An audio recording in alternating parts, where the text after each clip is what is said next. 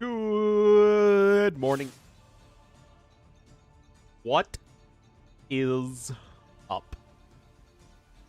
See, I finally got rid of the background for Warlords.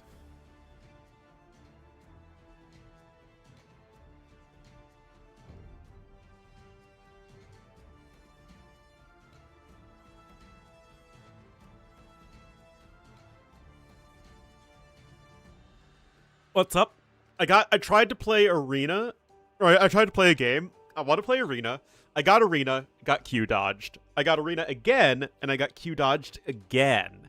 And then I got Gold Rush, and then I Q dodged because I'm sick of this.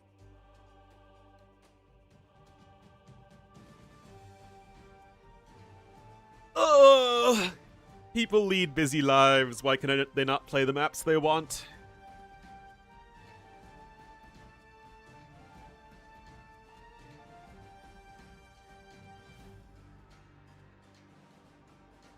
So we will see.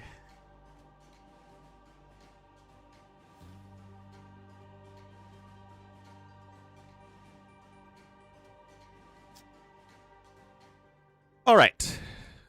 So what are we doing? I kind of want to play like a game, but we'll see. Gold Rush. Even better. I'm really just not allowed to play the map I want to play.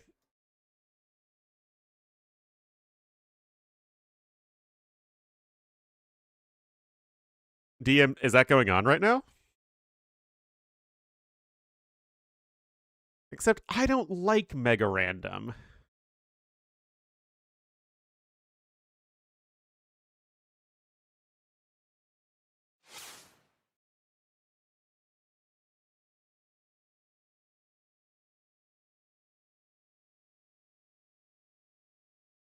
Let's see. Specialist Cup, Lat Am of the Desert. Ah, here we are. DM Nations Cup.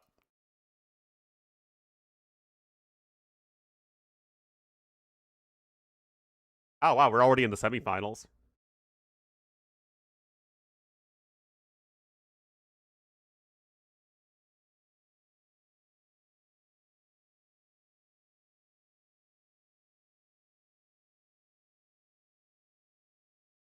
They're casted from recorded games.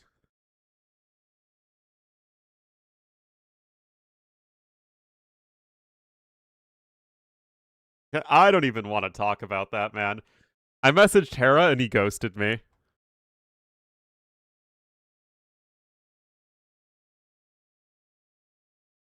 Remember, he's the savior of AoE, apparently.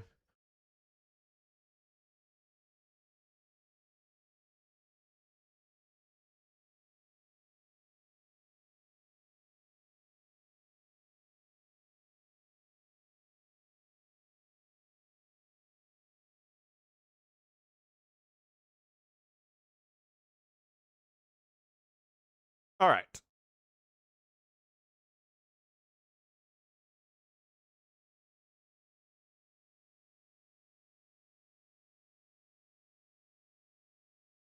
I'll cast Deathmatch.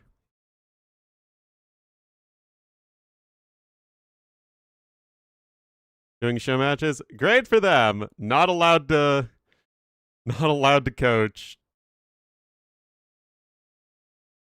Not not super high on the event.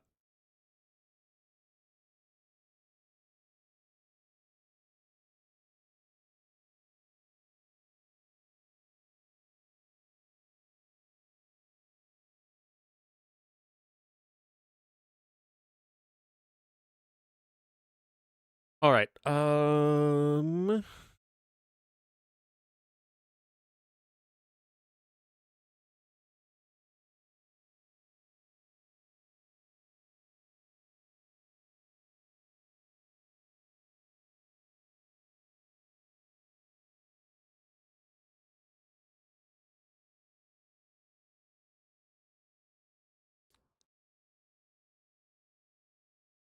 Here's the handbook.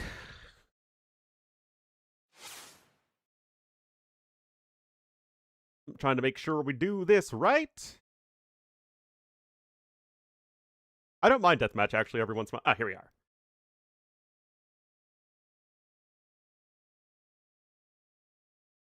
We can put this in the stream title. All right, so Deathmatch Nations Cup 2026 semifinals.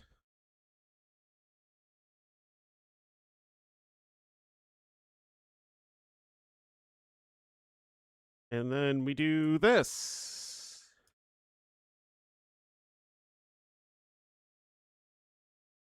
Oh yeah, what is it? Austria and Sweden, I think. Yeah.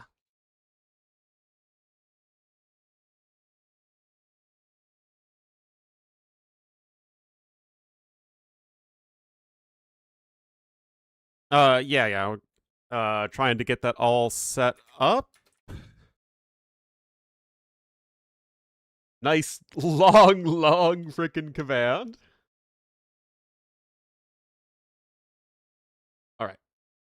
back to the handbook. DMNC casting. Where is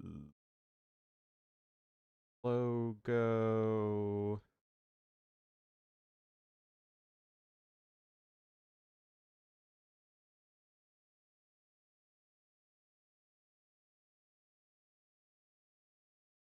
Which will be pinned when available. Ah, here we are. Found it!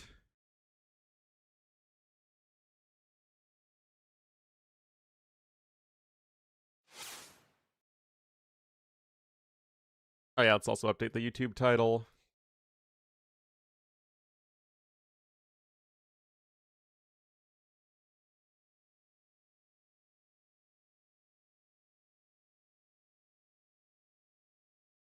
I didn't make a thumbnail for this event for YouTube, but, you know, it's YouTube.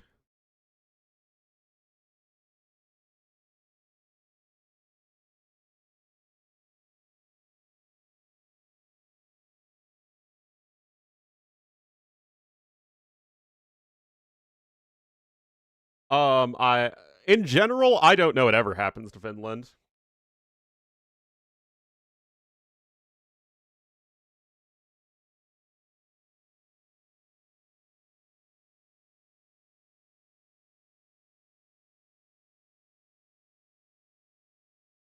All right. Maybe a little small.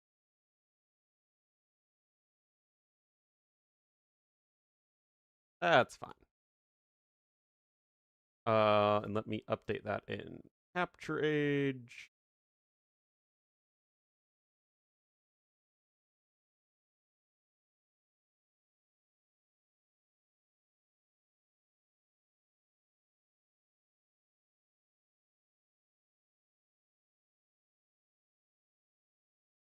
Yeah, that.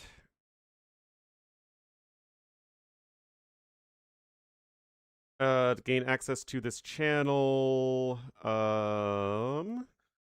Okay. So I guess I need to.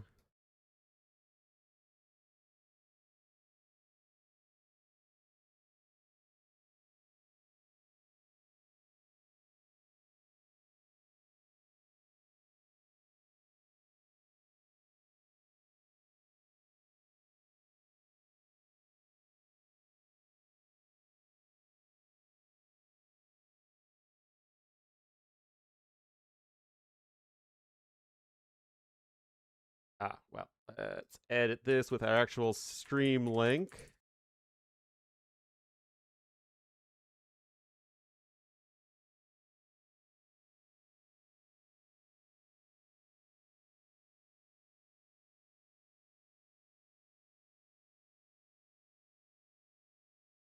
We are appropriately.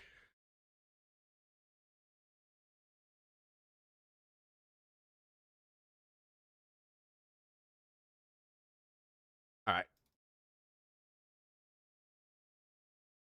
Yeah, it's been a long time since I've done any deathmatch.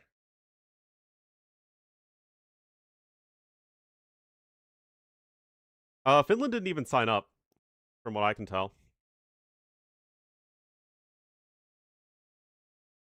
Oh, we can even keep Leary's Austria flag.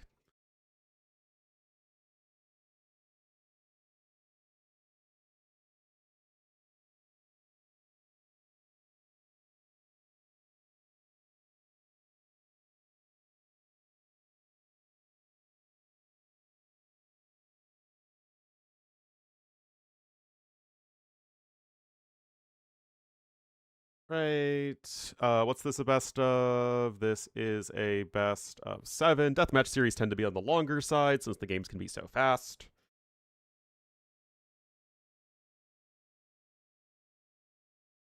Maybe a little bit longer than that.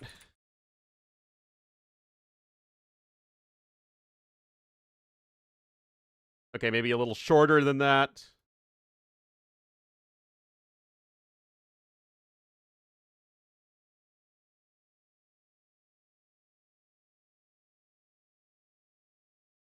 DM World Cup. There we go. It's a struggle, guys. It is a struggle. There we go. And I can just scooch it a little bit. It is a best of 7. I have no idea how this works. Yeah, there's a big team game tournament coming up.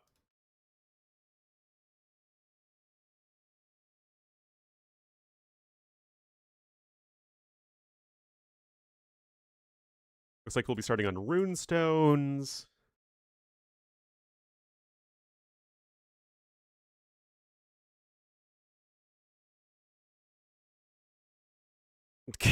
Oh my god, so annoying.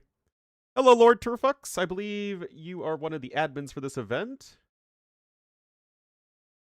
In recorded games. Nice. Thank you for being so clear with all of your posting, because there's kind of a lot of different text channels to keep track of. And if you are here, if you would be so kind as to explain how the Civ pools work for those of us who are a little bit on the dumb side, aka me. This is what the Civ draft shows, guys. It's it's not very helpful. I assume they're going to be able to play more than Celts. A best of 7 only Celts.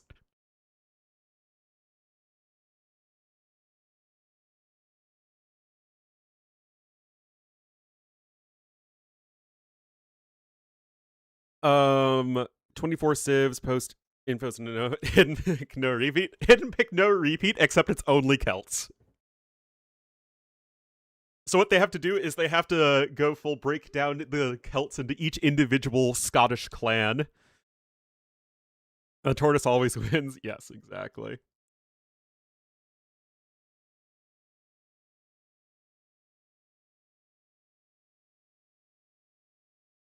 Ah, okay, okay, guys. It does include Celts though.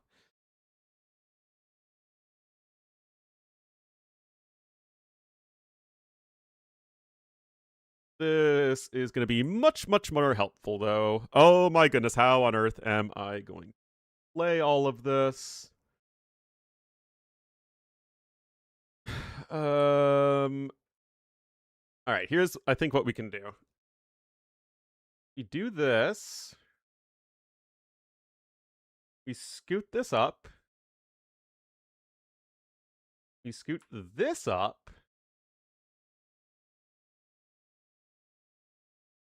The pools. Oh, thank you, thank you, thank you. And then we scoot this up, guys. I am literally the best ever caster.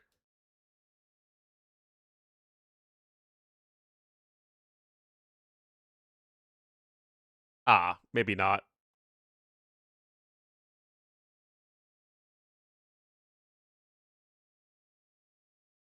Eh. Well, that's what we got, guys. Except, no, as soon as I alt tab over here, it's going to shrink.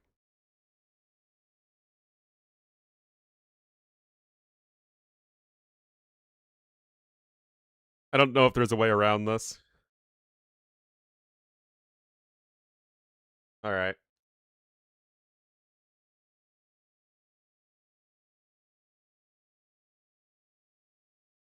Is a whole screen dedicated? Yeah, what does the Otter 1 do?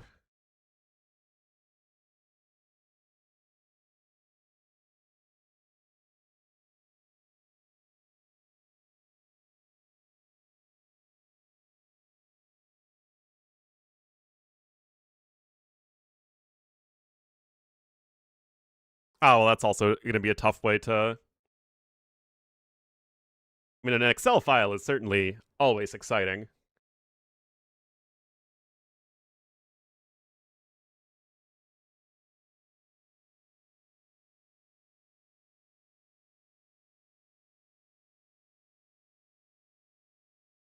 This... Up. And we're good. Oh, well, we can also make this a little bit prettier.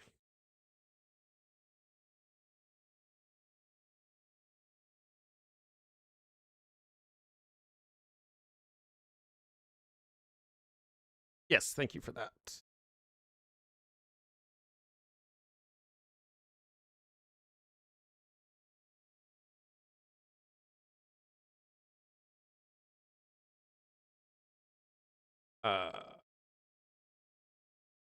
Sure.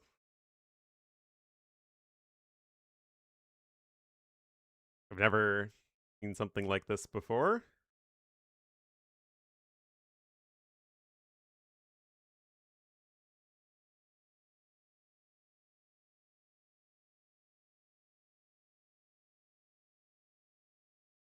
Noob zoom orbit. What's that?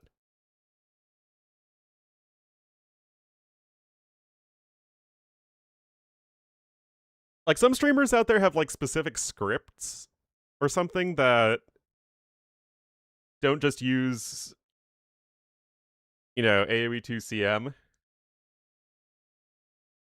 Bazzy, well, we will cast Bazzy random once. This is much deeper into the tournament though. More standard. Now we're back to the normal standard stream title. Zoom. Oh yes, yes, yes, yes. Because we are not going to live our lives complaining about things we cannot control. Wait a minute. Riot's playing! Oh my goodness. Guys, Riot, I could Q snipe Riot if I wanted to. I'm sure I wouldn't get wrecked. Riot was one of my favorite players to watch back in the day.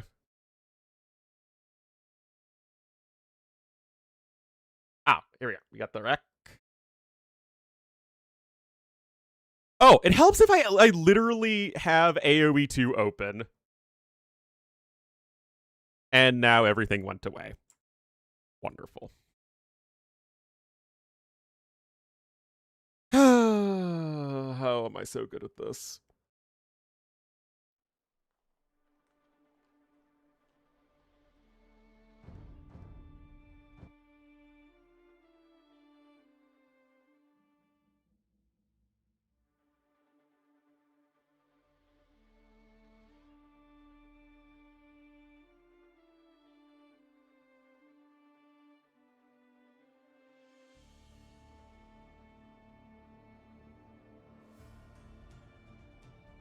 Where are we at?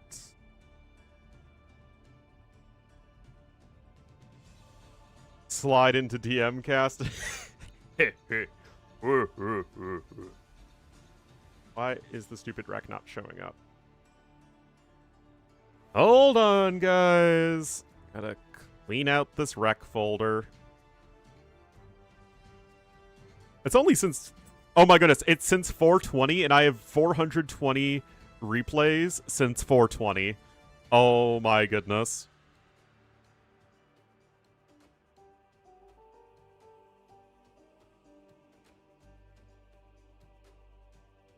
Alright, guys, we're getting into it.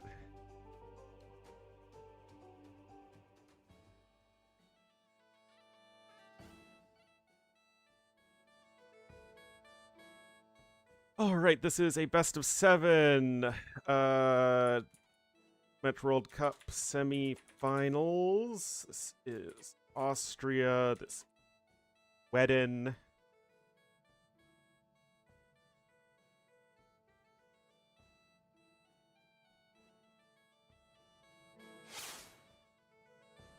All right, guys, some Deathmatch. Haven't seen this in quite some time, but yes, I actually have casted a fair few Deathmatch tournaments in my time. For Team Sweden, I have no idea who's the favorite between these two because both teams have some really good Deathmatch players. Frost9, who might be the best Deathmatch player? There's certainly an argument for it, I think.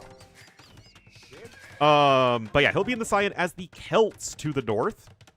The pocket here will be Spaden as the Franks, old school Swedish player. And Ganji, of course, you guys probably know, he will be the Blue Bohemians on the east flank. Hands down. I'm trying to think who would be better. I don't know if the code is still active. I don't know if True is still active. But yeah, it's Frost is definitely active. Anyway, Freak and Chris will be the Red Celts here to the east. Hindustani's here for Ween Dinchester in the pocket. And Andy is going to be in the purple as the Bulgarians. Dinchester's like a, 2K3, 2K4 player. Andy, you guys know, of course. And Freakin' Chris is Andy's brother. And remember, these guys started as Deathmatch players. So, let's see the Civ matchup here, because Civs are so important in Deathmatch. It's why they had to be mirror Civs for such a long time. But we have all the unique Civs here, which always makes me happy, because to me that is still going to be the most interesting. Bulgarians versus Celts. This is kind of interesting, because the Cav Archers make a really nice backline unit. But Celt Siege should crush everything in late game. No, Deathmatch is played on fast speed. Also, now I'm trying to remember my Treadmill Crane Civs. Bulgarians do not have Treadmill Crane. Unless they were... Yeah, they don't have Treadmill Crane. Celts do have Treadmill Crane. Teutons lost Treadmill Crane just because of Deathmatch reasons. Bohemians do have Treadmill Crane as far as this matchup goes. I mean, do you favor any Civ against Bohemians? No, probably not. That said, Teuton castles with 13 range can match the Hofnitze.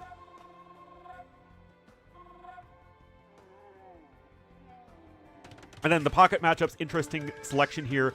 We have the Hindustanis with the Imp Camels to challenge the Frank Paladins. That said, Franks are like the classic Deathmatch Civ. They still have a lot of strong options here. Halbs, Elite Throwing Axemen are actually pretty good now. Fixed range on those bad boys, so... Yeah, Hindustanis are powerful, but it's not like the, oh, Ermagerd Serve win that you might think it is at first blush. Of course, with Deathmatch, there is so much to get into so quickly. So, we have Siege Onagers here, Heavy Scorpions, and the Celts player is going to be going ham. We're going to need to see some Siege Onagers from Andy, but right now, Frost9 absolutely has the advantage. And I do think that it's going to be very difficult for Bulgarians to challenge the Celt Siege. Oh yeah, I mean, Franks are still very, very good. You can see the Imp Camels are crushing the Paladins, but the Throwing Axemen are actually starting to get some good value. Meanwhile, on the flippity flip, I mean, we're just in a situation right now, guys, where there are so many Hofnitze from Ganji. I mean, who cares about Crenellation Castles when you have 12 Hofnitze? Oh my goodness, guys, Sweden with a huge advantage at the moment. Pushing on the left, pushing on the right. Dinchester is doing okay here versus Spaden. But it's definitely not going to be enough. The Halbs are here. The Throwing Axemen are starting to mass up.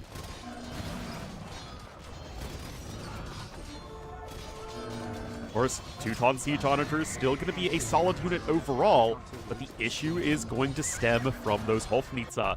And, I mean, all of that aside, I don't see anything that beats this.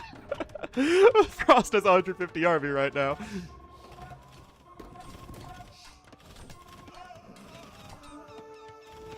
I mean, the Krepos are nifty for ramping up the Koenig production, but the 21 Siege Onagers, 21 Heavy Scorpions, 12 Trebuchets. Yeah, I just don't really see that getting stopped.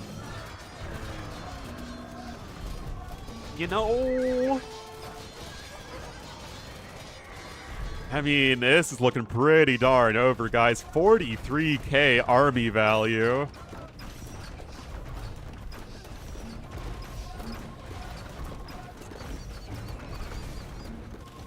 I mean, you're gonna need some better SO hits than that. The Imp Camel numbers are also looking quite low. Yeah, this game is already over. I don't really see how this one works out at all in favor of Austria. Paladins are here at the front. Good micro from Ganji. I mean, the big thing for Ganji here is he's just keeping the Hofnitze alive and continuing to pressure the castles. Don't let that Teuton defensive matrix come up. And it's very unfair. Move on to cooler casters, such as life.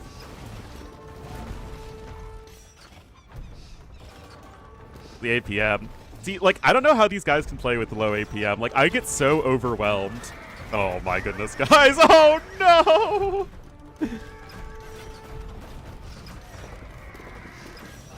Oh no.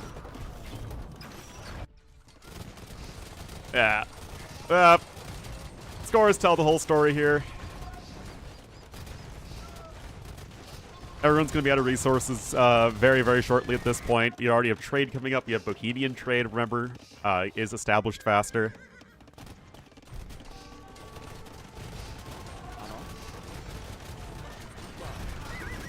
Typically, maybe. So the power, definitely.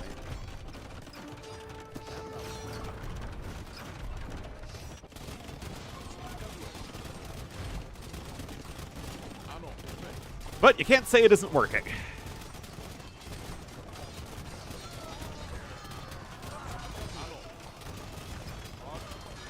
The Shiitagni hand cannoneers are very, very good, of course. Leary doesn't play Deathmatch. Paladin's now charging in.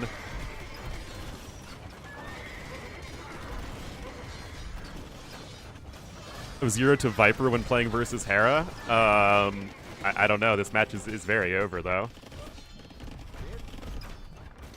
Mixing in a few Wood Raiders back there as Frost.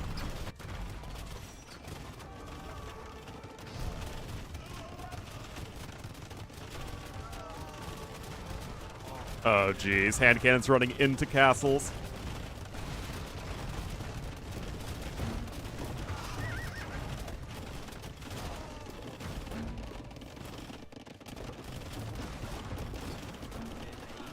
Anyway, you're running out of everything here in a second.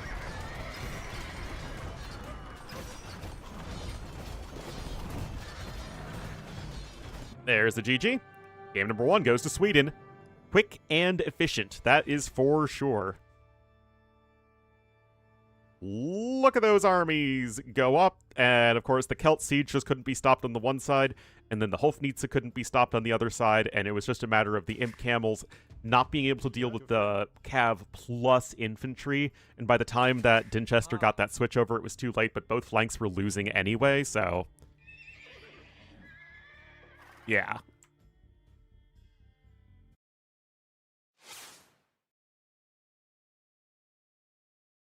It is hard to argue against that performance there from Sweden. Oh, geez. So that is... let's see. Bulgarians and Teutons, and where are Hindustanis? It would be nice if these civs were actually organized in order of some kind. There's Hindustanis.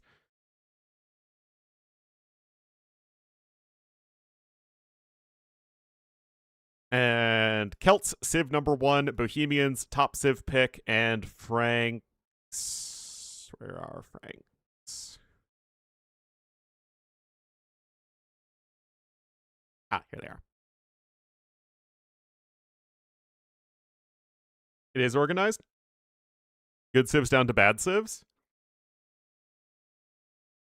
I guess, but why would Franks be so low? Are they not super... oh, I guess they did lose Treadmill Crane. I forgot about that. Even though I get annoyed with it every single time I play Franks late game and they don't have Treadmill Crane anymore.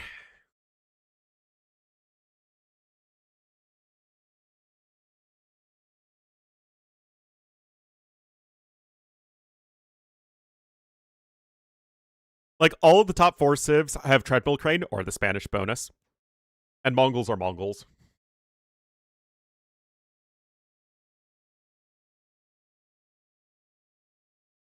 Right, that Runestone's going to Sweden.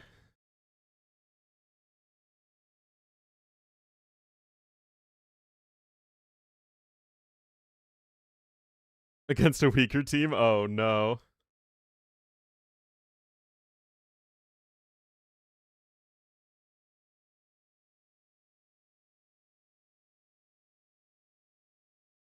Military house bonus. Slavs are a good civ. I don't know if they're quite up at the very, very top. But Slavs aren't in this pool.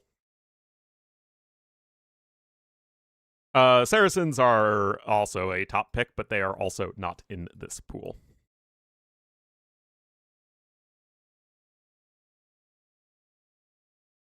I mean, Slavs still have a little bit of an issue with the gunpowdery stuff, so it's not like they're a perfect civ, but yeah, they are very, very good. And they do get treadmill crane. All right, let's see what map they went to. Obviously, with so many maps, it's hard to say. Looks like Team Islands.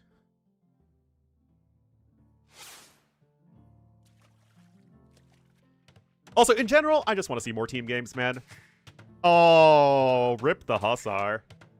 Feels bad, man. Anyway, guys, this one will feature more... Oh, interesting. So we'll have Frost9 here as the Cyan Italians on the west flank for Sweden. Spaden as the green away in the pocket. Ganji as the blue Malay on the east flank. Meanwhile, Andy's going to be the purple Chinese on the east flank. Italians is going to be the pocket civ. And then Byzantines here for Dinchester. Wei are not really that good on water. They do have Lochuans, and Lochuans are a pretty silly unit. That said, you don't have Shipwright. Now, I don't know if any of the other Lochuan civs are in this pool. Well, Chinese are. Chinese should just be a much better civ at doing that. Yeah, Wei don't get their extra villagers. They do have treadmill crane, though. Yeah, Chinese should just be the better Lochuan civ. Yes. Well, that was patched. So... Or maybe this was played before. USA? I mean, that, I think, would be the most obvious matchup on paper. Yeah, it's a cool one. Anyway, Malay gonna be a good civ overall. The harbors are nice. But you don't really have any strong military bonuses. Wei do have cheaper Lochuans. They do. But no shipwright is a bit of a bummer, for sure. Malay harbors in the back. I still think you want time. Anyway, Lochuan's here for the Chinese player. Dragon ships as well are better than regular fire ships, obviously. That said, even Chinese Lochuans are not, like, as efficient as Galleons are. That said, let me just look at this, guys. Holy cow. Sweden macroing up a storm here. Russ has 80 Galleons? What the heck? Oh my goodness. Oh no. Oh, hey, Kellar. DM coverage? I'm happy to do it.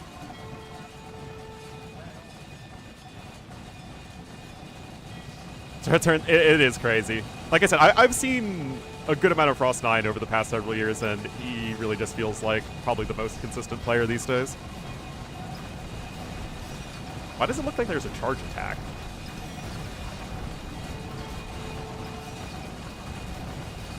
Yeah, you definitely don't want to get snowballed. And remember, Byzantines aren't quite as good against a lot of ships because they don't have the armor upgrades. Well, HP and armor upgrades. But again, this does look pretty glorious. Be blind for a few... Oh, is Viper getting LASIK or something?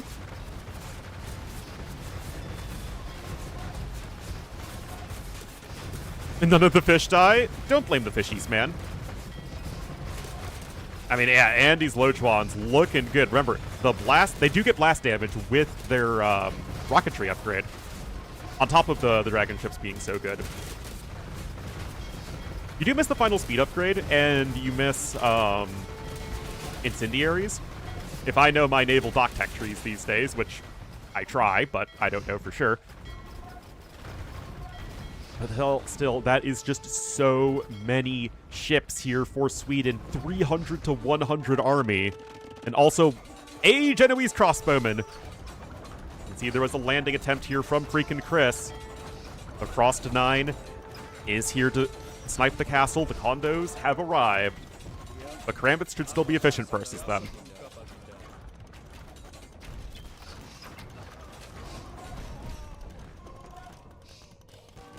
Yes, don't care for it. As a rule, I generally don't care about anybody. I'm very selfish and a jerk.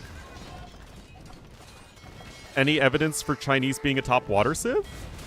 Oh my goodness, though, look at this! Oh, the Lochuans! Oh my goodness. Talk about our arrows will blot out the sun.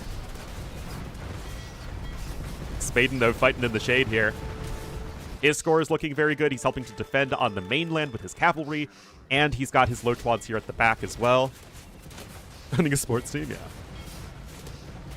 Well, I can't coach an esports cohort. I can't own a sports team. All right, meanwhile, on this side, the Drummonds are similarly going to be a nice tool in dealing blast damage from the back, but the Lochwans are just better. Well, I mean, yeah, Chris, well, he's got 68 trade cogs. Oh, no, that's, wait, I'm so confused. He has nothing.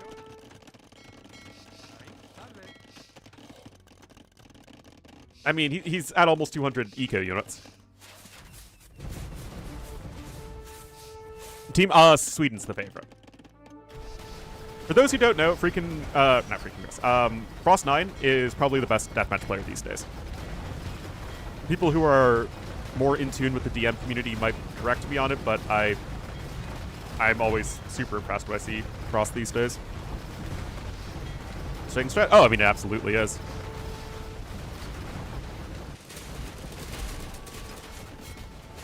But you're banking on Sweden running out of resources. And look at this. The resources are still looking pretty okay here for Team Austria. Not awful, though. And that's the big thing, right? That said, Cyan's starting to run out a little bit. Sling early on. They do both still have Bengalis left, for sure. And right now, guys, we've gone from Sweden having triple the military population to only double. I don't know if there are any sling rules.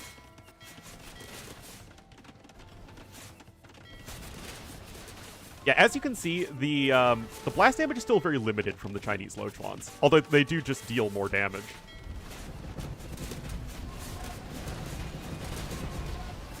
Debauchery.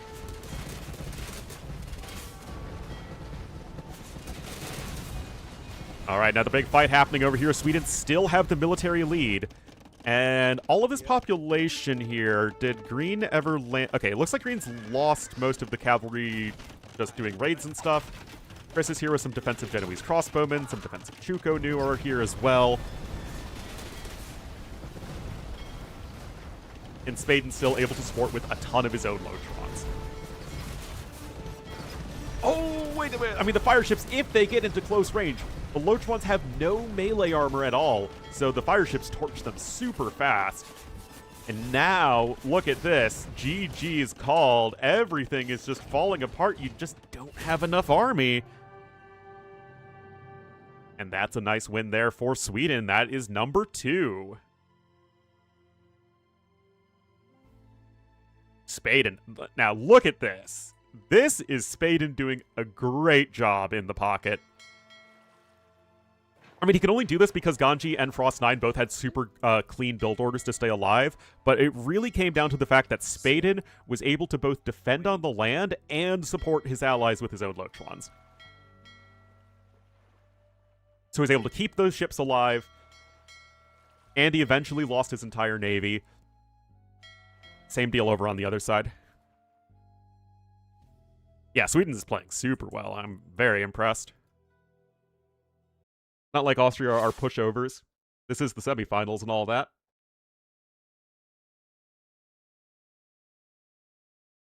Well, you know what? It's stressful to cast, man.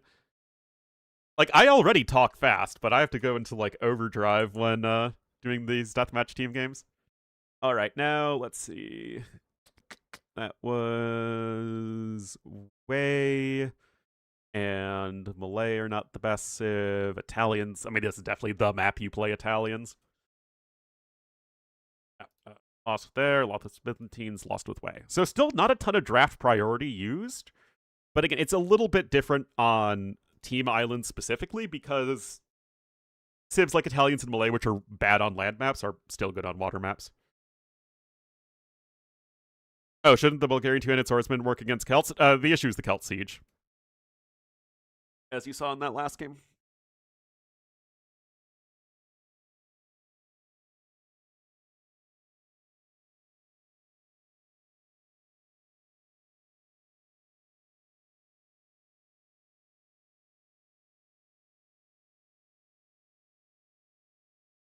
Considered the best DM water civ? Yeah, I'm not surprised. It's funny because Chinese used to just be kind of like an okay water civ.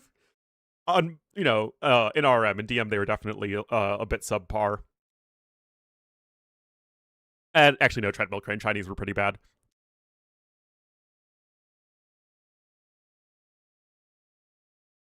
Oh wait, I forgot. Wait, did they not use Italians? Wait a minute. Oh, they didn't use Wei? Yeah, they used Chinese, not Wei.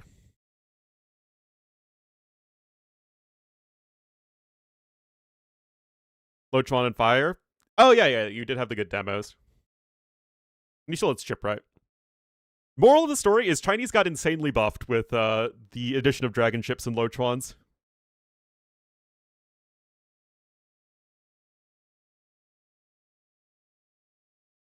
Next is going to be Coast to Mountain. Now, I don't know, how does Coast to Mountain work in Deathmatch Kalar? Is it still a nomad start?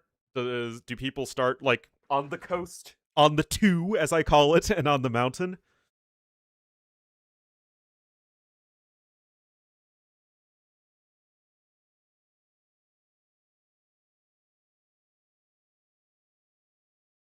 Set down the sides.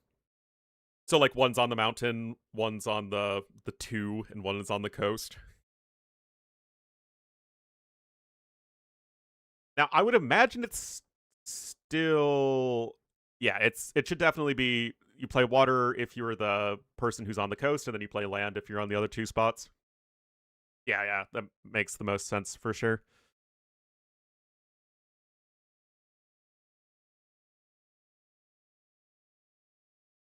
Community games after? Well, there's another series after this one. So we'll cast that, and then we'll see how things stand.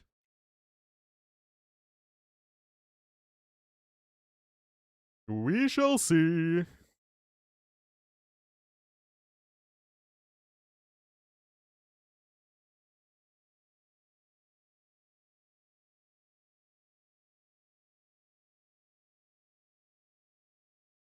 Oh. That was Sweden's #1 home map, by the way.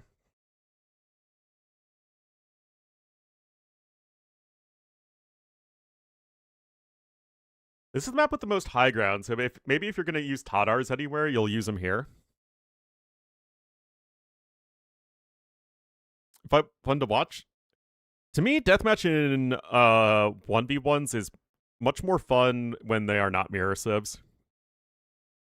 Back in the day, mirror civs just were necessary because the balance was so bad. But now that there's generally a bit more balance, it's a fun mix-up.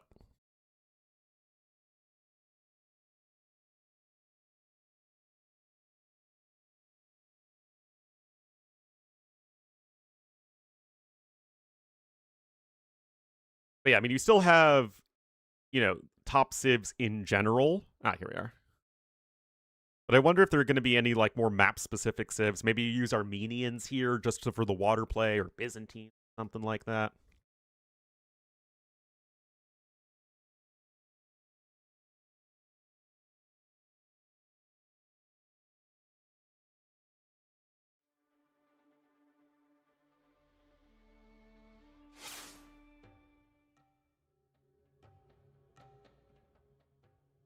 All right, guys, here we are, game number 3. Okay, so they're all in the middle.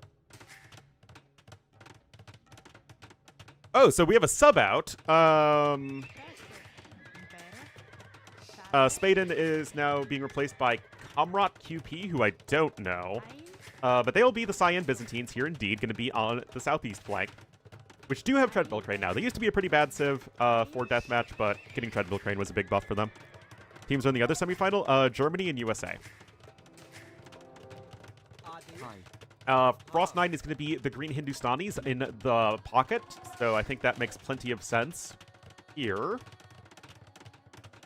1800. Oh, okay. And then Ganji is going to be the Blue Mongols here to the northwest. And it will be Mongols here for Andy, so both teams opting for the Mongols pick on the high ground area. Chris is going to be the yellow Burmese here in the pocket, which is really interesting. And Dinchester is going to be the purple Romans. Oh, that's kind of an odd one. Also, there are oysters here now. Now, Romans with the 5% faster build speed is actually much worse than having treadmill cranes, so it's a little weird, but Comitatensis is insane for training Cavaliers, so they still should be, I think, pretty good. But yes, Melamadre, thank you for the 44 months. Knowing water, well, we'll see how much actual investment there is in water. But the thing is, if you control water, you control the trade lines. I think. If it's possible to trade without water, then I don't think it's going to be too big of an issue, because gold and food are not problems. You can just, add farms and trade. But yeah, it's pretty thick over here. It can kind of get decently far away from the shoreline.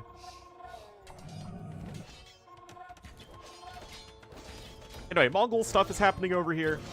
Start with camels, transition into Mangudai and Siege. Now, Burmese versus Hindustanis is pretty interesting, right? Because the Imp Camels, although not like the worst thing ever versus the Ellies, are still going to have to deal with the fact that they're Burmese battle elephants and are super heavily armored. 6'9" armor, nice, and all that. Halbs at the front as well could also be a bit of an issue for Hindustanis. That said, once again, the numbers are simply in favor here of Team Sweden. They're ahead by around 20 military, and that's because Frost9's taking such good fights with his Imp Camels. Production 2, yep. Franks are pretty sad these days.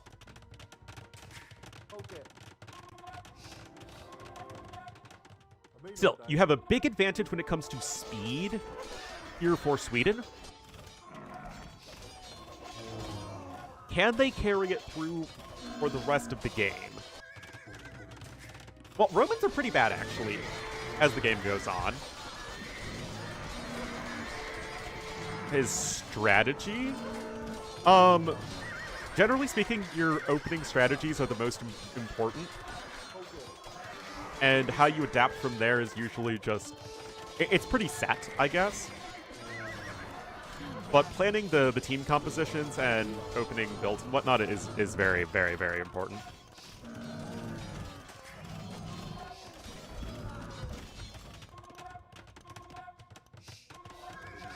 Anyway, Byzantine Paladins and Champions, not the most exciting units in the world.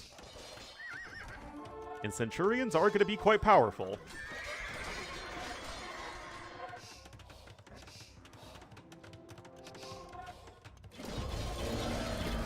Meanwhile, big fight over here. Elephants going to be an excellent meat shield, but the issue is simply the speed. It's getting the units to the fight.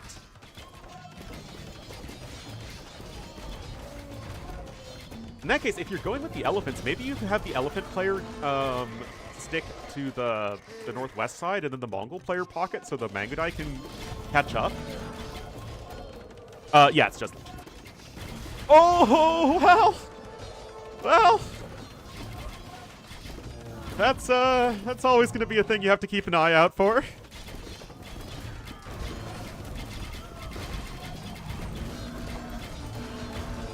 Still, decent fight, but Austria is standing tall. Much, much better than in the previous two games.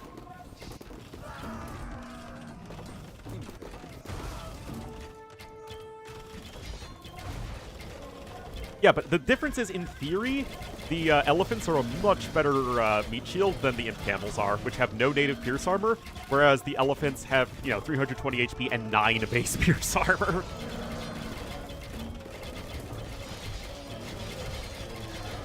But defensive matrix is up here for Ganji, and that's a very good position. Lots of siege onagers still alive here as well for blue. You can see he is top scorer in this game for a reason, even after taking some big siege onager hits. You have some Roman halbs coming on over. Army values are pretty comparable.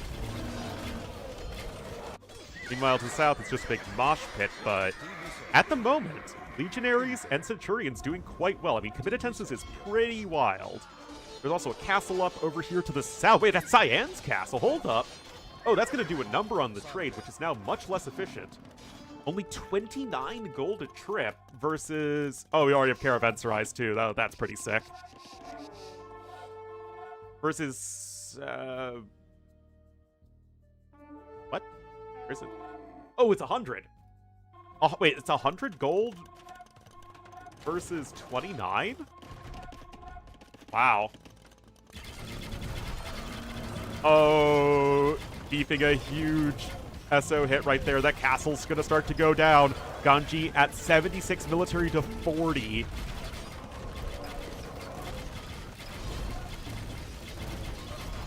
And this is simply the Mongols doing what they need to do.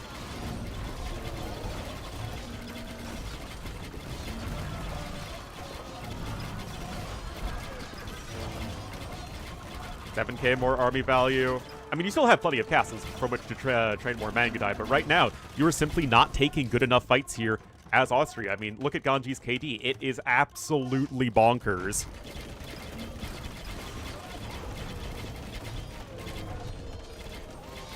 I mean, what ranking are Mongols? 5? Yeah, that checks out. Yeah, you're gonna have to... Okay, the castle has been gotten rid of. That's a word now.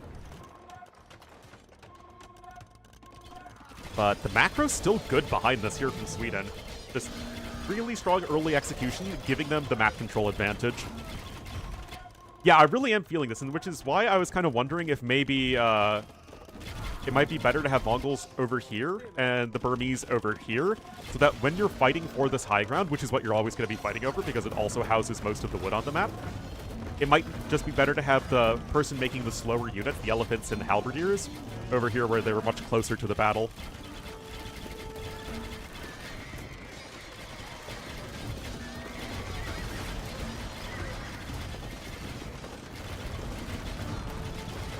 Alright. More fighting over here. More castles are going to be getting sniped. But right now, the army numbers are simply not quite enough here for Team Austria. And they still don't have a market up here to the south.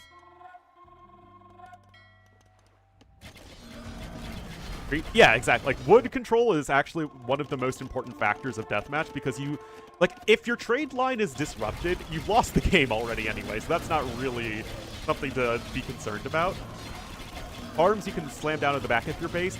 Wood is actually the resource that's difficult to control.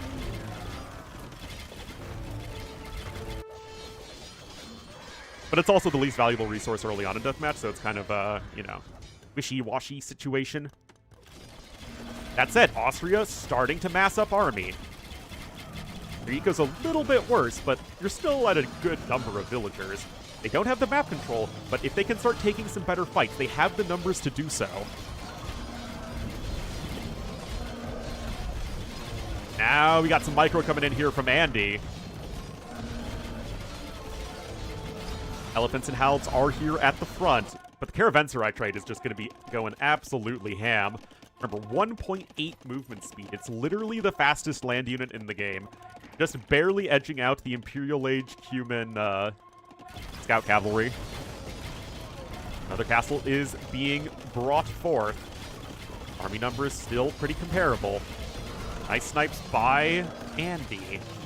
Got some infantry units also being brought up from the other side. Meanwhile, it's going to be Dinchester holding up very well against Kamrat. High enough elo.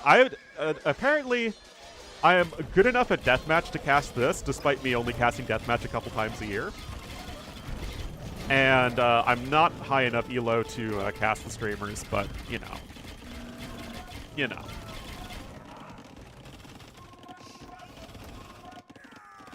Being ghosted by an admin is one thing, but being ghosted by Hera as well, like... In cost? Yes, they are a very expensive unit. Are desperate? They're desperate enough to even include me. But yeah, these trade carts are almost impossible to kill effectively without a ranged unit.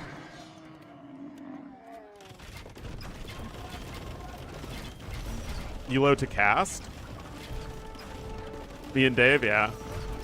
Well, Dave is at least a high priority member of the AoE community. But good on him to covering this.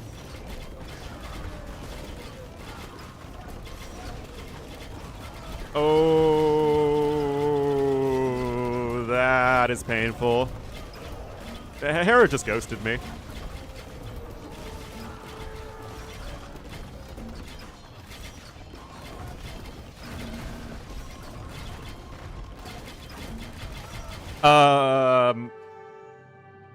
In RM, yeah, Andy's the best player here, for sure.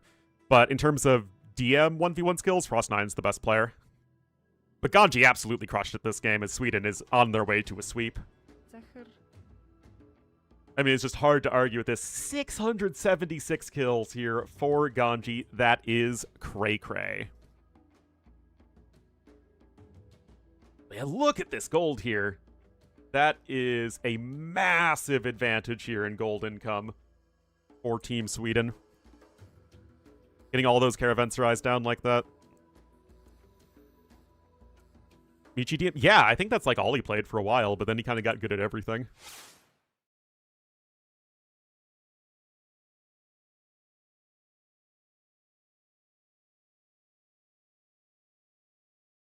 Right, that goes to Mountain. But yeah, this is going to be Austria's last stand. Mongols, Burmese, and Romans losing to Mongols and Byzantines and Hindustanis.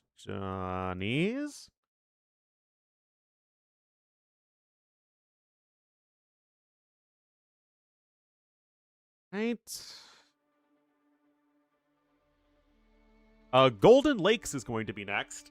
How much do the lakes matter?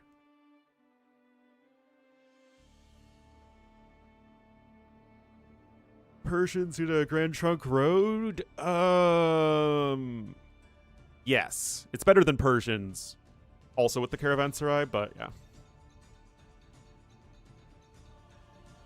Teaches you late game army compositions, that's for sure. So if you can learn the early game build orders of the other maps, then yeah, you should be fine.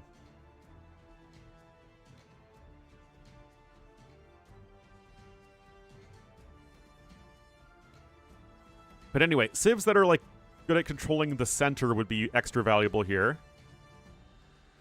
Sufficiently active. There's an entire Discord server of it where people can play games with each other. Them for trade. Yeah, that's what I was thinking. But yeah, middle is still going to be king.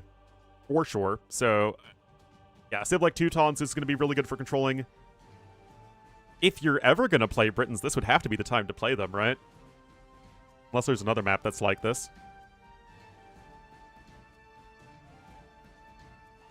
Beyond that, maybe you go for Tatars for the high ground with Cav Archers.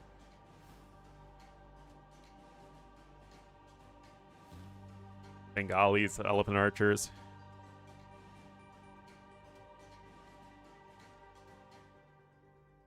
That'd be my guess, having not seen a ton of Deathmatch recently. We will have to see.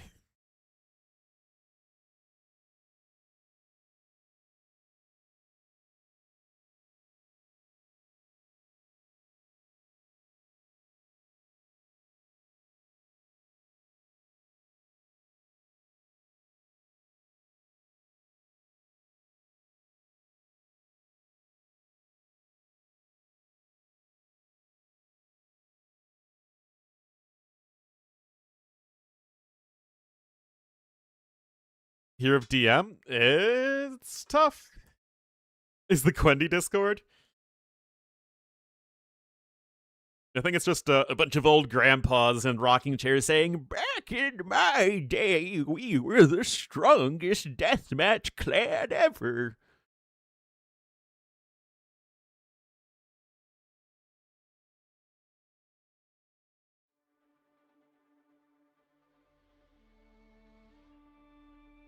Applies to 2K3 Plus and rules of the rules. Yeah, oh my god.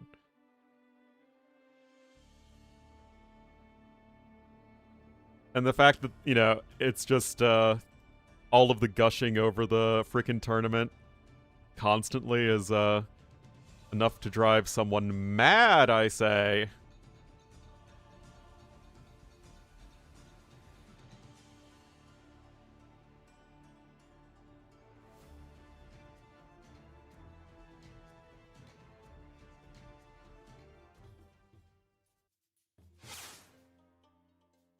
It's hard. I mean, would rather have that than Empire Wars, and then maybe just flip on Empire Wars when there's a Red Bull happening, but no, I don't make the rules. Anyway, guys, this is going to be the final stand of Austria.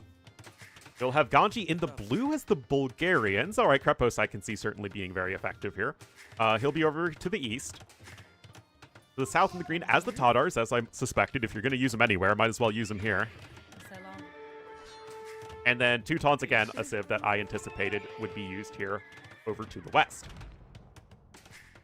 Meanwhile, Andy going to be in the purple, also as the Tatars. And then we'll have Dinchester as the yellow Franks, and Chris as the red Celts. So we have both Celts and Franks. They were used for Team Sweden in Runestones. No Mapuche? Oh, why would we see Mapuche here?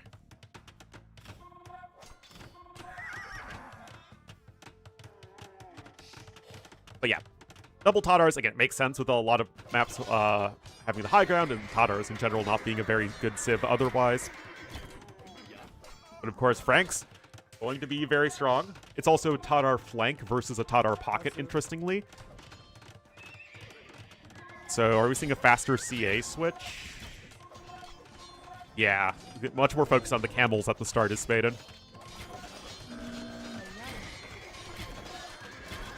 Woads from Celts? Yeah, I mean, you'd think that you would open up Halps.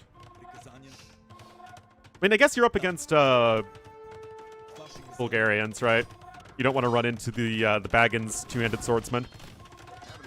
But wasn't it? Yeah, it was Bulgarians versus Celts in game number 1 as well, and it's just Bulgarians have no answer to Celts once the siege comes in. Coverage. Unfortunately, there is often too much going on for me to cover everything.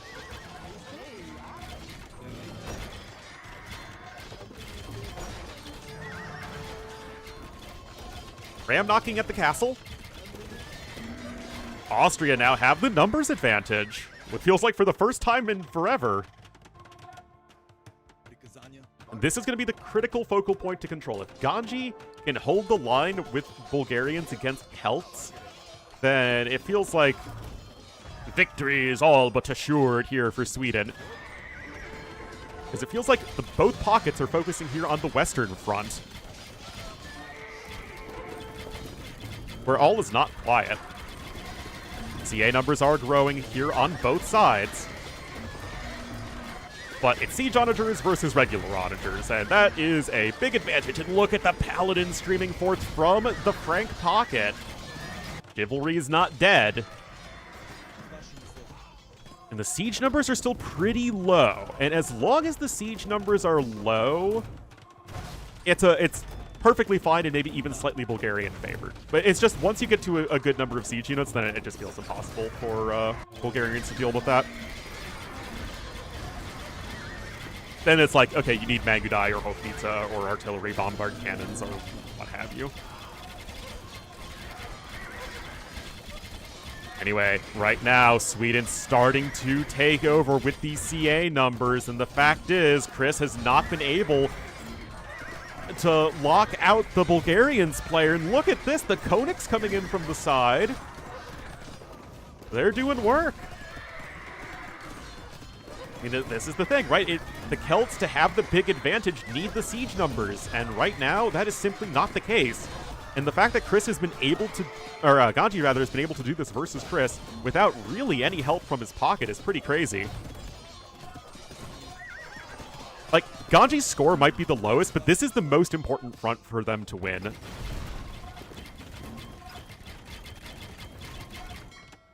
Anyway, Andy trying to run around with Cav Archers, but this already feels like a desperation move, although I do like the castle. But look at this, guys.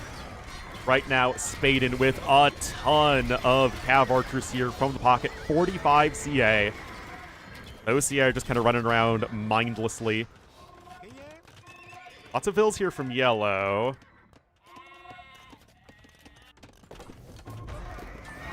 But yeah, I mean, it just feels like the Celts player needs to be winning harder.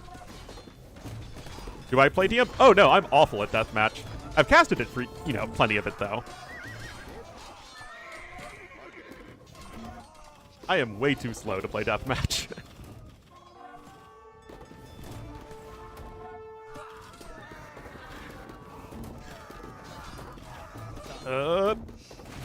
Because believe it or not, guys, you don't have to be an expert at playing something to be able to cast something or indeed teach something.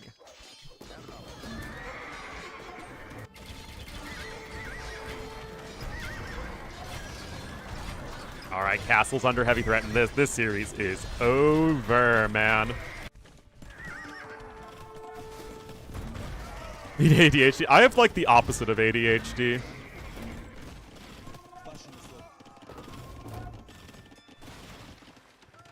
Does he even have her active? Yeah.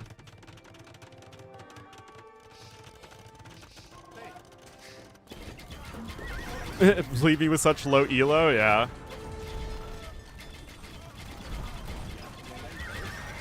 I don't know, Kellar, has everything I've been saying been horribly wrong because I'm not a top-rated deathmatch player?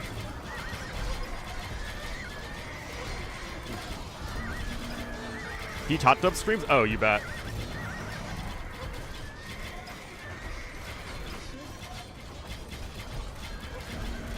Watch me cast TF. Exactly. So that would be very fun. It would also be very imbalanced. But yeah, honestly, kudos to Sweden. Like, never once have I gotten the impression that Austria's actually played poorly. Like, they're good. It's just this has been so dominant here from Team Sweden that either USA or Germany are definitely not going to have an easy time in the finals. Which the other set's happening again right after this one. Anyway, big old splats right there.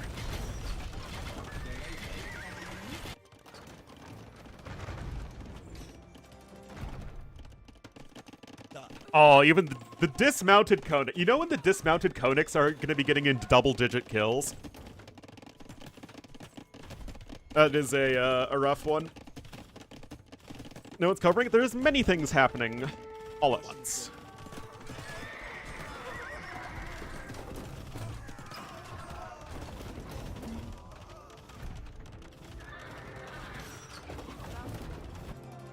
There's the GG called, and that is a dominant 4-0 from Sweden. I think the match has already happened. Why don't you say hi? I mean, I love casting 1v1 Arabia. It's what I got my start doing. Oh my god. Guys, Frost Knight is literally OP! He's researching more than the total tech tree. He's too dangerous to be kept alive. Okay.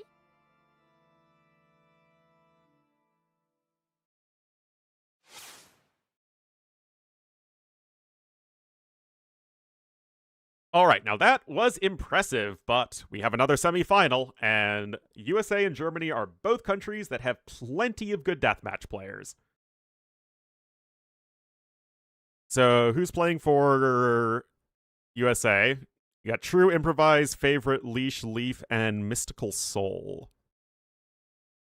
Oh, Praxis, okay. Do I know Favorite?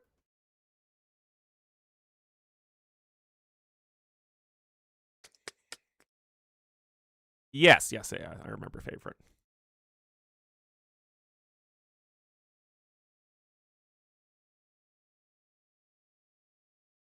Anyway, True is one of the OGs when it comes to deathmatch.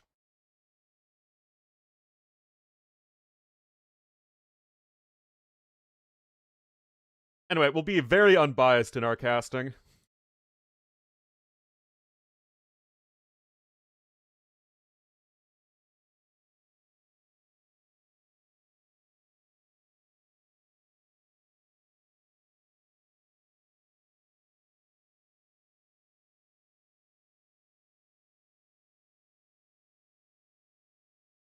King's Gauntlet. I'm not allowed. I'm not a high enough elo to have an opinion on the King's Gauntlet.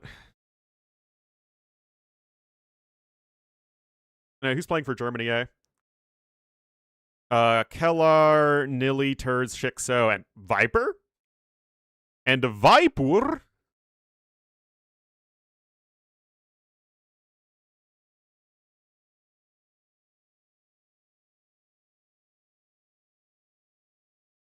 Viper's not German. Residency rule.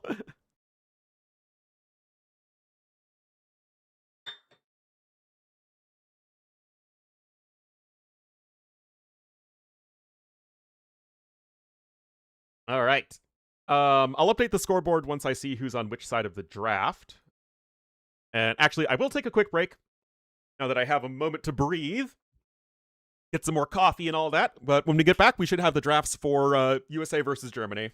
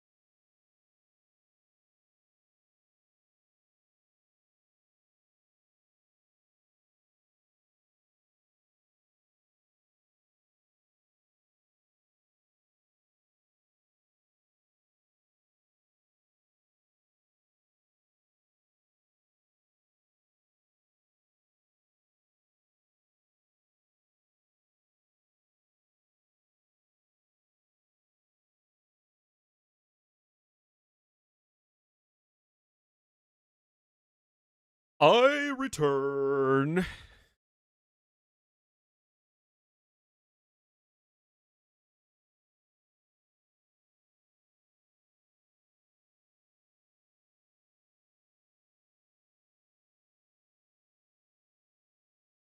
All right.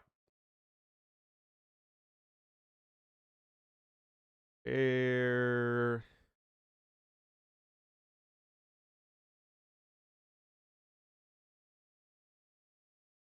Board games. Here we are. All right. So I don't have any info yet, unfortunately. Oh, wait, hold on. Lord Turfux is typing.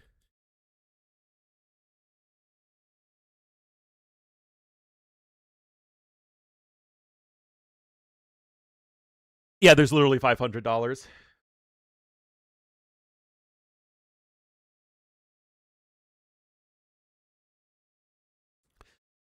Oh, there's an interview. I see.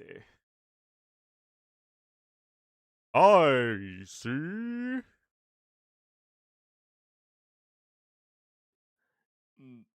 Yeah. All right.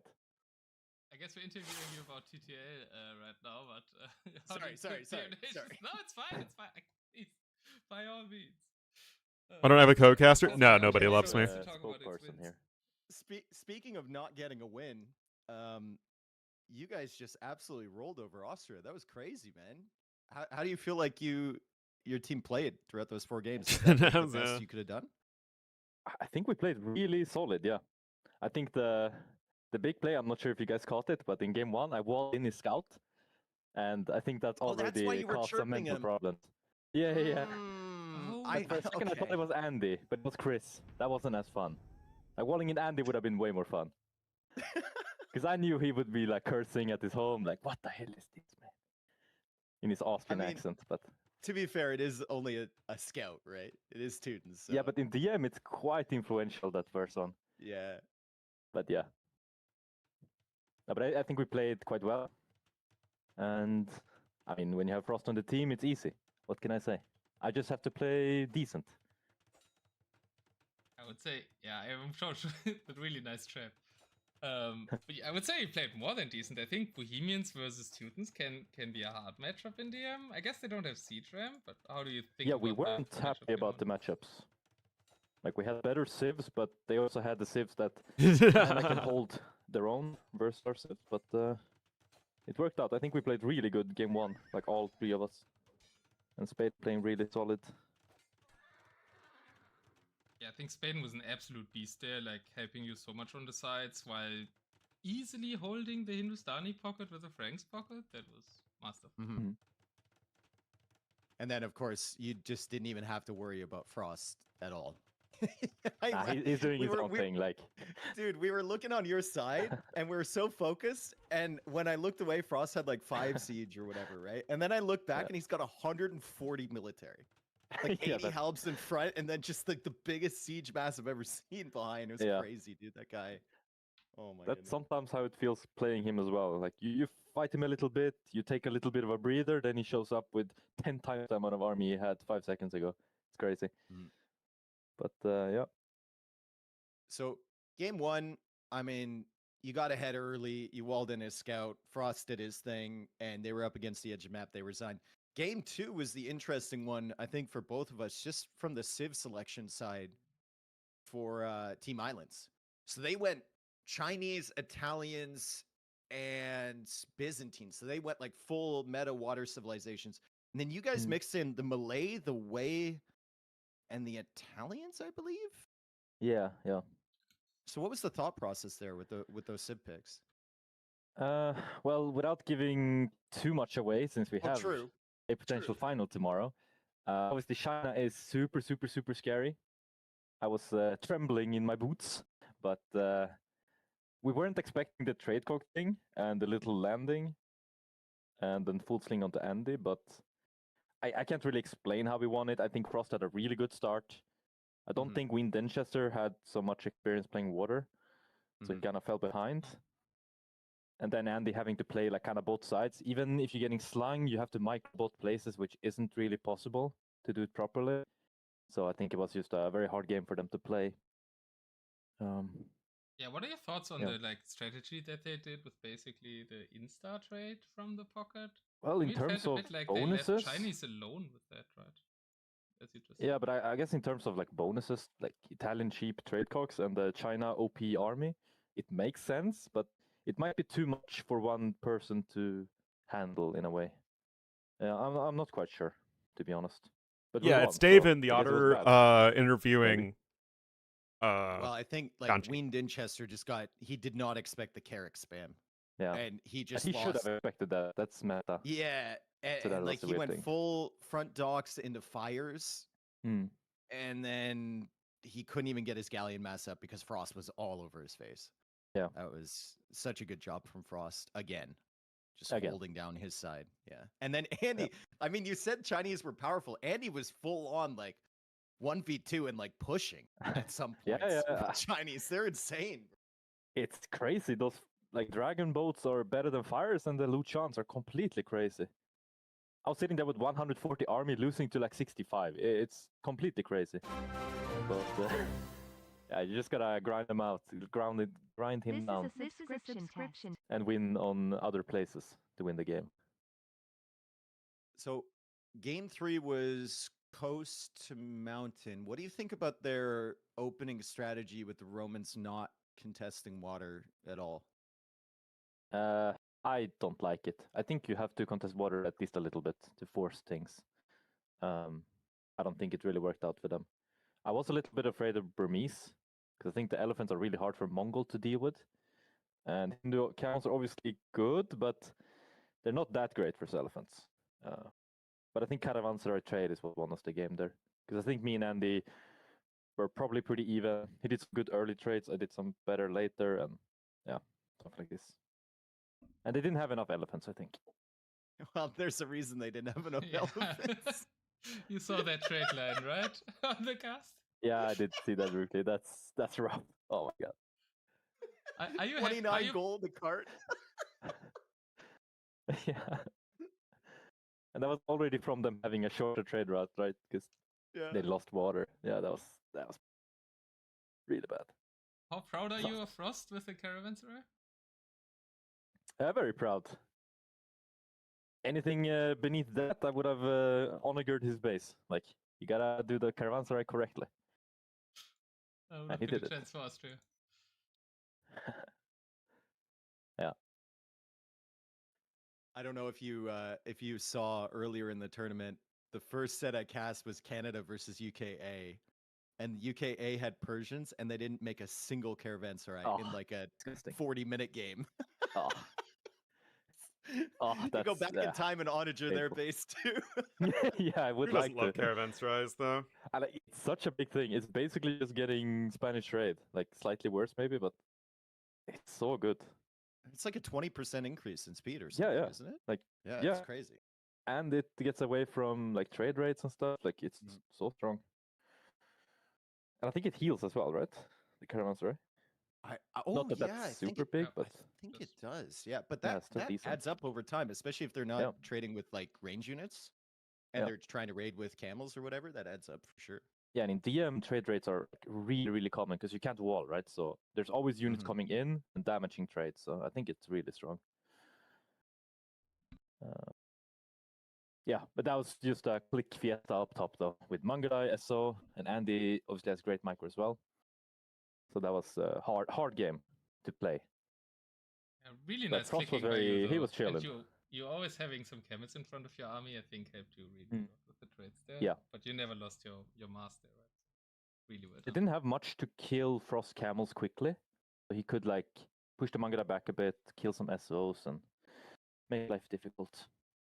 And I got some very nice sling by Kamrat as well that game, which made it easier to play. 23k, yeah.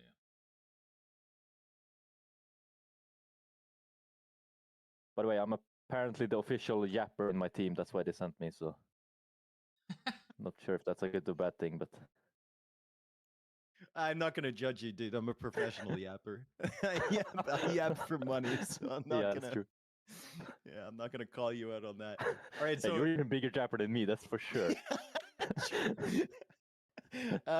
So we go after that game, and we go into game 4.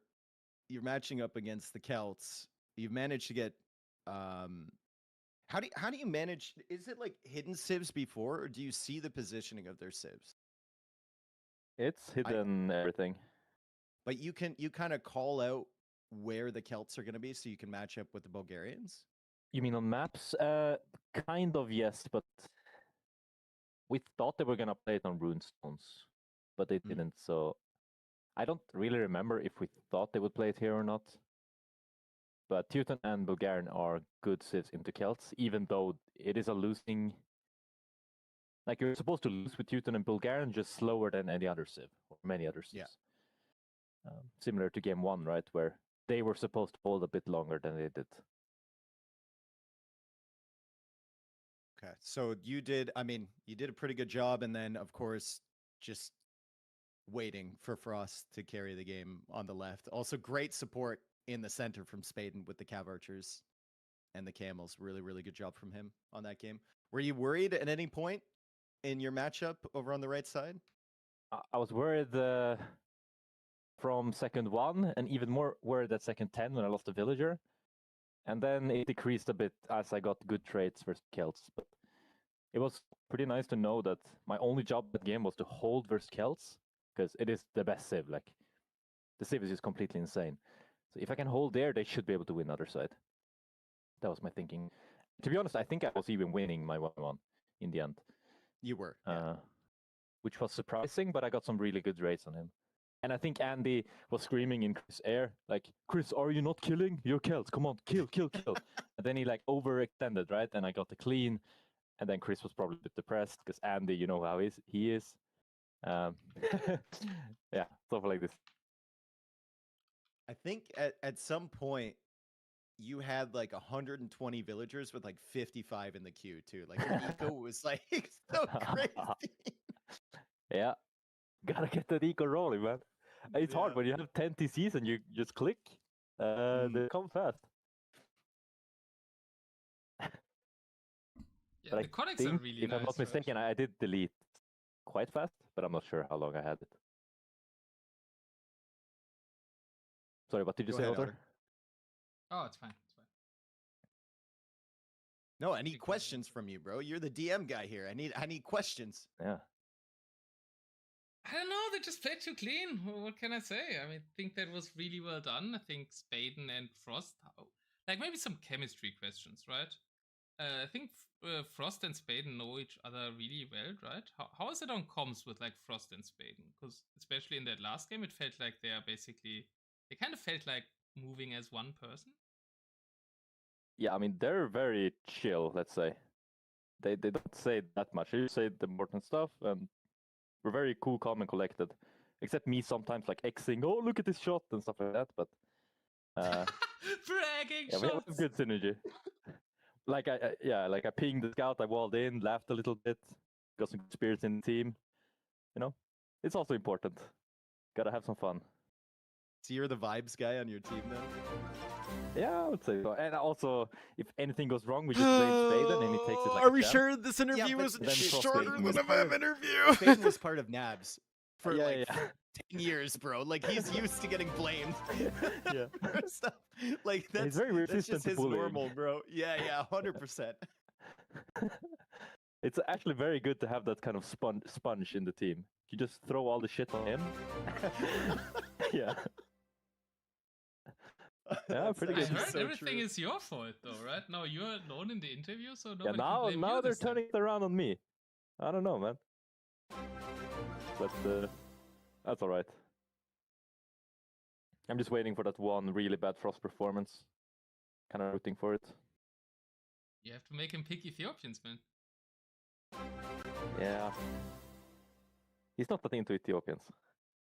He was. Neither am I. Until he lost too much with them. What are your thoughts about the potential finals? Are you feeling confident you're going to win that as well? Well, not like confident, yes, but I think it's going to be very close. Like the Team Germany with Viper and Team USA are really, really strong. Do you have a favorite in the set coming up? It all depends if Viper plays and what shape he is, I would say.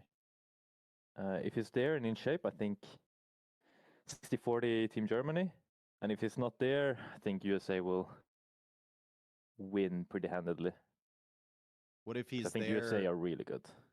What if he's there, but it's like stream first game of the day Viper? Yeah, then it's tricky because Viper can die kind of like instantly on the flank, but if he's pocket and gets into it, then he's obviously extremely good. So that's hard. Viper is a bit of a wild card, if anything. And you think the how does the form look, just for me, because I haven't really watched them that much, on the USA team? Like, I know there's a lot of old school DMers in there. Are they like back into it buying now? groceries for they have their Dash? top potential, or do they still have Basically. It's hard Wait. for me to say. I don't really know them from like back in the day, right? I started in 2022, okay. I think. But I know Favorite is extremely good, and I've been really impressed by Improvise, and I think Leash has improved quite a lot. And True is always just like good, and he's True, so he slings a lot and micros armies a lot. I think they're extremely solid, the Team USA. I think they lack a bit of, I don't know what it is, like maybe some drafting, putting civs together, and some things like that, and some smaller specific things. But don't want to be too rude here. I would say Leash has really unrusted and has looked like maybe the best pocket in the tournament. Leash is really Favorite quick. is like super strong and playing a lot. Yeah. And like True and Improvise also came back. I mean, Improvise didn't really stop, right? But True has also came back really strong. So they have their all-stars. Mystical Soul maybe needs a bit more de-rusting. He was a top player in the earlier 2010s, I believe. So a bit longer ago as well. All right, well, I don't have anything else for you, Ganji. I don't know if Otter wants to ask you any questions, but congrats, bro.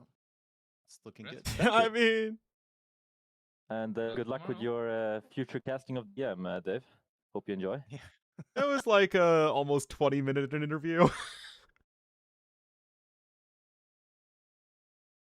You know...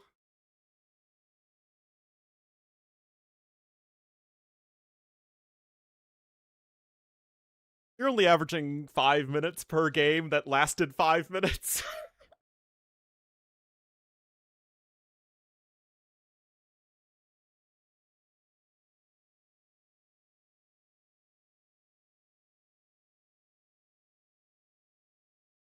Yeah.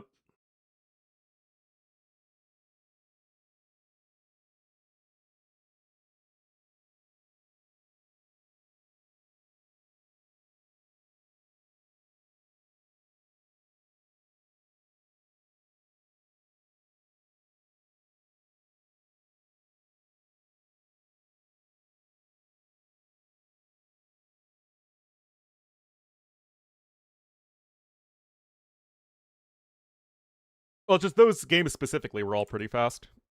Alright, now we got a draft. Pool 2! Is it always a mirrored Civ pool?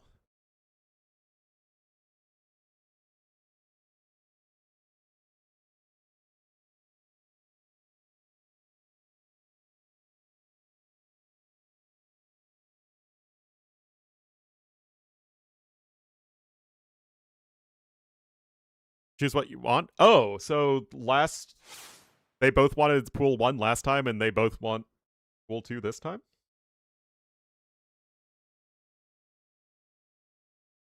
Alright, Coast Mountain will be game number 1.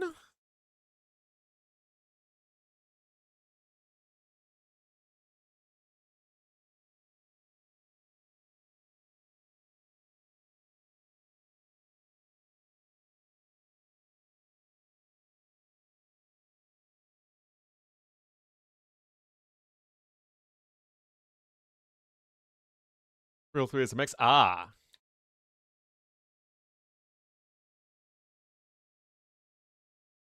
Well, United States doesn't really fit. USA!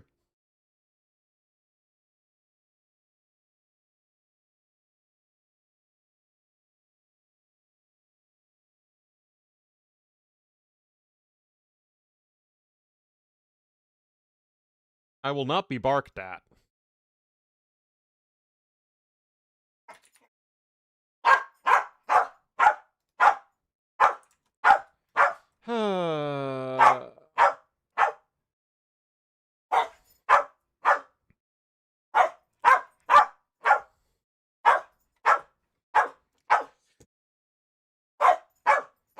Dash.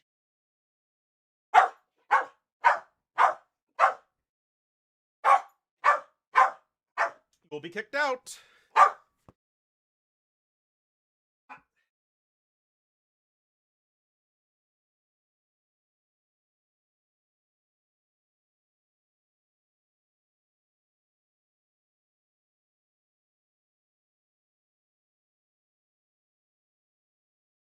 Ugh. Ugh. Ugh.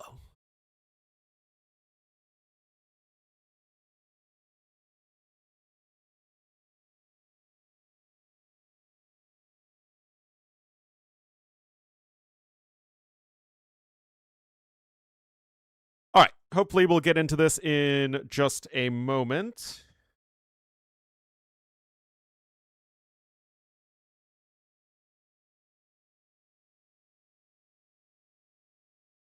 Elo, yeah.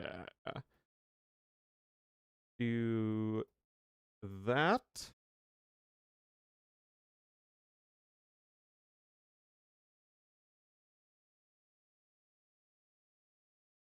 Alrighty, I am ready to go.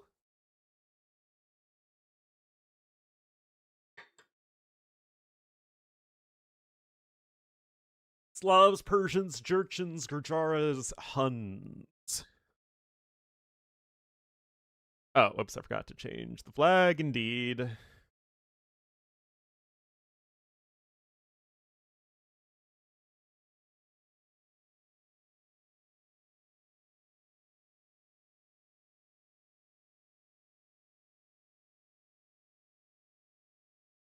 All right, let's see what they're going to go for with Coast to Mountain, guys.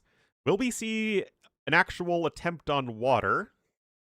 Also, there is overlap, like both pools had Byzantines, both pools had Italians, both had Teutons.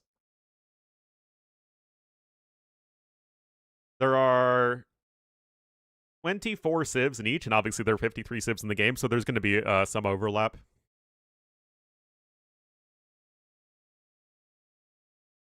Yet, not yet. It's the same, I mean, it's the same pool between the two teams, but not the same pool as the last series, which was also the same pool. Maximum 2? Yeah, it makes sense.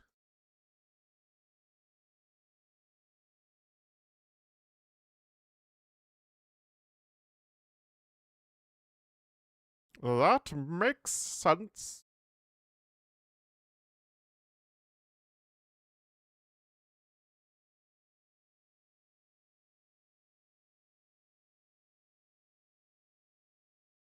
Of all three pools at once.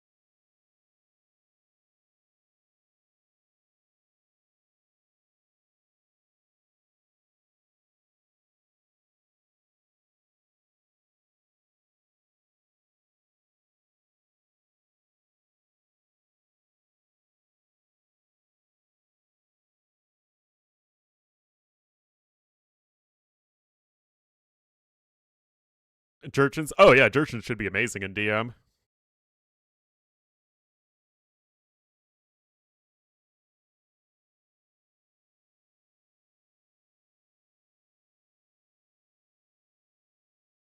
Three pools? Is that a Marvel thing?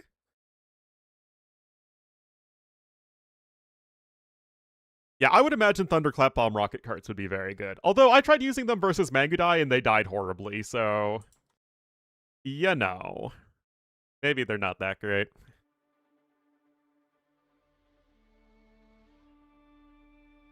We got USAA, which is a car insurance company, I think. All right.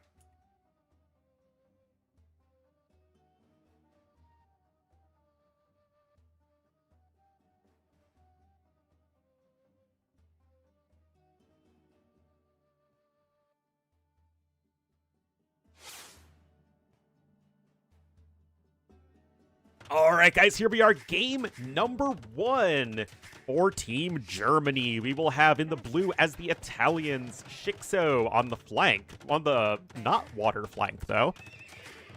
Hellar going to be the green Persians in the pocket. And Turs, the cyan Shu on the east flank. Interesting that you would go for the Traction Treb Civ on the low ground, and then Italians on the other side. And banking for military. Ah, yes, that's right. Anyway, the true heroes of our story. Get it, guys? True heroes. America, the greatest country in the world. Let's go. For Lotrons. Oh, yeah, that makes sense. Anyway, Improvise going to be the red Teutons to the west, the guy who beat me in USA Cup. And Leash will be the yellow Persians here in the pocket. Really good old school DM player. Nice snipe there, though, from Shixo. And then True, basically one of the best DM players of all time, I think. I mean, if you look at all-time DM players, maybe you put Viper higher? Anyway, a couple nice early snipes there from Team Germany, though. So, both teams with the Persians in the pocket. Persians are a fantastic deathmatch civ. Meanwhile, on the water here, both actually have Italians as well. So the only difference is, one, the position of Italians, and then Teutons versus Shu. That said, Teutons should still be very good at maintaining the high ground. Team America, yeah, because they're the best. All right, True, able to start getting some water pressure down. Build numbers are still comparable, and True absolutely a wrecking face here on the water. Turs is on 4 bills. Uh-oh. I mean, you can just get gimped sometimes in Deathmatch early on.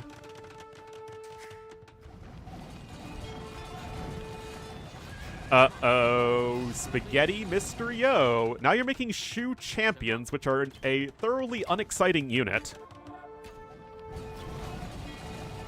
And the Hulks are out here to just very slowly knock away at these buildings. Meanwhile, we got Scorpions coming out. You got Elite War Elephants coming in. Remember that, of course, that Scorpions do get bonus damage versus Elephants. It's not, like, completely insane. It's 10 bonus damage, which, considering that War Elephants have pretty high Pierce armor, isn't, like...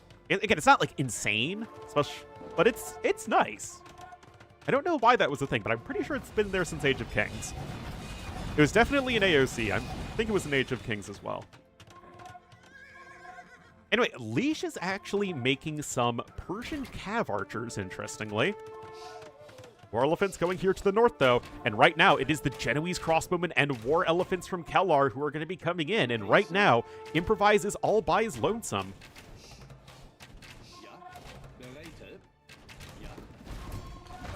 Oh, decent SO hits right there. Paladin's still here at the back. Improvise needs to, I think... I mean, he's got to bring them forward. They can't just have them standing around. And although those are some good hits there on the Genoese Crossbowmen, it might not be enough.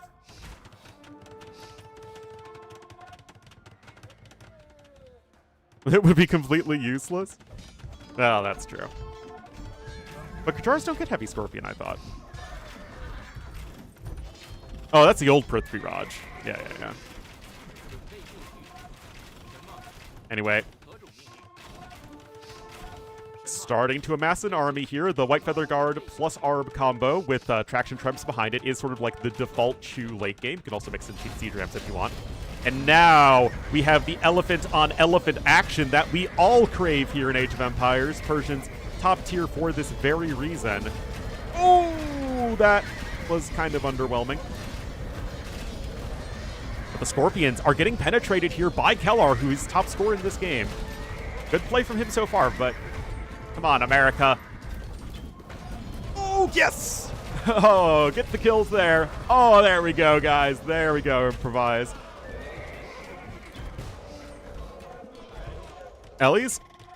They're not bad. Remember, you do also get double dip your bonus damage like a Halb does. So it's not like they aren't as good as Halbs against elephants, but they're not bad at all. Do we have the Caravanserais, though? We do not have them for America.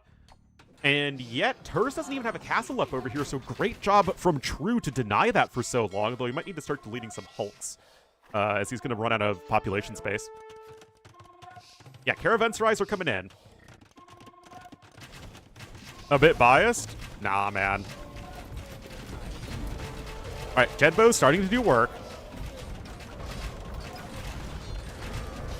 Oh, nice setup here with the Trebs for Shikso, though. That castle is going to be taking a ton of damage fast, but he's losing so much there.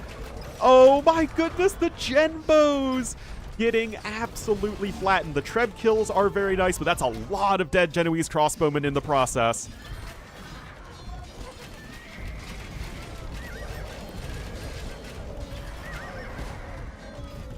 All right, there we go. Holding the line here is true. I assume Bombard Towers are banned, by the way.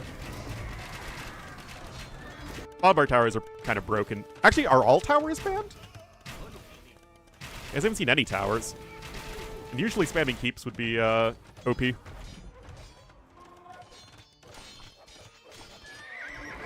Do I have trouble with large-scale battles? No, I just don't have the APM to keep up with late-game macro with some players. No walling, no towers within quick walls? Yeah, it makes sense. Oh, no. All right, some Teutonic Knights here trying to hold the War Elephants. Now, yeah, Teutonic Knights have a ton of melee armor, but, you know, War Elephants do have over 6 times their HP. The Genbo still here at the back, though, from True, dishing out the damage. There's still Onagers out for Improvise as well. I gotta say, Kellar's elephant control has been very, very good, though. Just making sure that he's minimizing the amount of huge hits he takes, of course, as I say that. Germany here still with a little bit of a numbers advantage. Traction Trebs are going to show up to the party as well. Big fight over here. Now, the Arbs for Shu should do very well against Genoese crossbowmen.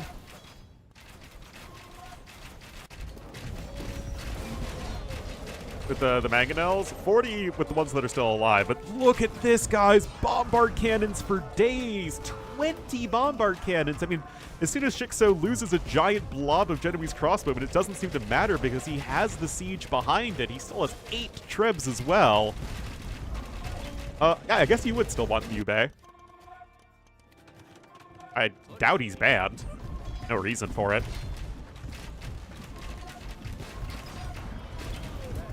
Right now, Germany is close to 600 pop. So is our stalwart American heroes.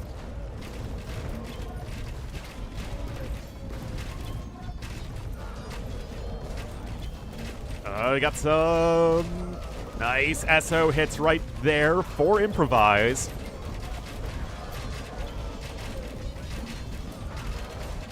Some decent attack grounds.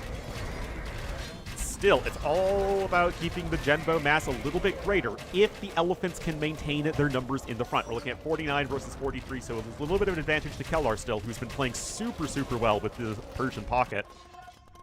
Still no Caravanserais. That is a huge mistake. It is insane what bonus Caravanserais give you guys. Absolutely crazy. Now, that said, a lot of it's mitigated by the fact that you don't actually have the market, so it's 64 gold per trip versus 91, but they also move 30% faster, so, you know, hard to say one way or the other. And Cyan is continuing to push over here.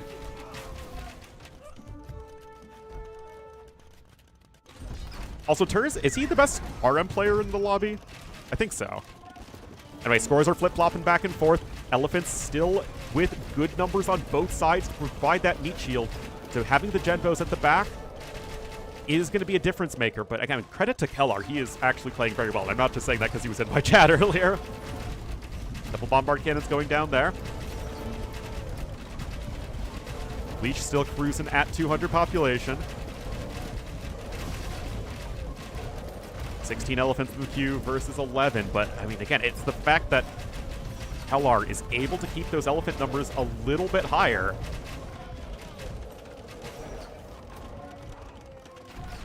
Now remember, it does take 2 traction treb shots to kill a siege onager. Don't get any bonus damage versus them. The CA are here? What CA?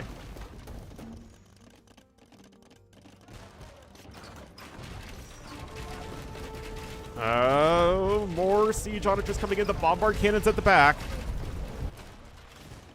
Going to raid yellow. It's really hard to raid Persians with the Citadel's castle. Citadel's is insane, guys. more hits there, but again, credit to Kellar. That elephant mass is not going down. And Germany with a advantage in the army value, but there we go. Getting the nice hits there with the siege weapons.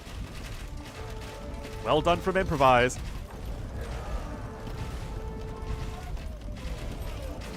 Oh, and look at this. Arbs showing up for Turs on the side.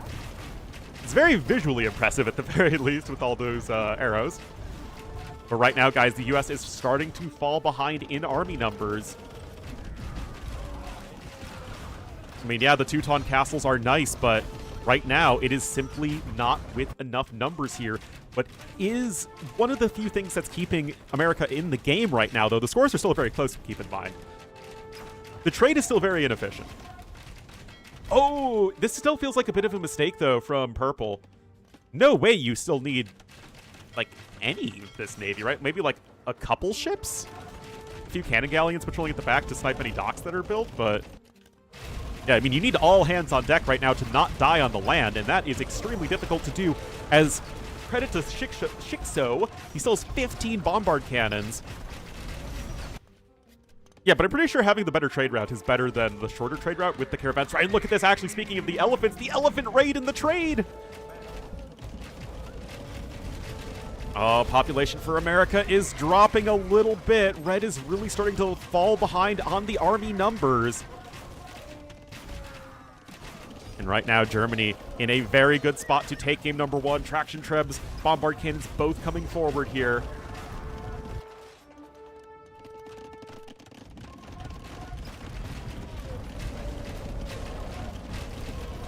Some Scorpions still, but yeah, this is definitely getting out of hand in favor of Team Germany. They have the high ground. They're also going to clean up this area pretty soon with those Arbs, which is quite nice there for Turs. Ornlu band back in my glory days.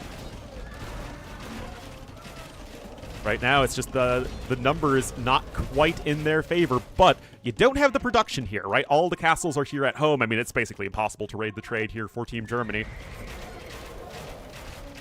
But that does give Americans the defender's advantage. Come on, guys. You can hang in there.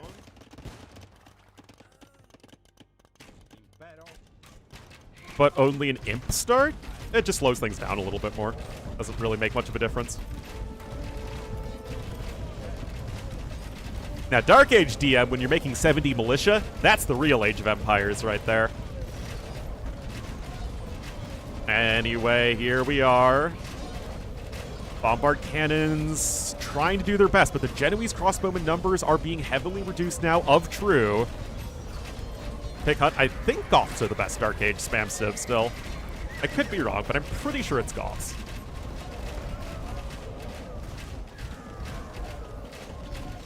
All right, Elephants continuing to charge forward. Germany still has a big population advantage through trying to get some more castles here at the back.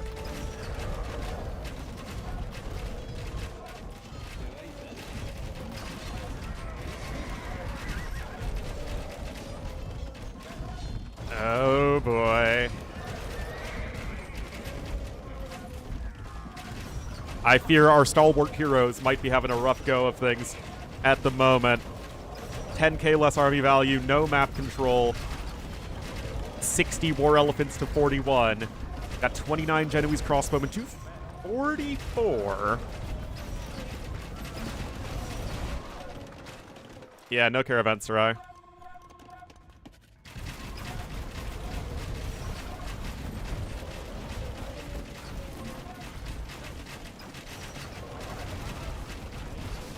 High ground still here in favor of Germany. A couple bombard cannons are sniped, but with reinforcements incoming, it is going to be very tough. And this is actually where Teutons are going to kind of struggle. Your melee units aren't really able to withstand to the war elephants, so it's like the double support comp with the elephants in front is really doing Germany a lot of favors at the moment. I don't know. Again, USA's had the better trade route. Honestly, Turs is the one with the least amount of gold collected. But yeah, it's basically canceling out the worst trade route versus the no caravanserai.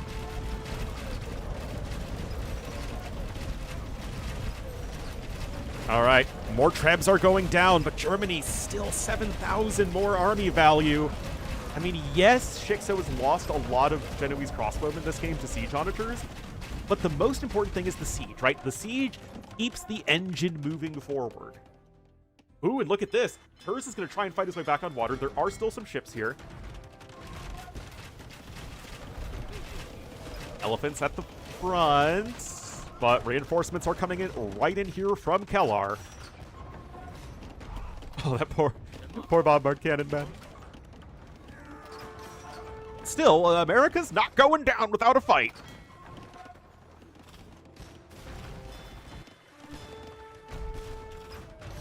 And now look at this. Improvise coming in here with more bombard cannons.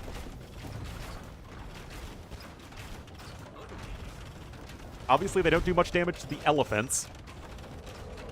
Mass can be... Oh, absolutely. But Incas are a much worse civ overall than Persians. Closer? Oh, it's definitely closer. Oh, look at the elephants! Look at this concave here from Kellar. I don't get to say the elephant concave very often, but, you know, we really have to, I think, appreciate any time we can say that phrase and it actually makes sense in the context of our casting. Oh, man, very well done. Germany with a huge advantage in terms of army right now. 50 more. Mass elephants? Temple guards, they're pretty crazy, yeah. Yeah, Loach one's back here on the water. We still have this castle. Like, this setup here for True is pretty sick.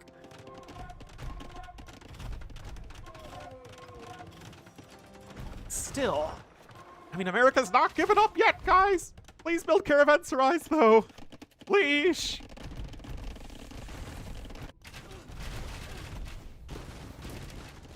After buffet.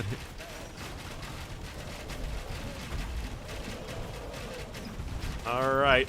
Despite all the cannon fire, the elephants charge forward. Remember, elephants are faster than bombard cannons. Now, they used to not be, unless you had Mahout's research. Meanwhile, the siege control is better here for Germany. Look at that 32k army value.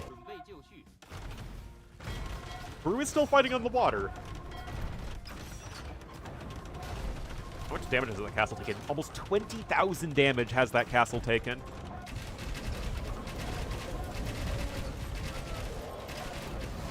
Yet they're not done yet. I'm still here for Shikso, however. 4 big SO hits, but do they not matter? It really seems to be the case. Yeah, those Persian castles are some of the tankiest in the game, but it is simply too much siege here for Team Germany.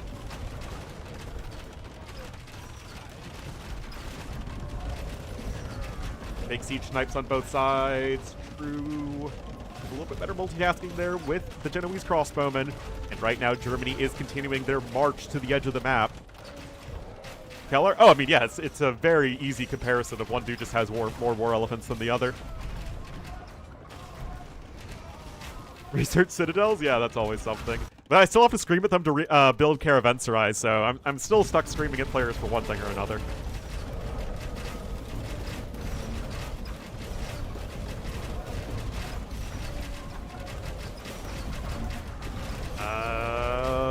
Again, like, America's taken some good-ish fights, but it just doesn't feel like enough. Yeah, Kellar has around 50% more military score than Leash does.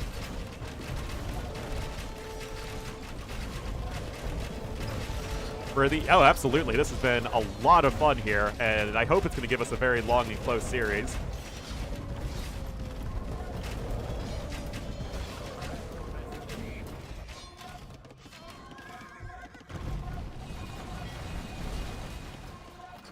This has been cleared up finally, though. So now the markets can start coming in here, and you can see Tur's immediately going to be slapping one down there at the edge of the map. That is probably the nail in the coffin here for America if they can't prevent that from happening, as right now True is having to try and fight his way back onto water, and with those markets coming in, it will be tough to stop.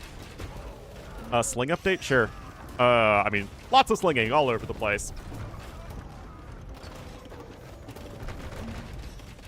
Turs has done some slinging to Kellar, which is one of the ways he's been able to have so many elephants, but your one advantage right now is those Siege Onagers.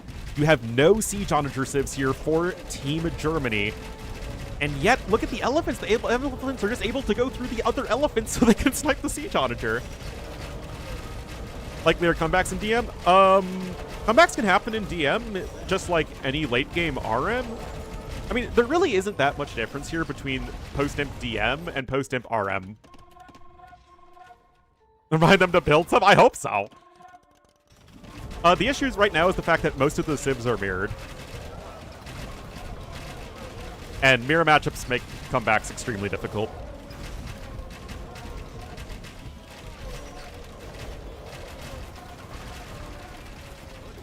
Yeah, the SO just not quite enough here.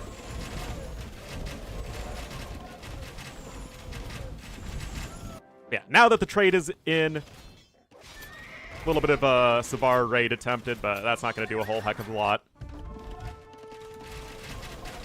And yeah, this does feel all but inevitable for Team Germany.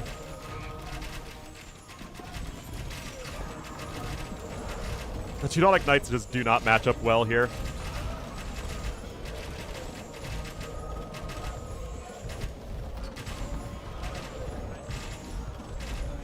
'73 versus 38 kills on the Genbo blob, but it is just not enough. Nobody on Team America is at 200 population. And really, it's just as soon as the reinforcements come in. I mean, that's just the biggest downside of the elephants, is that it takes a very long time to cross the map. Right, Halb? Well, I think that there has to be a fair amount of slinging that... Improvise actually isn't doing that much slinging.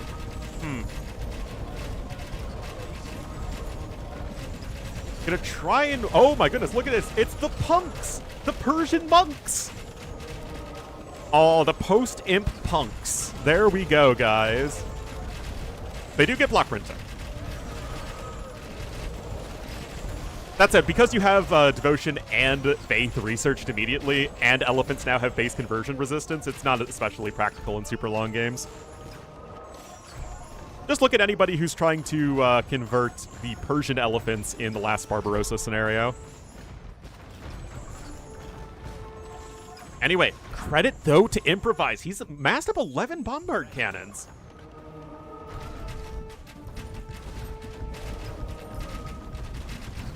Still more castles being attempted. The Elephantine raid, always love to see that. But yeah, having those Caravanserais is a huge difference maker. Like, it literally is slightly better than the Spanish bonus, if you have perfect saturation of the Caravanserais. In practice, it's probably around equal to the Spanish trade, but, you know, in theory, it's even better. Full monk CA as Persians? That's a very weird one. Yeah, it's a 30% movement speed increase, as well as the HP regeneration. As Japanese? Okay, yeah, that makes more sense. That's a terrible matchup for Japanese in DM. Anyway, oh, the bombard cannons, no! Monk does not rhyme with bonk. No, it does not. Monk is pronounced like it's M-U-N-K. That's why the Persian monks are punks.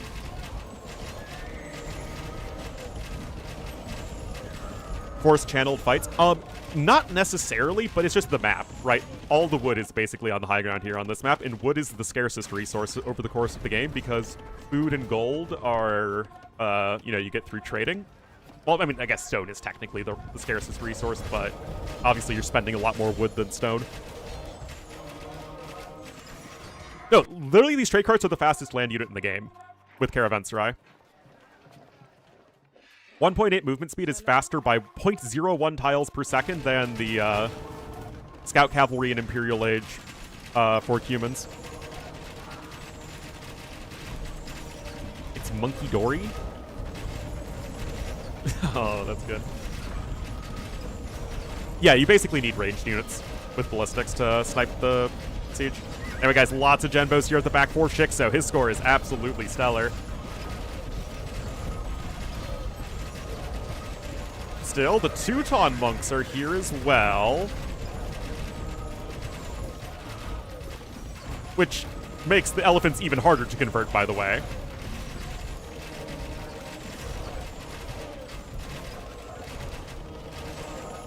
I mean, credit to our American stalwarts for hanging in here, but I just don't quite see a win condition at this point. The trade is worse.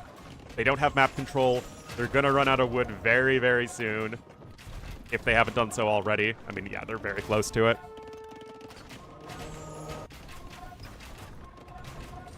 Turs is able to push here to the south.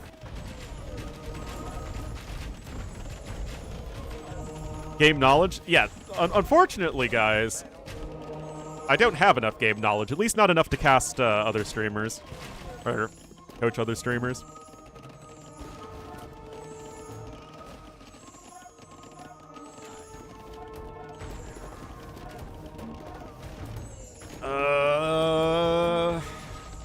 Trying to go for those SO conversions. Teutons, of course, do have Heresy. Other games casters? What do you mean?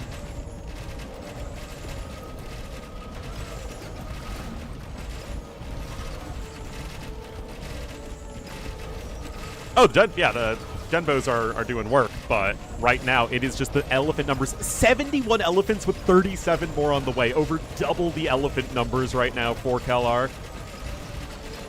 Well, I mean, I could cast it. I mean, there's nothing stopping me from casting ladder games, but it's more about like directly interacting with the coaches.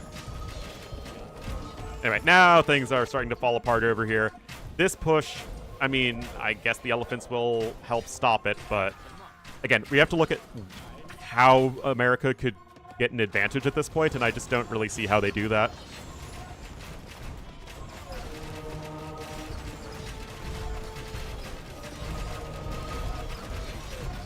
$16 bombard cannons here. But yeah, it's just, you can't compositionally work anything at this point. And you're going to be running out of wood very soon. True is completely out of wood at the moment. I mean, it's not like the map has a ton left. We're at 46,000, but I mean, it's enough for Team Germany. Yeah, Caravanserai would have been a huge difference maker, and I think they could have won it with extra gold income if they had built the Caravanserais, because as it stood, their trade was basically equal, because Germany had Caravanserais, but a much shorter trade route, whereas the US didn't have any Caravanserais at all. But if they were able to stack that on top of the better trade route, then I think they could have overwhelmed their opponent with better units. As it stands, Germany does defeat America in game number 1. 50% more elephants created. More Genoese crossbowmen as well. Alas, alas, alas.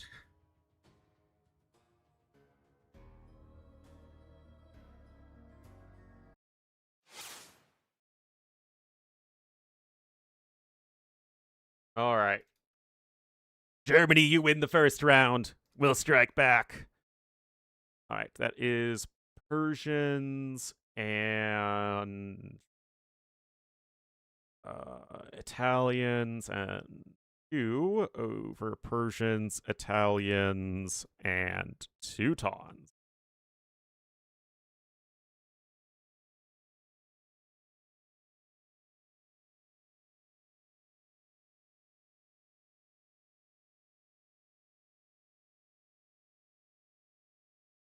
Oh, I've been invited to a group of the final weekend casters.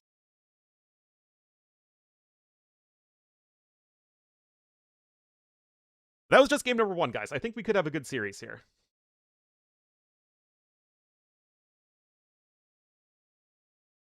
I don't know why.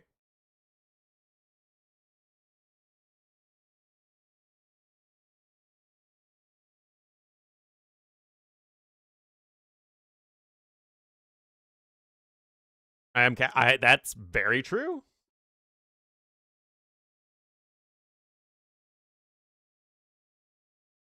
We can't argue against that logic. But yeah, let's also give Germany their point there. So let's see what America goes for. We have runestones and 2 hybrid maps. Germany has Kawasan, but hybrid hits very differently in Deathmatch than it does in RM. Outcrop. I think Outcrop is one of those maps where you like stack up. So it's like you have a flank, a pocket, and a super pocket. I think so. In Vinland Saga, I'm not familiar with.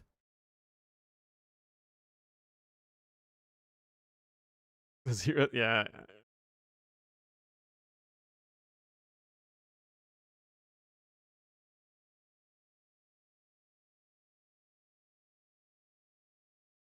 Right. Oh, I'm ready, man. I'm ready.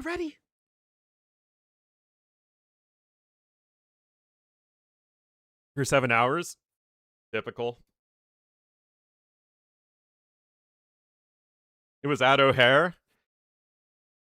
I mean, what can I do, man? I didn't vote for that.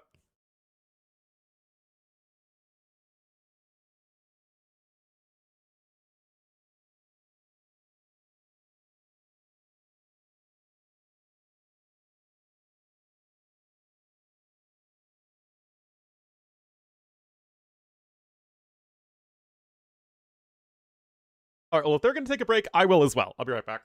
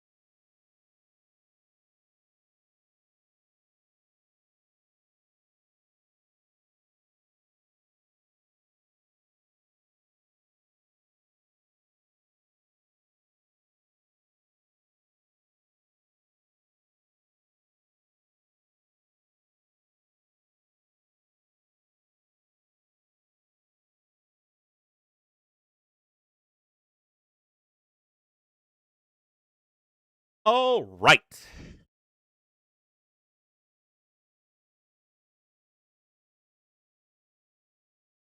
All right, the next game is going to be Runestones, so basically Arabia. I mean, Slavs, Jurchens, gonna be some of the best civs here.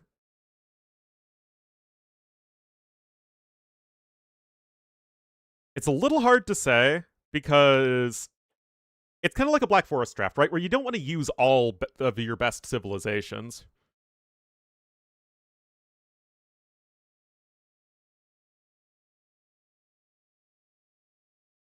So I'm curious as to what they're going to go for.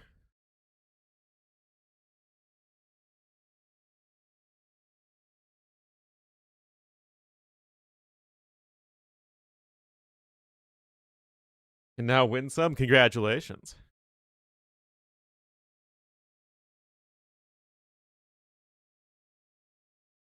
Is there any civ that's going to perform better on Arabia than any other map? All right. Got this one.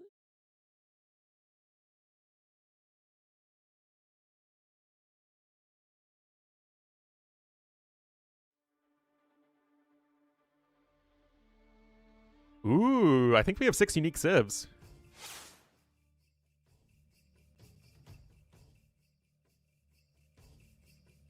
All right, we sure do. Oh, this is awesome. There we go. All right, Favorite's going to be joining the party, and he will be the red Japanese to the West for Team USA. In the pocket in the yellow as the Lithuanians, it will be Leash. And in the purple as the Dravidians, it will be Improvise. So we will have True sitting this one out. Meanwhile, on the other side, of course, winning the last one, it will be Team Germany. Ethiopians here for Zayu, who is going to be playing instead of Turs. Leash with the market opening, by the way. Shixo's going to be the Green Burgundians in the pocket. And Kellar's going to be the Cyan Mayans over here on the other side. I mean, this should be a terrible opening. You're running Eagle Warriors into some of the best champions in the game. Oh, no. All right, guys. I do love seeing 6 different civs, though, and I think that just goes to show that there is no civ that's, like, so over the top that you want to pick them on Arabia over any other map. Are still good. Well,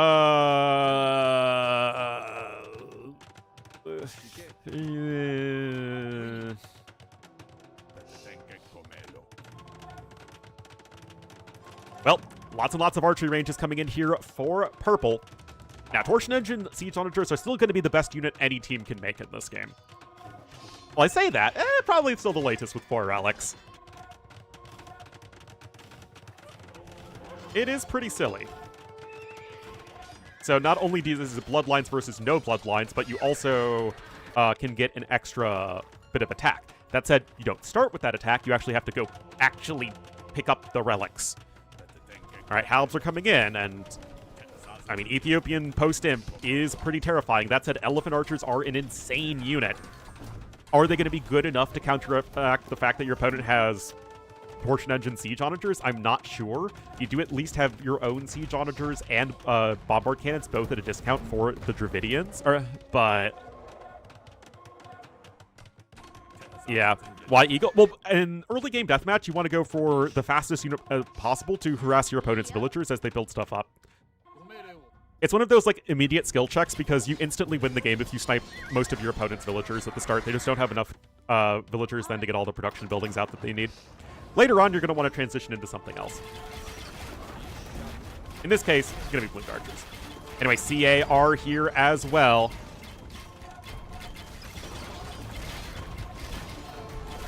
Lancer civs? Yes, because the Steppe Lancers can poke over walls, poke around corners.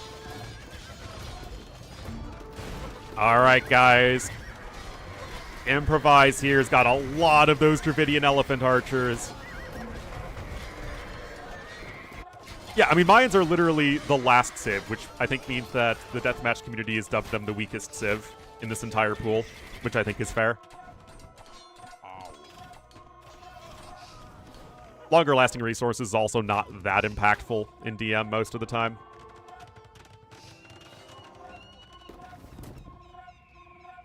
But yeah, there is already some stability here for sure. It's kind of interesting, right? Because it feels like on paper, Ethiopians are the single best civ.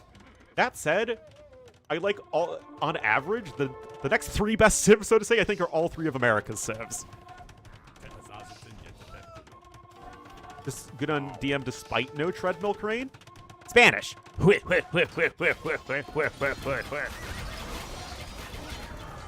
I mean, the classic DM civs that got treadmill crane removed, Franks, Huns, Goths, were all top-tier DM civs, Teutons as well. They're all still very good, even without treadmill crane. We got some Samurai here. And we are at 3 relics at this point. Obviously, you want the latest switch eventually, but obviously Paladins are what you want to start with.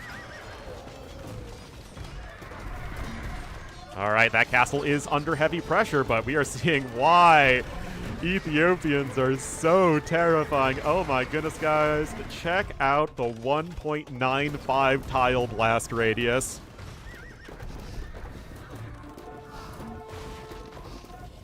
I know the Elephant Archers have a lot of HP, but even so, those SO are scary. Burgundians is also a very interesting pick. It feels like they're just bad. Like, Burgundians just aren't really a post-imp civ. Now, they're going to be much, much lower priority than Lithuanians are in the draft. Wait, are they? They're 3 lower. I mean, like, technically, it's a greater civ investment for USA, but not by much.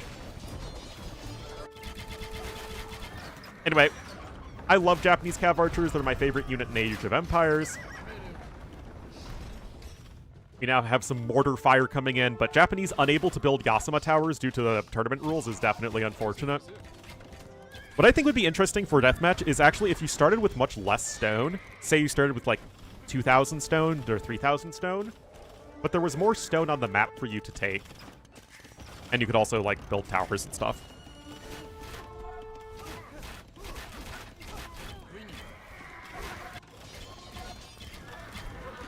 Relics don't make sense. I mean, they're still there. Hello, Messenger. All right. Are we switching more heavily into the Lei Chai? Looks like you're starting to do so. Don't have that last relic, though. Aren't too good. They're definitely weaker because of it. But Portuguese and Turks both still have very strong post-imp options, so they're, like, fine. Not like they're unplayable or anything. And they both have Treadmill Crane.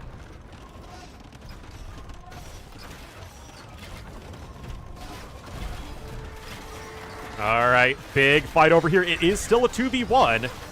Even though Mayans aren't the best civ, I mean, a 2v1 is very good.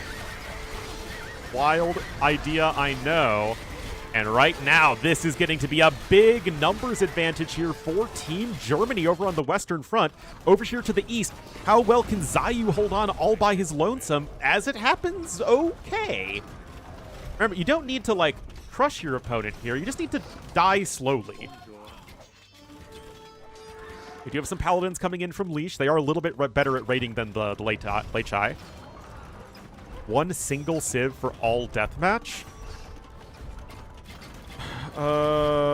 Saracens, maybe?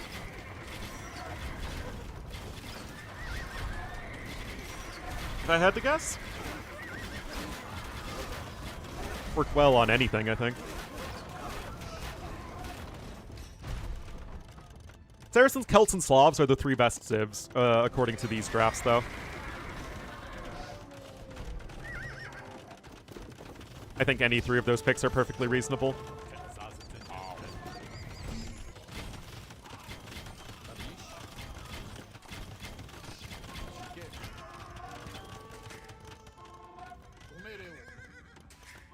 Well, we still have some degree of stability. The U.S. has a greater army value, but it's like you have all these elephant archers and just can't push with them.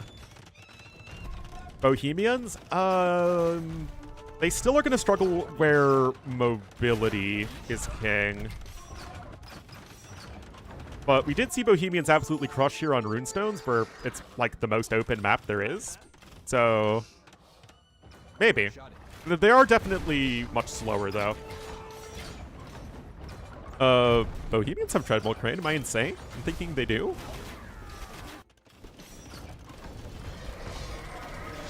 Thought Bohemians only missed Edith Shot at the university.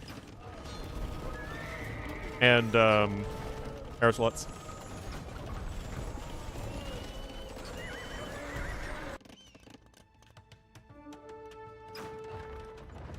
Anyway, another big fight happening over here. The Samurai can charge into the Plumed Archers, and if they close the gap, remember, Samurai do get a ton of bonus damage versus Plumes. That said, the Halbs are not really a very scary unit against Mayans.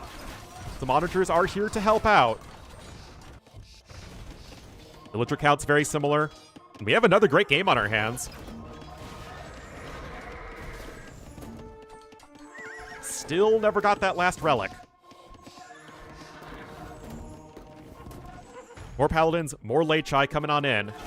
Now, the Custelier are nice in that they don't cost anywhere near as much gold, only 55 gold per pop. But considering that there's so much trade anyway, I don't think that really matters. Well, like I said, I think Zayu has the single best civ here in this game with Ethiopians. But having to hang on like this is really, really, really tough no matter what civ you have.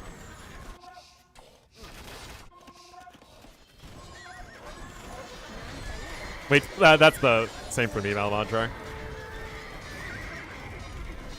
All right, Treb's coming in. And I would never be like a full-time DMer, but occasionally casting a DM tournament like this in the final rounds, I'm certainly having fun doing it.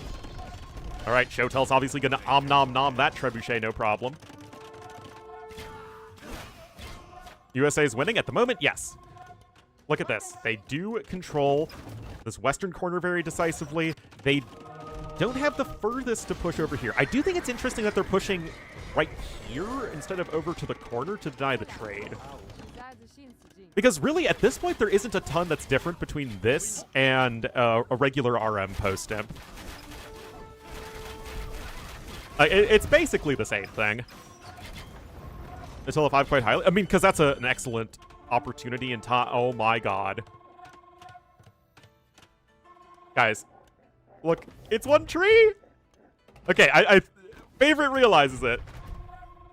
Oh my goodness, it's these two straggler trees are ruining the pathfinding. Oh no! Anyway, the Elephant Archers are continuing to press forward. Ellie Archers are obviously an insane unit here.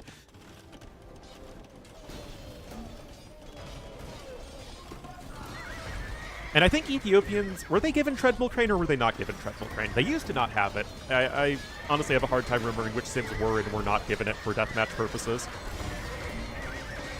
Point is, though, that if you can survive early game, Dravidians are still going to have an insane late game. You have your Elephant Archers, you have strong infantry if you need that.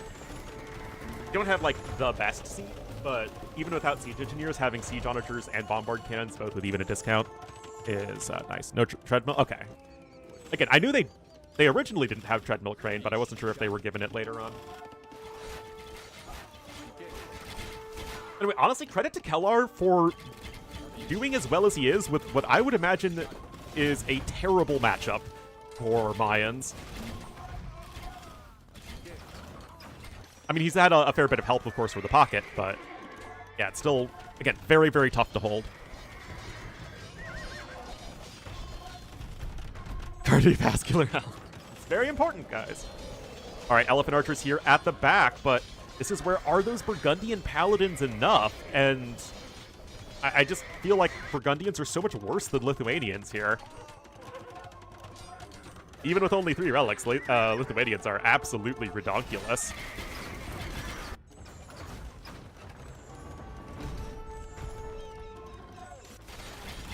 Really pop. Well, again, Mayans are literally the lowest rated civ here of all the civs. All 24 civs in this pool, Mayans are the lowest rated.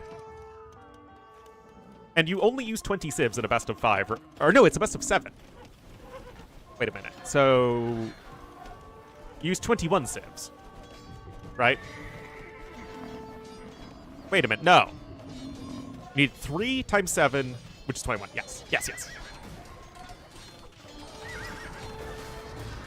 Guys, I'm not very good at math, in case you couldn't tell. Anyway, more Elephant Archers continuing to push here in America, looking to be in a great spot to tie up the series at 1 apiece.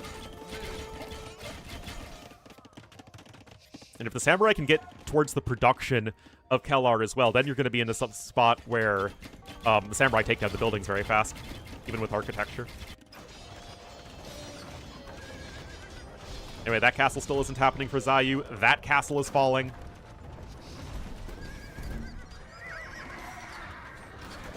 And at the very least, you have enough relics so that the Lei Chai 3-shot helps.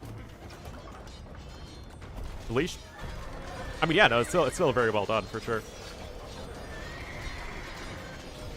Anyway, 50 elite Elephant Archers for Dravidians. Remember, 1.36 reload time, one of the fastest attacking land units in the entire game.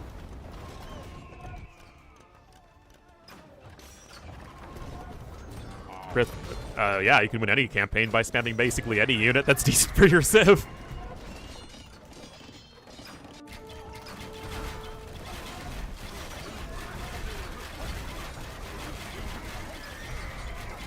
It is DM, and it's been a really good series thus far, even though we're only in game number 2 between the USA and Germany. But the fact that this isn't a mirror feels like it's helping out US much more in terms of being able to close out a game.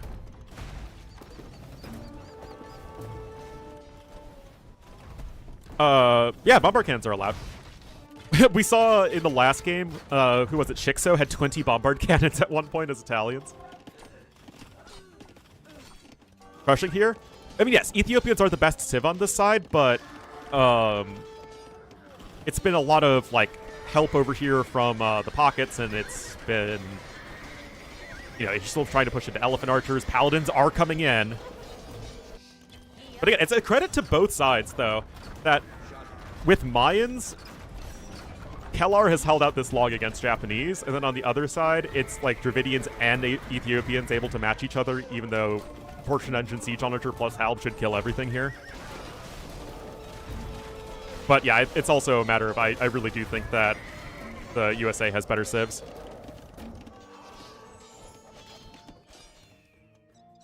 Harquenda, yeah, that is true. Pretty funny.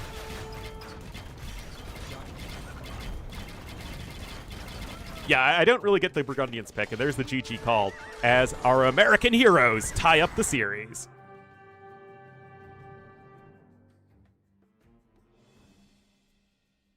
USA! USA! That was a fun one, though. Improvise, doing work with those Dravidian Elephant Archers, and could not quite get a positive KD there, could Zayu. Trade so much better here for Team USA.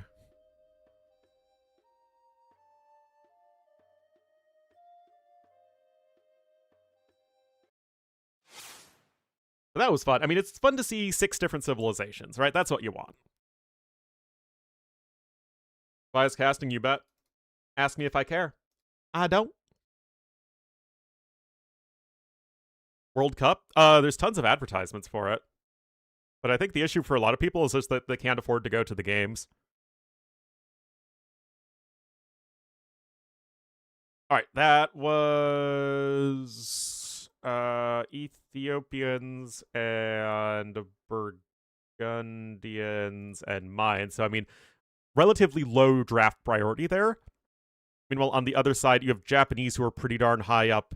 You have Dravidians who are kind of middle, and then Lithuanians who are a bit lower. So each team could pick a pool of civs to play, and they both chose pool 2. Whereas in the last series, both teams chose pool number 1. Yes, this is the semifinals. Anyway, that was USA's home map. I mean, it's Runestone, so it's not, I think, going to be anything too crazy. All right, Canyon Lake is the next one. This is actually an even more aggressive map. So maybe it's time to bust out some of the step civs here. Hadars or Jurchens. Maybe Huns to run people down, although without Treadmill Crane, they're not quite as good.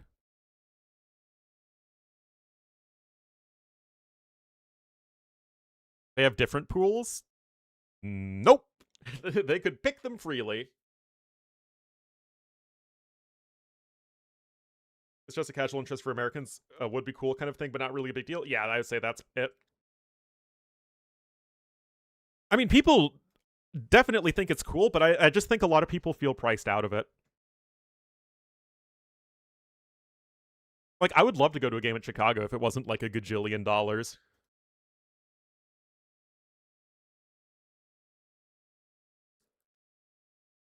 Oh, also, are Tatars in this pool? Yeah, Tatars definitely feel like a pick, actually, for both teams.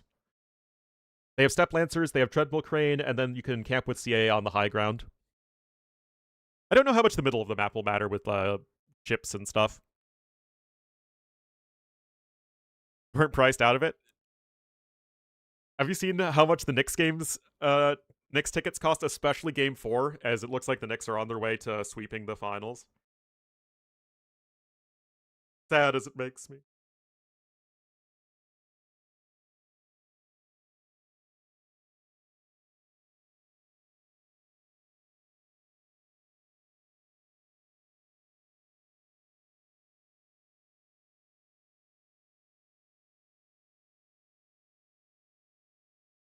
Bears moving. Ugh. People are always priced out of. It's like F1. Well, apparently, like, when did F1 become so huge?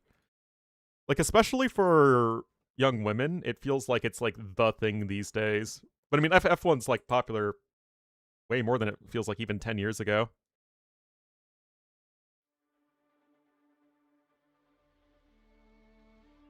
Drive to survive? What's that?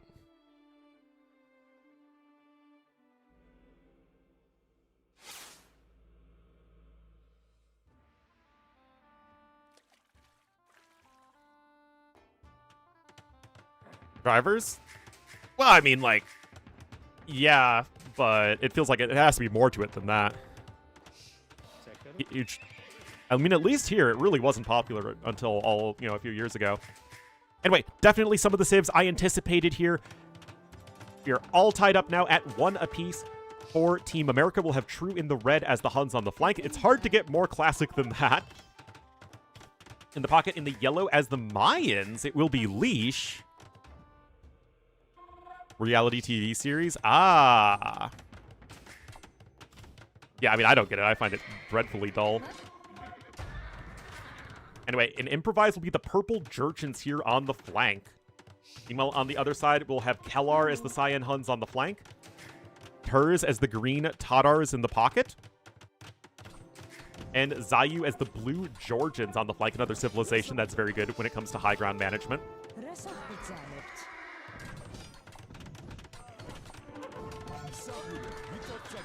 Engineering series. I feel like I would find F1 more interesting if everyone had the same car. But the fact that you have some people who just get more money to have better engineers make better cars feels like it's just, you know.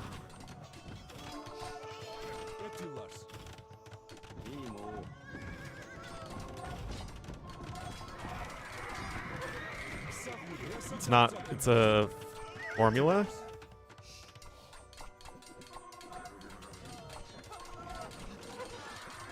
All right, anyway, big fight happening here. America has a slight advantage, it looks like, but you do get the high ground bonus as the Georgians. Meanwhile, over here to the east, oh yeah, purple and blue have both taken some major villager losses. We have some iron pagodas coming out.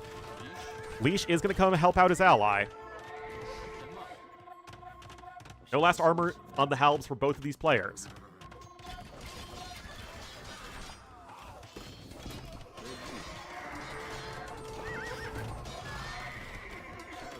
IndyCar? Yeah, definitely. I mean, NASCAR is a circle. Indy is like, you know, a circuit.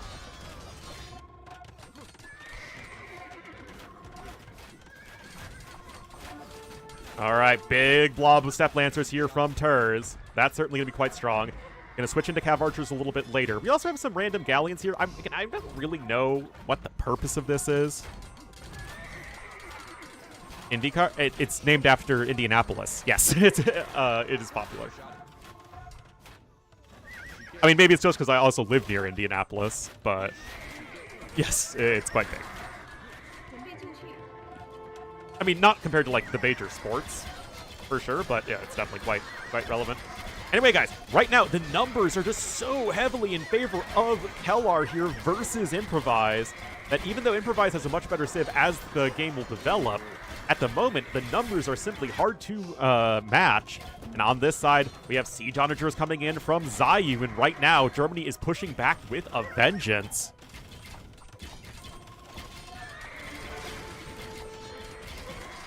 Step Lancer's doing work, and right now, and just look at this. Poor Improvise, man, having a really rough go of things, and it also feels like the shelf life of Mayans have already run out in terms of when they are remotely useful. Now you're trying to chase Step Lancers with Elite Eagle Warriors, which feels really lousy. Big push over here. You got 3 Trebuchets. Yes, the Jurchen defenses are excellent. Oh, wait, I heard something thunderclap on me. Ah, okay. Again, Jurchens will crush Huns eventually. But this is huge, right? This buys time for Purple. That's exactly what he needs. The civ is amazing. It's just a matter of getting there. But now we have Georgian defenses that are going to be coming in strong, and I just don't know how you stop this as America. Oh my god! No! True! Oh no! Oh, I mean, Huns Mayans just don't feel good enough. It's kind of like the last game where you had one really good civ. In this case, it's Jurchens. But Huns and Mayans, as this game goes on, not really gonna cut it.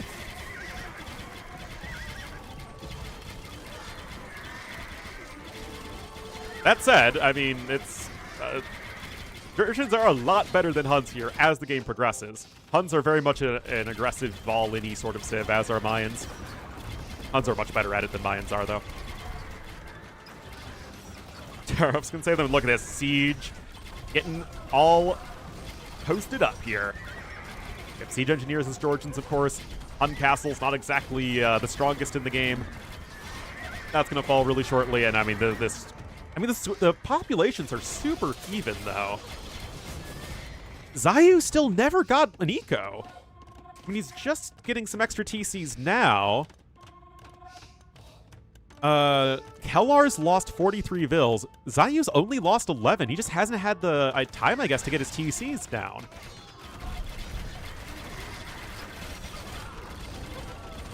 Monospas are here, though. They're, of course, going to do very well. Like, it just doesn't feel like it's probably enough. That said, now we have siege rams. They're going to be knocking down these buildings, and there's just no way Kellar can survive forever, as it turns out Jurchen's kind of mopped them up in the late game militarily. Oh, and Thunderclap bombs!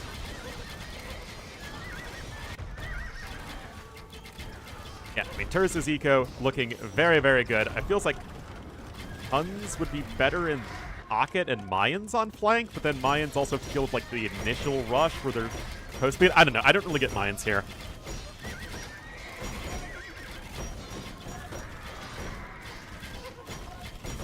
Siege rams go into town, and this right now, improvise is the last best hope for America. Bomber, Kansas, those Trebs, all of the above.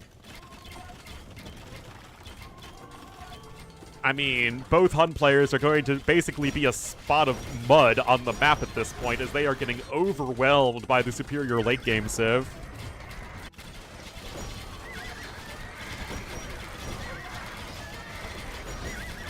That said, more HCA are being brought in this way. Purple's going to need some reinforcements. And that is huge, right? This is pushed back. This is not being pushed back. Blue's at least gotten up to 76 villagers. Red's only on 68. You have not that much space with which to work. This is still very, very good for Team Germany. More chicken suit men are on the way, though. But, like, you can't hold this. But, like, what's Yellow supposed to do here? Mayans don't do anything against this. That's not how this works. And it's like the difference between pushing into Georgians versus the difficulty of pushing into Huns.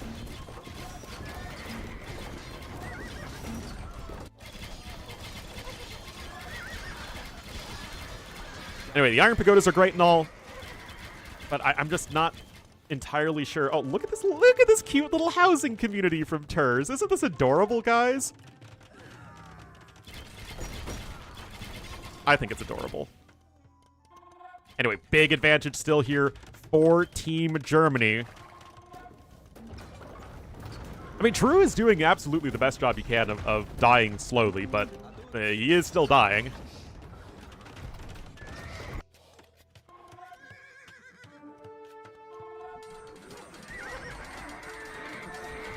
Now Purple going to try and come in and help defend, but I don't think you can stop this. Another castle falls. Immediately sacrificed. Such is life in the world of Age of Empires. More docks are coming in. Again, I'm not entirely sure what the point of all this is. Oh, it's the Catapult Galleon! It's the first time I've seen a Catapult Galleon in a tournament game. So adorable. Alright, Eagles swooping on in. I mean, the Eagles are going to be a lot more effective wherever there isn't a bunch of infantry and siege, so aka this side. Also, Monospas are good against Eagles.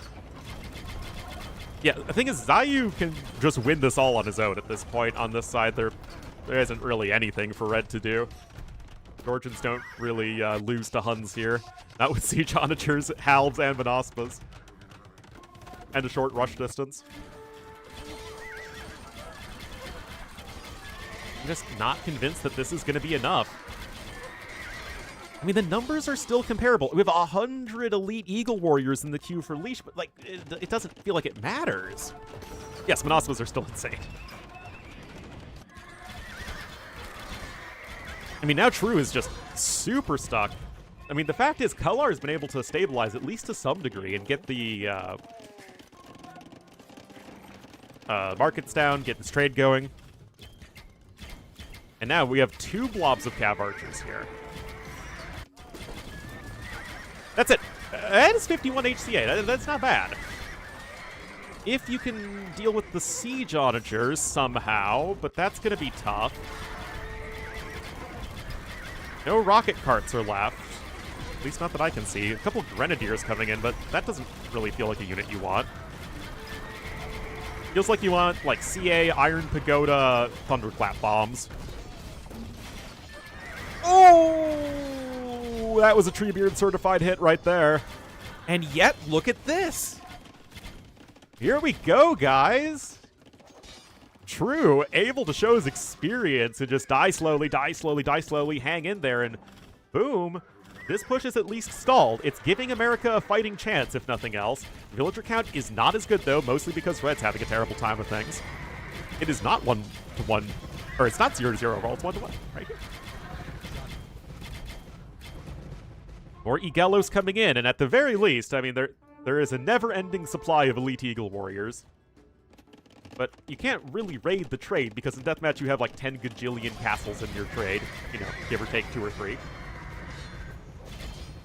You still have a big advantage militarily here for Team Germany. Still 60 population ahead.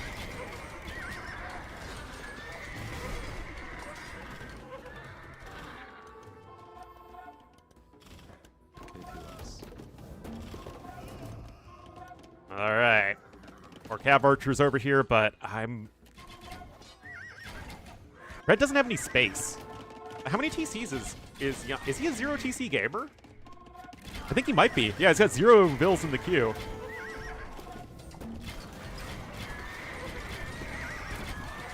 It was one of those things that they tried to do for political correctness.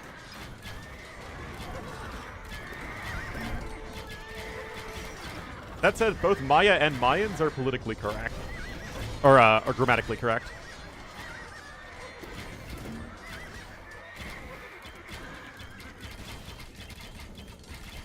Yeah. Like, it's one thing if, as far as I'm aware, the Mayan people, who absolutely still exist, by the way, aren't especially particular on if you call them Maya or Mayans. They're both pluralized, yeah. It's a mule cart! Oh my goodness, what are you gonna do with the insane powers of the mule cart here?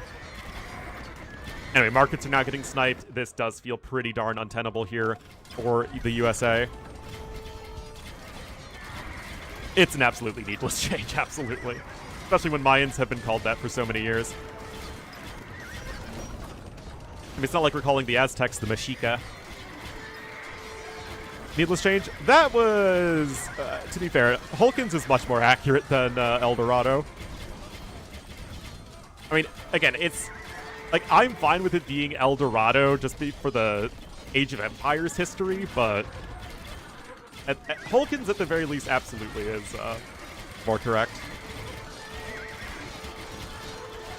Yeah, like, renaming the Iroquois to the Haudenosaunee and the Sioux to the Lakota actually does make sense because those were exonyms given to them by the Europeans that both peoples resent.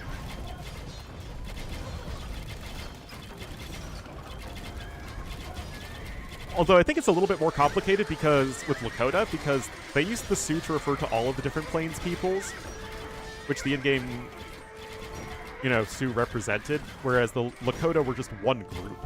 You also had the Dakota, the Nakota, the other Kotas.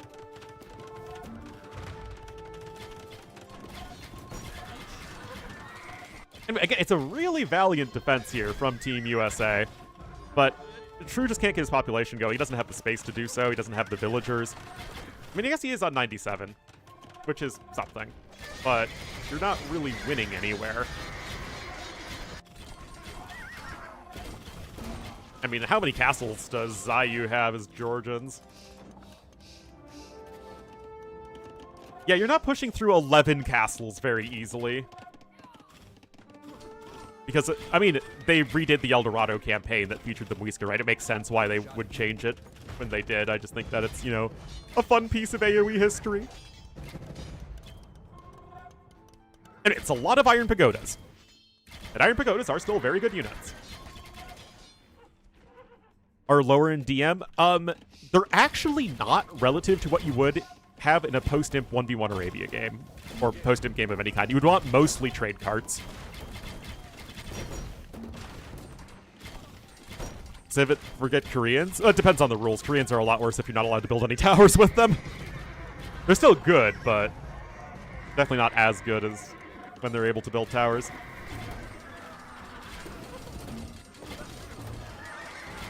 Oh my goodness.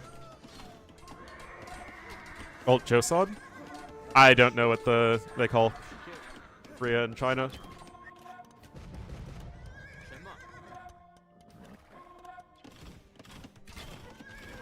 Joseon was the name of Korea during the Joseon Kingdom era, which was just the name of the ruling family. Which is why the North Koreans call their language Choseongguk, the language of Choseon. Yeah, the chicken suit men are getting obliterated. Who would have thought? Oh, but with a box formation, you can protect a weak unit such as a monk.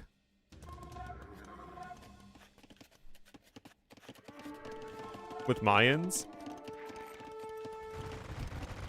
is...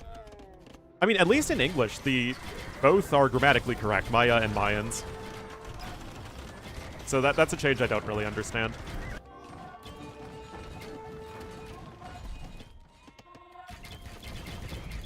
I mean, on the one hand, it feels like Germany's really struggling to close this one out, but on the other, it does feel pretty inevitable.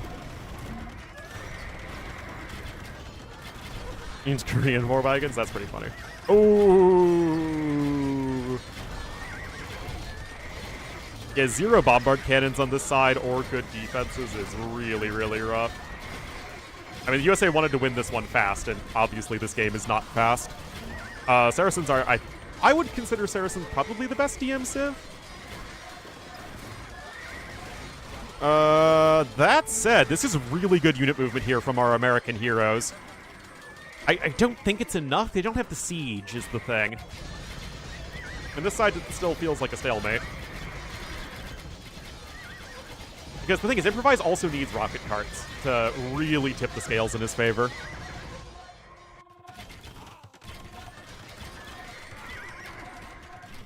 Anyway, still 50 population advantage. There are still more castles coming in, and there just is no way to stop them. Huns and Mayans aren't going to be able to do that. Mongols are a very good deathmatch civ, but they don't have treadmill train, which is definitely a big weakness early on. And they don't have guilds.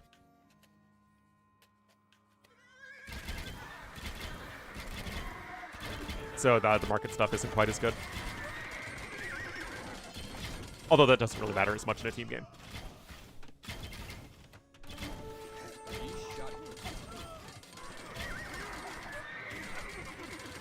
Anyway, Keshik's continuing to roll in. Oh, a lot of gold from Improvise. I'm kind of surprised he's making so many Grenadier. Like, no way Grenadiers are better than, like, rocket carts at the moment, right? That said, you have 4 castles, all in a line here, which is super huge, but you still don't have the siege, which is the big issue. And I guess if everything's clumping up like that.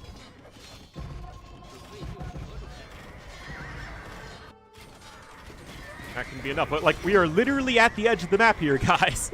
We are right at the trade. And this is still not getting stopped anytime soon. Look at this, guys. Look at all these castles.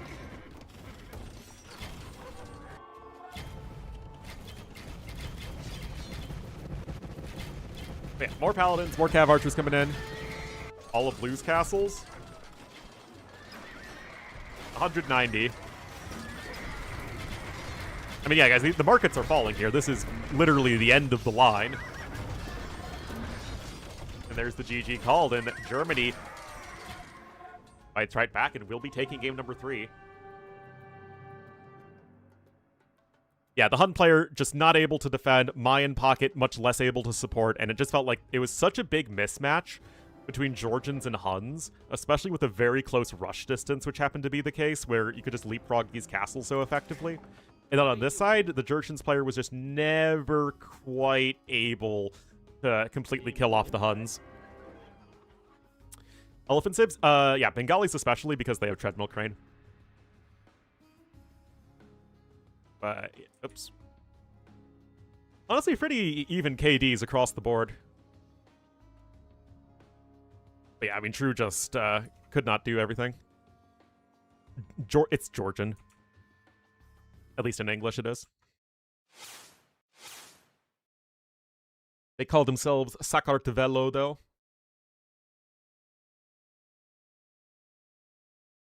Yeah, it is Sakartvelo. Anyway, that was a very high pick in the Jurchens and Huns losing, as well as Mayans, the last pick. So it was like 2 top picks and then the bottom pick, which is a little weird. Whereas it was Huns high pick, Tatar's medium pick, and Georgians Fitty high pick. Composition you're getting for basically your Civ's best death ball. What you want.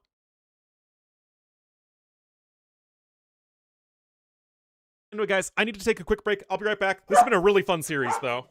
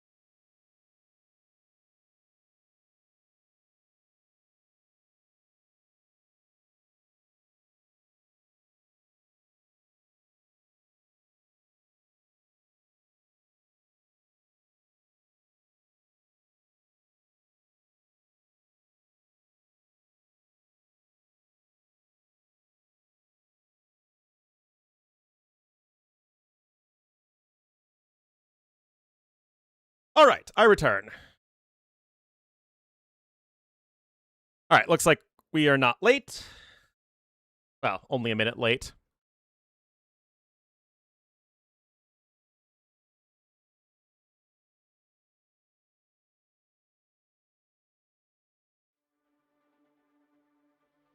Malians? Malians aren't, like, great.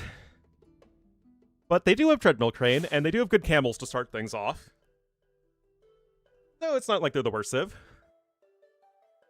Anyway, Vinland Saga. So it's kind of like Frozen Migration, I guess. All right, up 2-1. Speaking of Malians, we will actually have on the flank Hellar as that very Civ with a Lava. In the pocket, in the green, as the Turks. It will be the Tursks. Yes, the Tursks.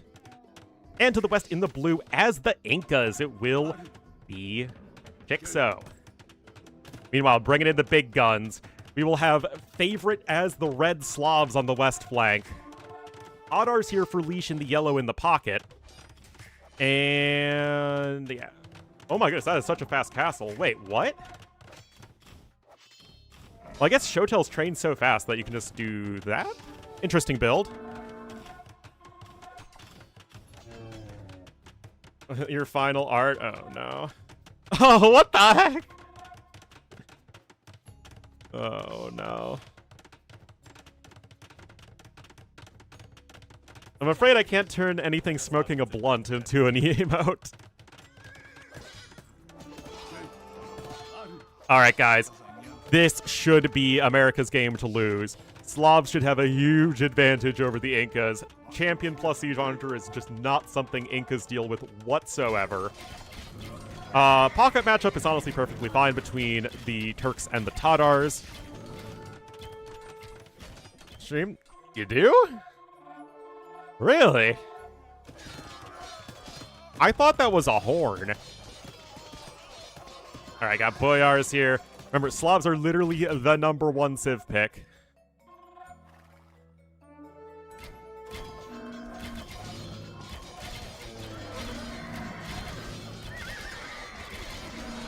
Alright, CA here on both sides.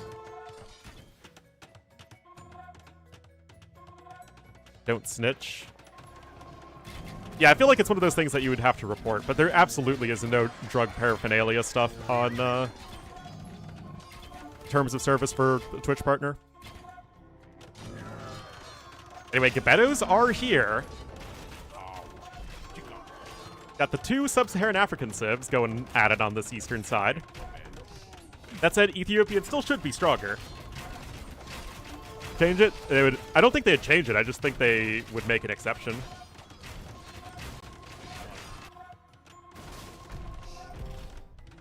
You know, rules for thee, but not for me.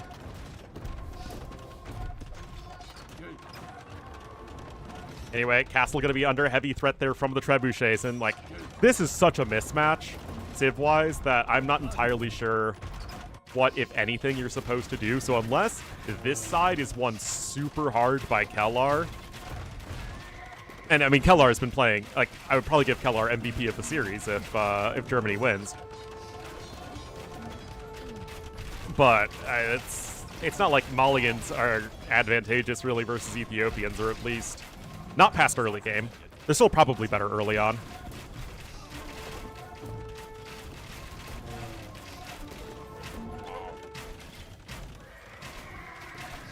Alright.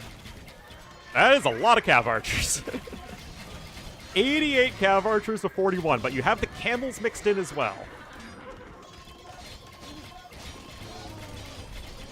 Like I said, Turks and Tatars, for all intents and purposes, are pretty even here. They both have Treadmill Crane, they both have good Cav Archers, they both have generic, fully upgraded camels. It's fine. A perfectly fine matchup. Or, I mean, it's trying to secure the gold. It's not a Tigui rush as much as we wish it was.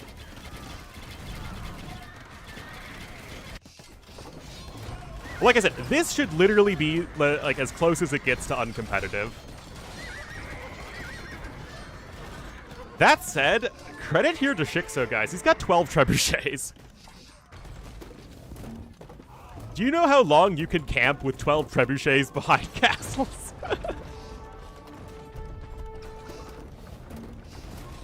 Yeah, Shixo's been great this set. I mean, nobody has played poorly this set. I mean, we are in the semifinals. Cheap Slav Siege, though, is going to be very good. Druzhna helps out even though Halbs in general aren't going to be good versus Kamyuks, but that is so huge there for Favorite. Who's definitely the preferred player to win his side.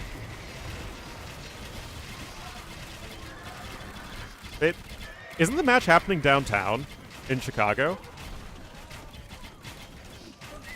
Like, I absolutely would have gone if I could have afforded the tickets.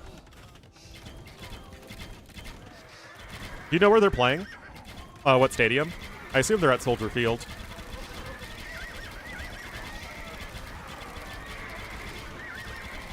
Yeah. Absolutely historic venue.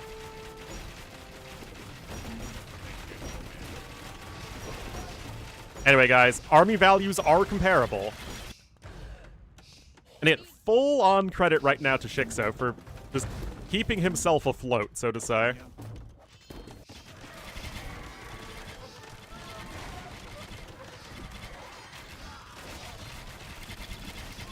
That's at 60 pop lead right now for US. Maria Agnesi, thank you so much for the 65 months. Did you just change your name recently?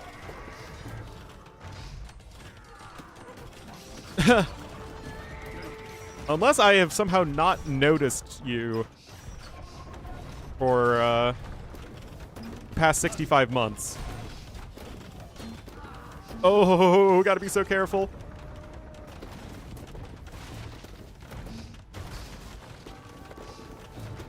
Anyway, this is such a tough spot to be in.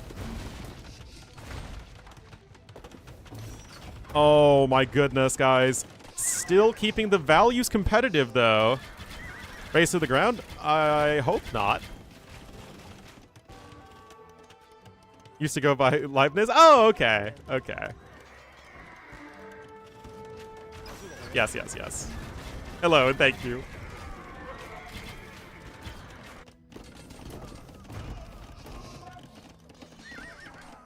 All right, some Boyars over there cleaning up everything to the east. Look at those disco capes! You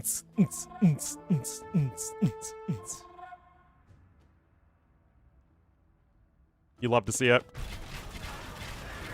I mean, honestly, guys, this feels like it should be very close to an almost automatic win for Team USA, but Germany is playing super well.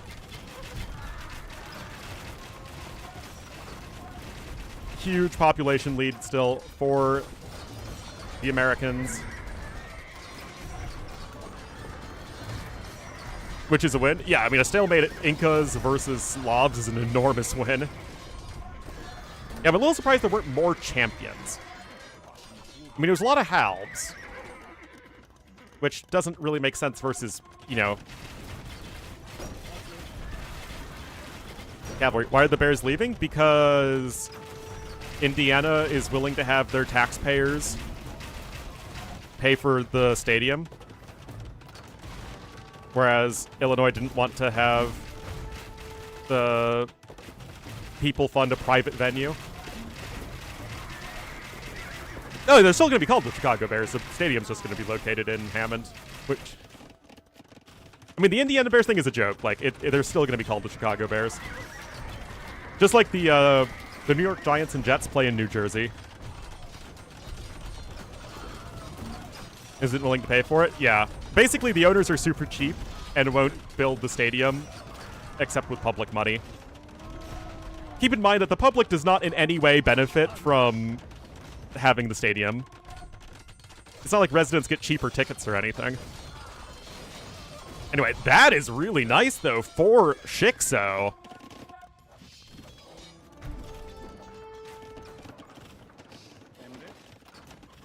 That's definitely a nice win there.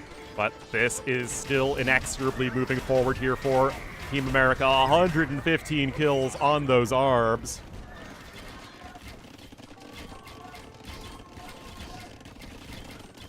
Millions and... Oh yeah, running an NFL team is one of the most profitable things you can do. It's like printing money.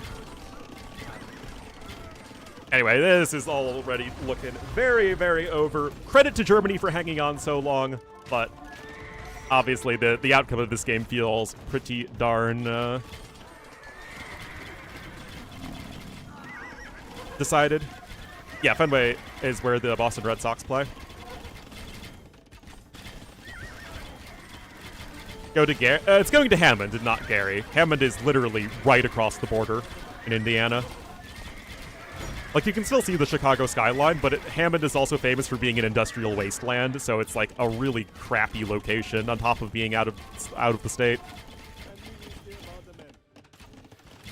Right next to Gary? Yeah, basically.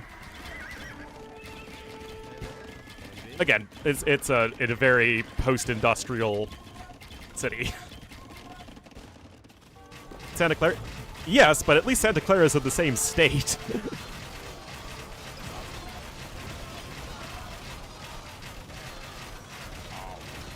Especially since Chicago rips on Indiana all the time.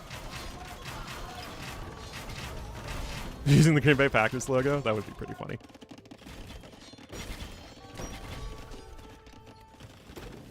Anyway, this is just such a slow and painful death here, but both teams have done such a good job of slowing down their demise in all of the games they've lost so far.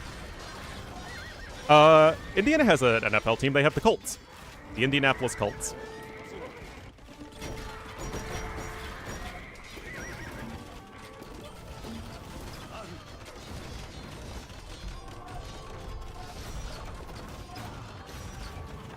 Right next to... I mean, there's... It's like a 15-minute drive, probably, between Hammond and crossing the... I mean, probably less than 15 minutes, depending on where you are in Hammond.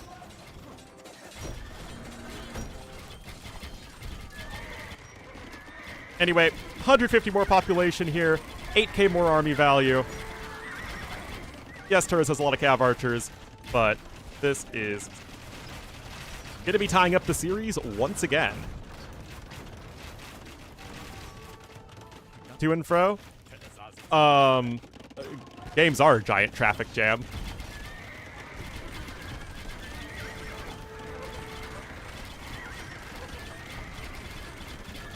I mean, some stadiums are built near public transit. Like Wrigley Field is built right on the L. It's hot today.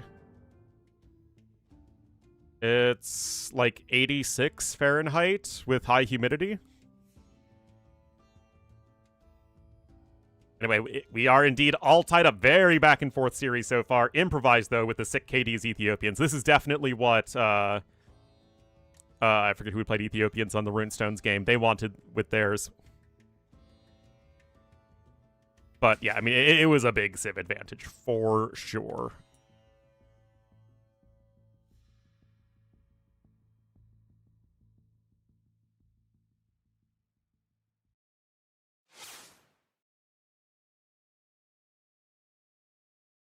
All right, that was Slavs and Ethiopians and Tatars over Incas and Turks and Malians.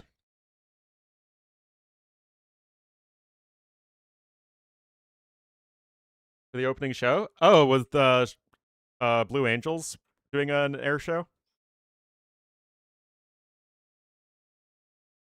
That was actually Germany's home map.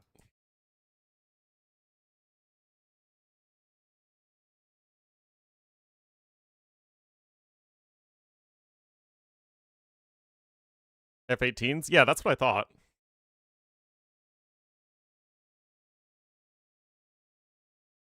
B-52? It is a band. It's also a bomber.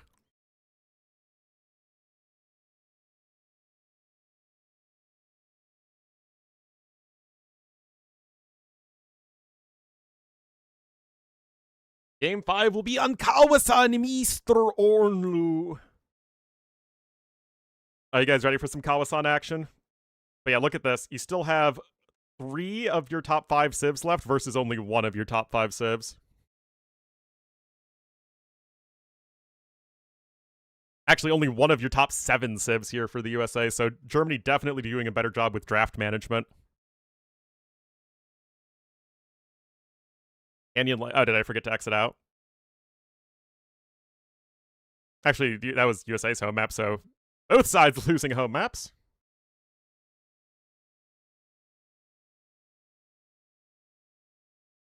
Oh, there you go.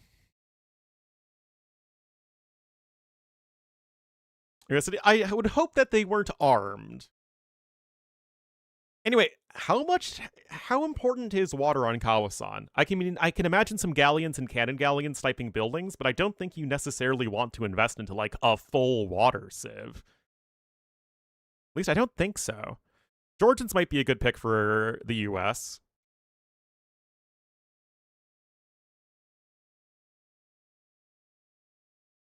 Yeah, I mean, it's like, you definitely want ships sometimes. But Spanish aren't in this pool.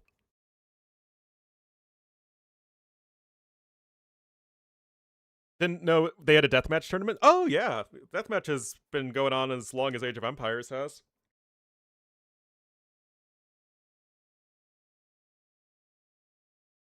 And elite cannon galleons? I mean, for Spanish, yeah. Is that true for other cannon galleon civs?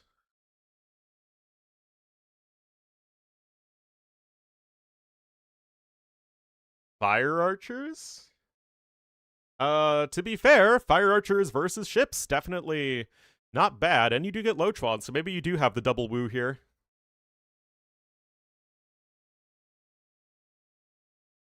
Yeah. I mean, woo aren't a very good civ in general here, so this is probably, if you're going to play them, that's going to be very good. Chinese? Actually, it's the Jurchen Lochuan. Literally the most game-breaking unit of all time.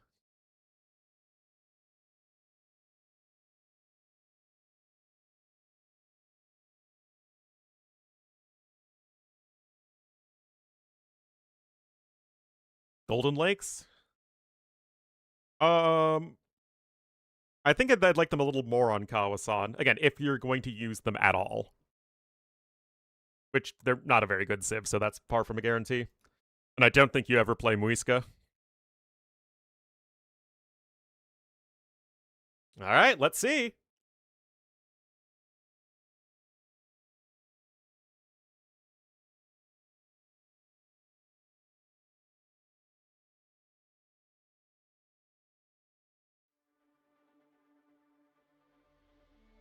It's Kawasan, Mr. Ornlu.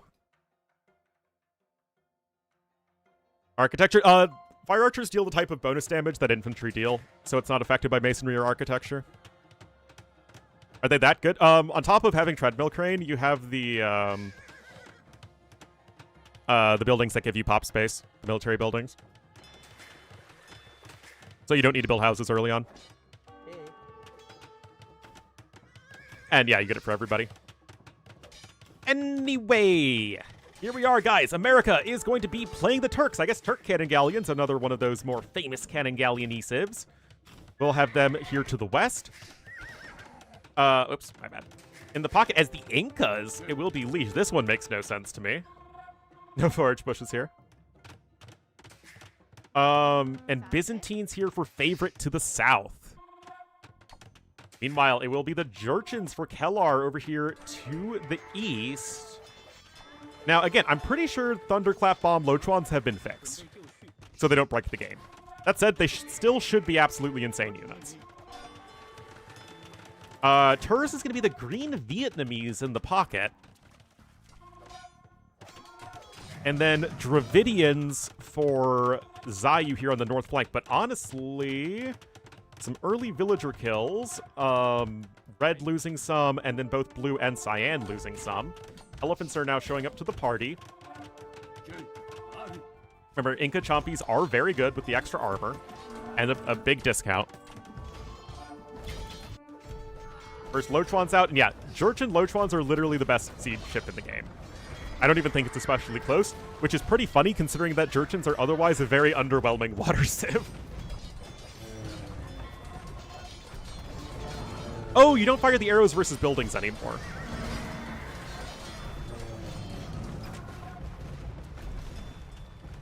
Okay, so they're not as good, but yeah, you can still see how insane they are, and those demo ships are not being very impressive. Anyway, Yuckers are now on the way. That's a lot of Vietnamese elephants, though. That is for darn sure. Improvise has some Cav Archers, but that 420 HP, dude, not going to be tough to, or easy to break. But that's when the Kamyuks come in. But, of course, when the Kamyuks are on the field, that's where the Rattan Archers then come in. And that's also going to be very, very tough because the Kamyuks are the frontline unit. I mean, Rattans are just very good archers at that point. Oh my gosh, the town center has been sniped by the Turk cannon galleons, though, so that's a nice win. That's actually a huge win. You're stuck at 11 villagers right now as blue. Oh, really, really well done there from Improvise. Favorite here? Oh, it's very, very close. Both teams are super good and have been taking games back and forth. A healthy Viper probably tips the scales in favor of Germany, but without Viper, it's not as close. Oh my goodness, the patrol stacking Yuckers. Oh my goodness, those elephants don't stand a chance. Oh my goodness. Oh, the humanity! Camels here as well. More Kamyuks on the way, and right now America is just muscling their way through. I mean, this is still going to be a good advantage here for the Jurchens player to the south, especially with the short rush distance, but at the very least, Byzantines are very good at dying slowly. Backing with banned, not if you... I mean, it's like patrolling back and forth on one tile is banned, but just like patrolling into the enemy on stand ground, absolutely not banned. Anyway, look at this, guys. Those Elephant Archers don't stand a chance against the Kamyuks. This is where the unit is at their best here in the early game before a ton of rocket carts / siege onagers come out.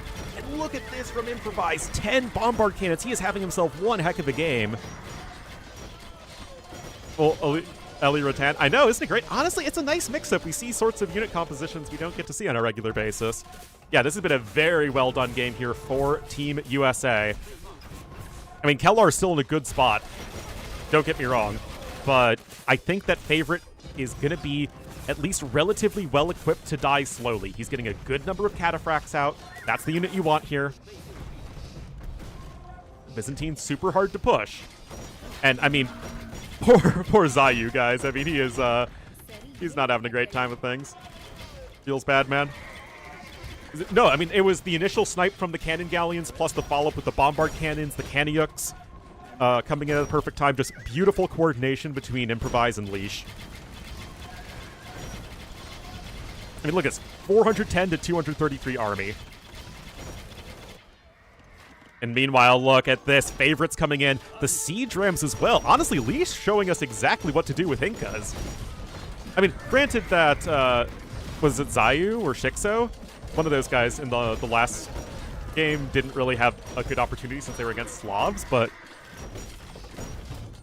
I mean, it's really hard to argue against how well Leash is using a civilization that isn't very good. The Dravidian flank pick? Well, we saw that on Runestones, where you were able to get to the Elephant Archers, but Runestones has a much longer rush distance. And that's the issue with Dravidians, right? No treadmill crane and slow units. So they're just a little slow to get going, and it was so beautifully punished.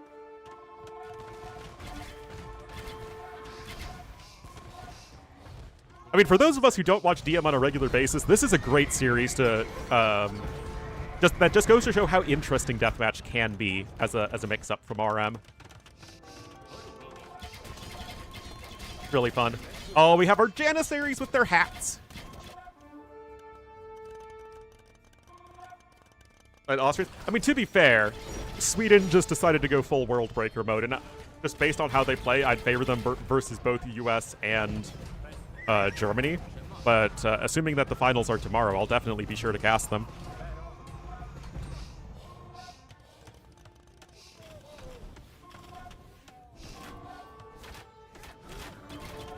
Janissaries getting a little bit of extra damage here, but still mostly the Cav Archer Bass.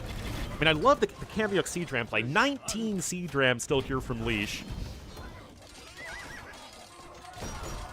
Who loses to Sweden in the final? Yeah.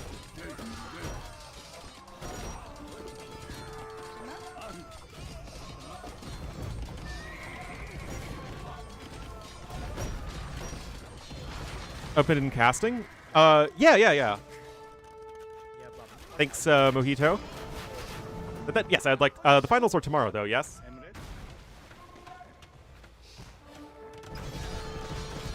Oh, the Grenadiers are all stacking up. The Cataphract trample damage is going hard. Iron Pagodas are going to be good versus Cataphracts in a one-on-one fight, though. Third place match? I'll be covering it.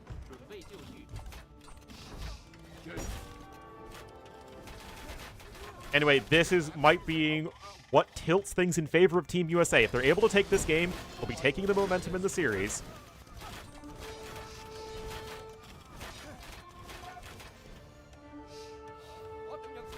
Tan Archer numbers are pretty good, though. I mean, Turs is at max pop. LR isn't too far off from it. Oh, Cataphracts are going in. They're taking out the Trebuchets, but that is a very expensive loss. I mean, Favorite is hanging on as best he can, but that is a very strong army here. And now the Elephant Archer numbers are getting pretty decent. I mean, if you're only going to contribute 40 military at this point, it might as well be 40 Elite Dravidian Elephant Archers. You know, it's like, if you're going to do something, you might as well do something well. Grenadiers from Kellar are going to be very good against the Kamyuks. And right now, the army values are very close. The question is, can you sustain something like this here as Team Germany?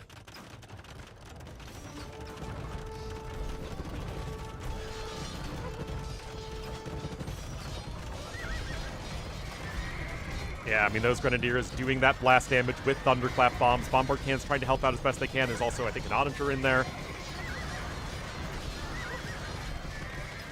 And yet, Team Germany actually has an army value lead. Are they able to turn this one back around? He's still only at 60 population here for Zayu. And I do like Team Germany civs a lot more in the long run. Still, I mean, Favorite, despite his score, doing a really good job of dying slowly. Well, that Trebuchet still alive. A little lucky with the Treb hit there. Leash now top score on his team. Kellar top score in the game. I mean, this is still such a strong and tanky army, and not something Turks especially like dealing with.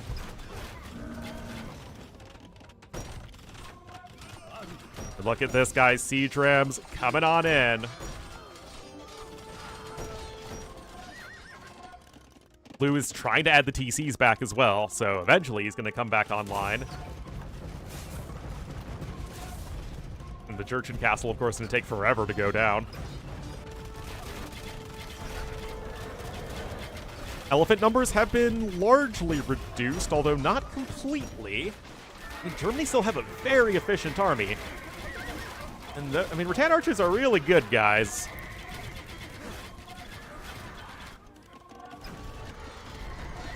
I mean, good old Thunderclap bombs as well, doing its thing. That said, corners, 1, 2, 3 for Team USA. So although you're gonna trade as best you can, it's still not good. There is a very real limit to how much gold you can get. And that's going to be putting Team USA in very good standing going forward. Already making some light Cavisters. Obviously, that's not what he wants to make. And the Kamyuks pop out of the Rams or are coming in with reinforcements. But honestly, there are so many ranged units here as well that the Elephants are going to stand tall. The full Elephant army composition doing work, guys. And Germany take a huge army value advantage. 131 kills on these self-healing elephant archers. The scores are getting very close, and right now Team USA is on the run.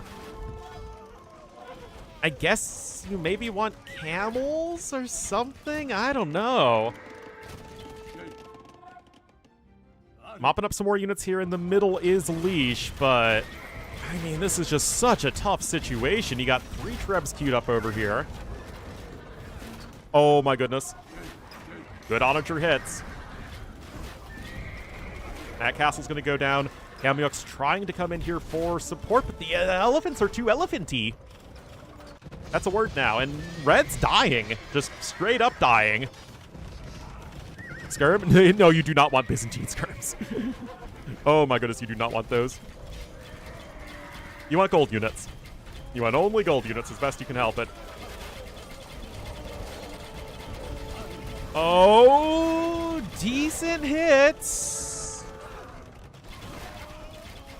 Uh-oh, guys. Everything is completely flipped on its head.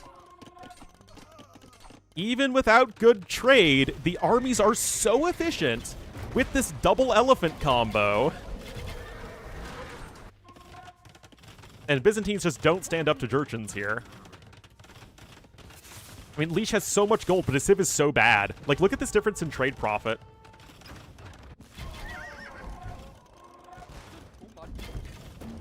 Migrate and vacacious. That's not how Age of Empires works. Alright, got some onagers here for Leash, but this is now getting to be really, really tricky. I mean, again, Favorite's doing a great job of dying slowly. It's just, he is dying.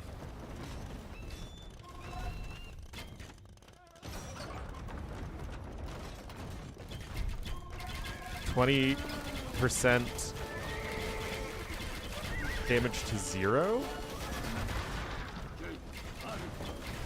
Well, it should be doing 0 damage no matter what from the main Pierce attack, right? Because their base Pierce attack isn't super high.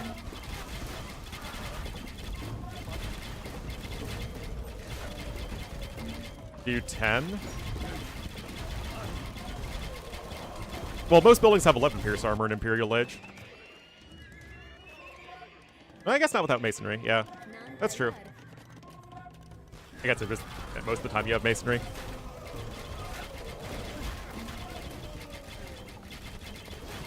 All right.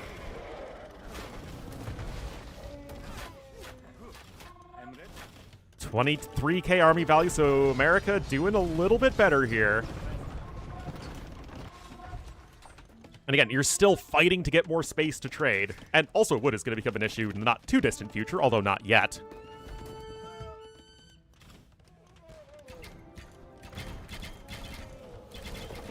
$146 bills, though, so, I mean, Zayu, despite having his entire eco basically obliterated, is actually able to get to where he needs to be. Anyway, back to bombard cannons up over here. That castle's going to have a really bad time. Onagers are huge for Leash. I mean, they need to get some decent hits, but the issue is just it's too much HP on all these elephants.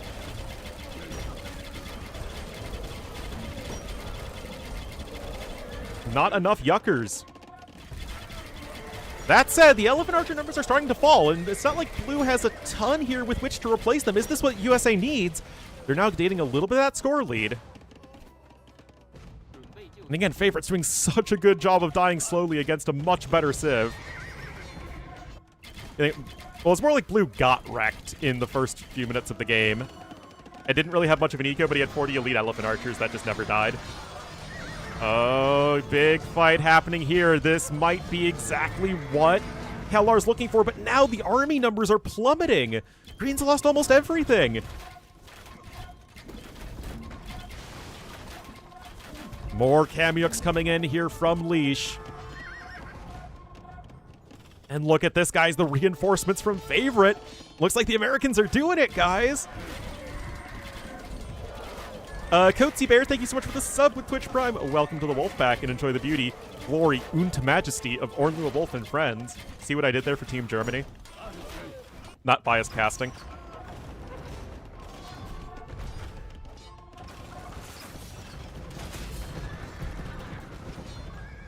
All right.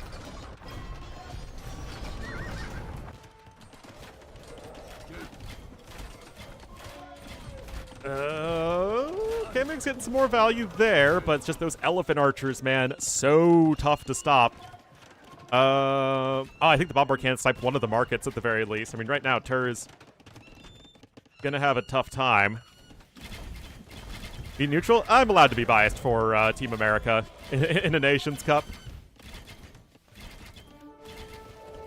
That's only fair.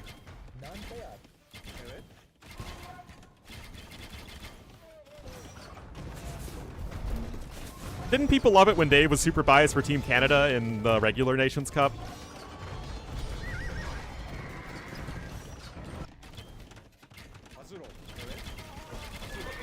Bombard Can's gonna try and get some decent volleys. I mean, it's not like Bombard Cans are amazing versus Elephant Archers, but I guess if you stack them up enough. But the big thing here is the markets going down, right? Limiting the trade options. Wood is still not an issue quite yet, but we're getting there.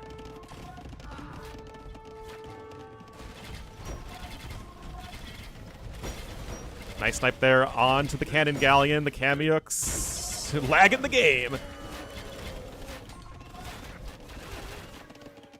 Around double the military numbers right now for Team USA.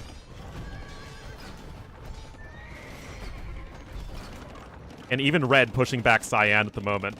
Remember, Red has access to significantly more gold than Cyan, but again, I mean, it's hard to say who's any one player is the MVP because Improvise crushed it in the early game. The mid-game Leash was amazing with the follow-up, and now the fact that Favorite's been able to push back Kellar with Byzantines here is absolutely insane. So all three American players for this game doing super well. Anyway, Grenadiers are being brought forth over here, but that's just going to open things up for Red to go for a counterattack. Now, it's not like Byzantines are the best pushing Civ ever, but you know, even Byzantines will eventually be able to punch through, especially if you're denying a lot of gold income. You can see right here, this castle's going to be very helpful. And you still only have one corner. Yeah, I think Red will eventually want to try and take some water control, but that's still going to be quite tough to do. Anyway, Treb's doing the Treb thing. More siege rams here for yellow. This is where Inca's having at least okay siege is really important, right? You have siege rams with siege engineers, you have onagers with siege engineers. It's not the greatest, but it can get the job done in a pinch. That's exactly the case here. AT West, are you cheering on our American brethren? Because I know I am.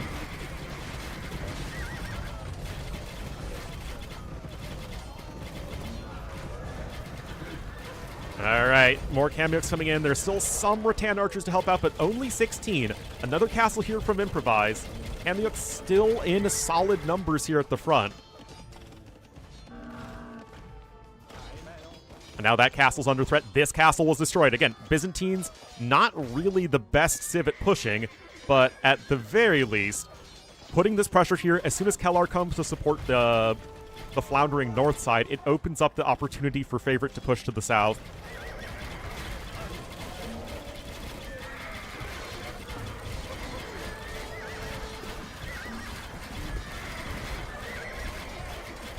And right now, USA looking to be in a great spot here to take game number 5 and give themselves their first lead of the series.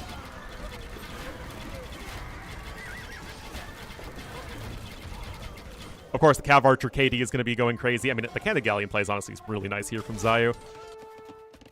Making the most out of a really bad situation.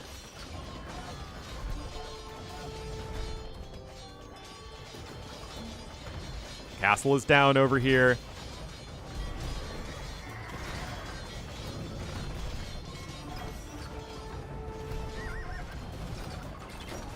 Right now, 100 more population here for Team USA. The artillery bombard cannons are here at the party. You're now making... I mean, Dravidian Imp skirms, though. Pretty sick. But not with all the siege on the map. Terrors, I don't know if anyone's ever had anything against Terrors. Except Fodler. Onager is getting some decent value over there. And... although, again, both teams in this series have done a very good job at dying slowly. and really forcing their opponents to work for every single win. But unfortunately here for Team Germany, this is just not going to pan out in this game. And that will put USA up to match point. Defend him.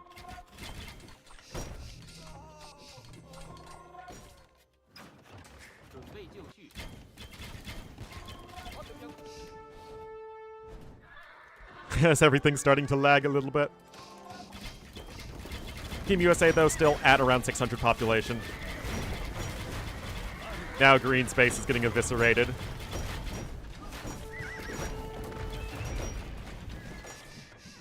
Improvise is trying for another castle. I mean, again, Zayu's trying to do what he can. Yeah, that'll be rough.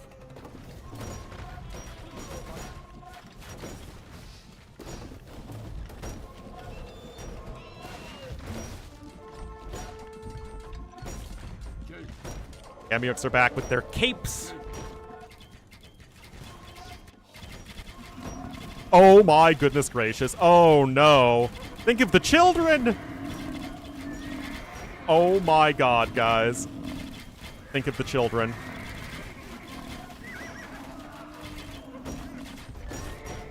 And there is the G to the G as USA now gonna be up for the very first time.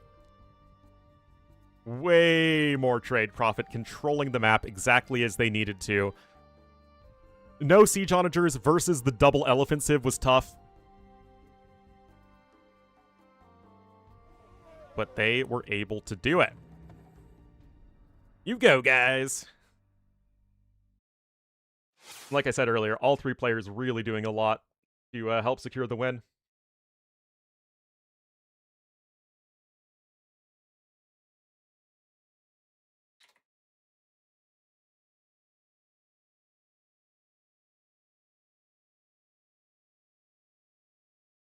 All right, that was actually Germany's #1 home map, so we have 2 maps left potentially, Outcrop and Golden Lakes.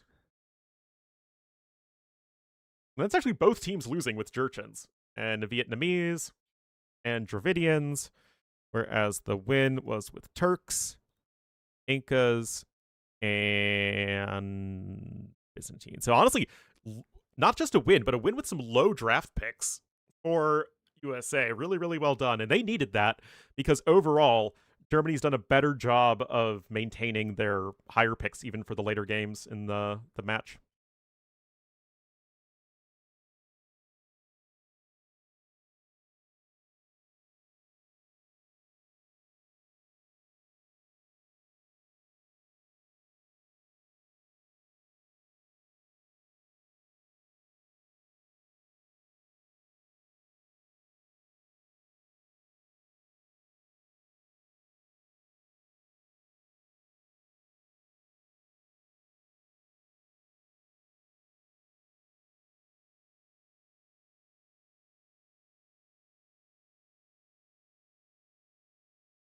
All right. Let's see what the next map's going to be.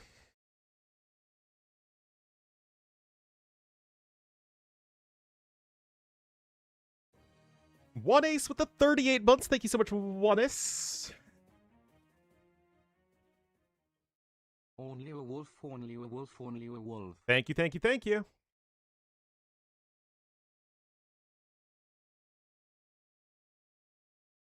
All right, so if the map is Golden Lakes,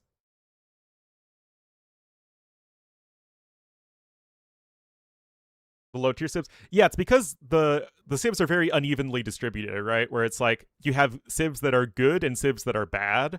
So if you've been using more good civs, you need to eventually get a win with some bad civs. Again, relatively speaking, but it's also about using the civilizations where they're best set up for success.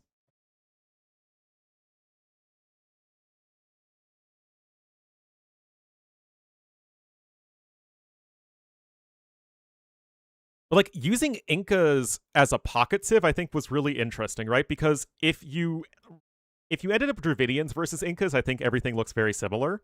But if you got Incas versus Jurchens and they just thunderclap bomb your butt, then you just look like you're completely helpless. And, for instance, Germany used Incas on the flank and just landed them right into Slavs, which was obviously terrible.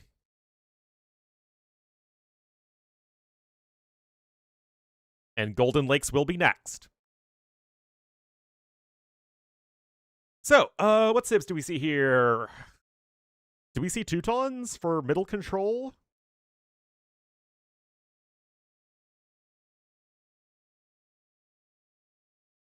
Japanese for Katapuruto? That'd be very good for Team Germany. And then Byzantines? Yeah, this feels like a really nice trio of civs.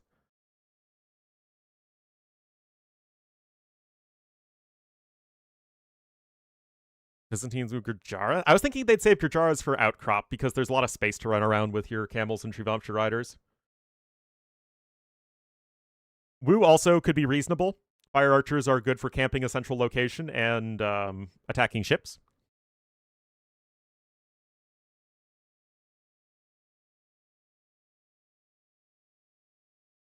You'll have to see, though.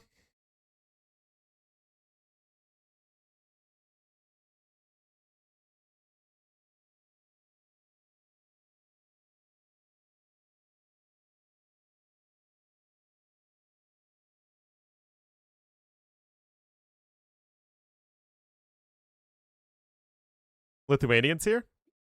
Certainly. Fire archers are good in this very specific context. Very, very specific context.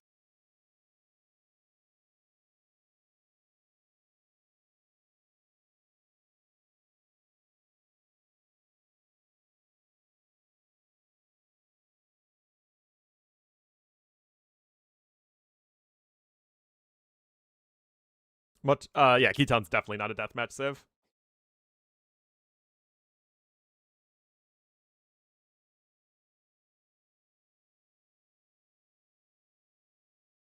An outcrop? Well, Gurjaras are definitely a very highly picked civ. What does it say, Kvaris, below Germany on the scoreboard?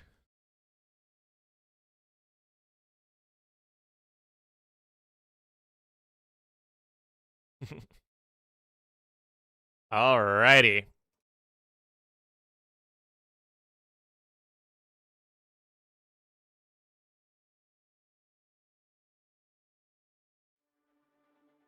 Yeah, if anything, I think Gurjaras are kind of underrated in a lot of settings because they're hard to play. Alright, guys. Oh, this is interesting. One game away from the finals where they would face Sweden. You'll have favorite in the red as the Georgians to the west. I forgot to mention them. They're going to be very, very good here. Leash is going to be the yellow Gurjaras in the pocket, so he will be picking them here. And here on to the east in the purple as the Vietnamese, it will be Improvise. Their opponents will be Team Germany, tournament life on the line. We'll have Kellar in the cyan as the Musica. Just kidding, it's the Muisca. Here to the east of the map. There's the green Gurjaras in the pocket, so double Gurjaras pick. And then Vayu busting out the #1 overall civ, the Slavs. Here to the west. So this is definitely, I think, a very good opportunity here for the German team. Elephants trying to defend right here. The camels, though, for Gurjaras are going to be so insane here. Or Gurjara camels are so good that they actually do trade well versus elephants of any kind. Like, they literally trade efficiently versus war elephants. Georgians here versus Slavs. Now, here's the thing. If you were able to build spawn towers, they only allow stone walls for quick walling. But yeah, if they could build spawn towers, then I think that this suddenly looks like a pretty decent matchup for Georgians. But they can't. It's not allowed. So they're definitely going to be looking a fair bit worse. Anyway, a gajillion castles here for Kellar. Good number of temple guards. Remember, they got buffed recently. I mean, if you're going to use them anywhere, this feels like a good spot to do it. They do get the double bonus damage versus elephant units. A bunch of camels coming in, but camels versus Muisca doesn't really feel very good. And right now, Germany looking really, really strong.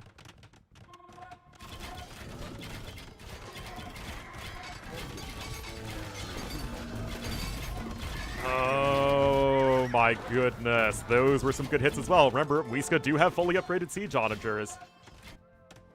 Paris will also be the first person to go for the middle of the map. And this is looking very, very good here for Team Germany already.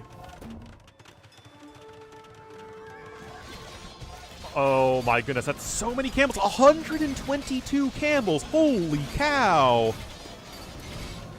Yeah, it's on the new patch. That is a lot of camel per camel. Holy camel indeed. Still, the castles are established, the bombard cannons are coming in, and Vietnamese will look much better over time. And that could be buying the US some critical time here, speaking of which. Players are here. Remember, of course, that the Georgian castles are still extra good. They are cheaper to repair, and they deal more damage with spawn towers. Yeah, keeps are banned, as are bombard towers, as are more than one tile of fortified wall.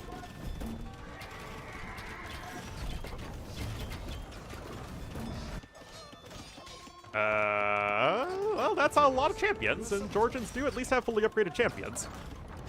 But this push is going to be looking really scary. Army values are still comparable, though, interestingly. A lot of temple guards. Ongo, indeed. Oh, donjons are allowed? Okay. Yeah, I mean, I guess Sicilians would be pretty awful without them.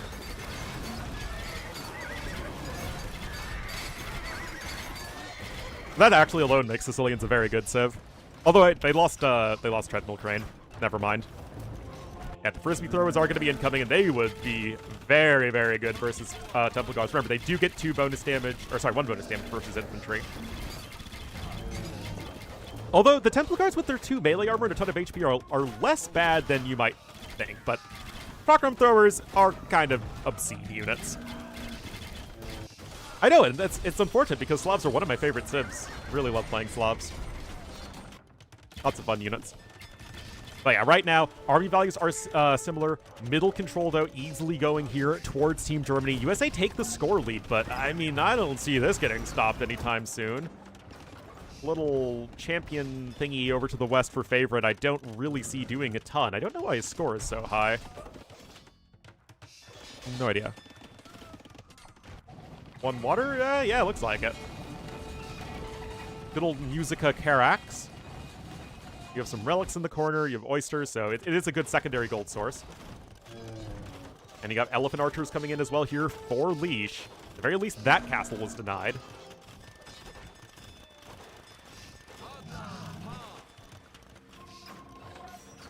Still, the push is continuing.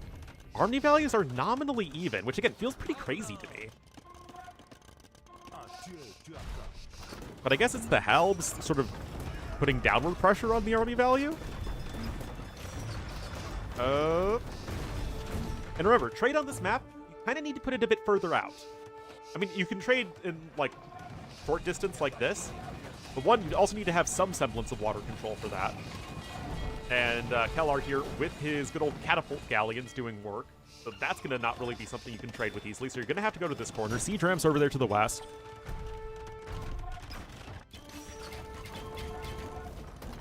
Going C. I mean, you want Rattans, but I think Improvise just thought he could never get to Rattans because he was under so much pressure, which I totally understand. But it certainly is going to come in with the downside. Anyway, Zayu pushing it over here as well. No, they really don't impress me either in this situation.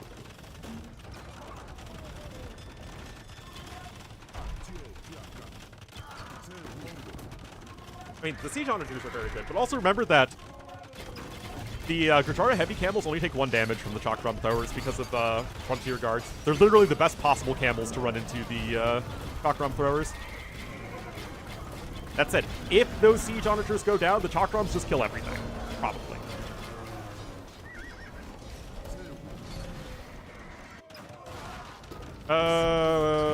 Red's population's starting to look really bad. I mean, having the water, I guess, is nice, but if you don't have any presence on the land, you just can't trade at all. And that is not going to be a game-winning situation. Just ask in the last game, Team Germany. Isn't more dead? Yeah, I mean, keeps would be such a game changer in this matchup, but, well, that's not allowed. Well, I'd say that Leash never really had middle control. It was mostly Turs who got the castle down much sooner, so they're able to strip mine all this.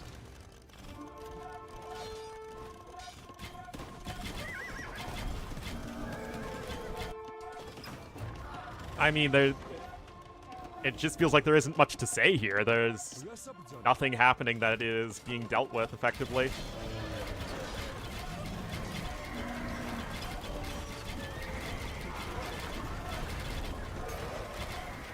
Pairing Muisca with Slavs is super smart, though, because it enables them to build the barracks immediately and get the temple guards out super fast, which helps mitigate the fact that they don't have the mobility of a cavalry civ.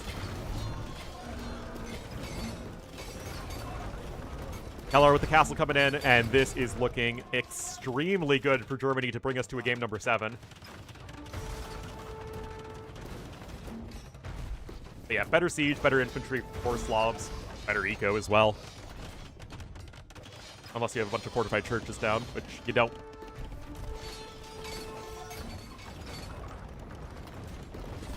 Most decisive game this set? Yeah, probably.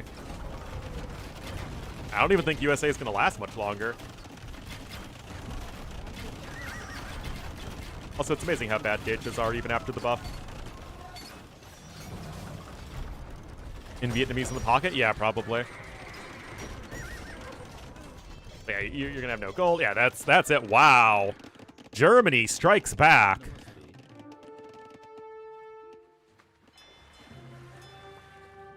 Very, very impressive there.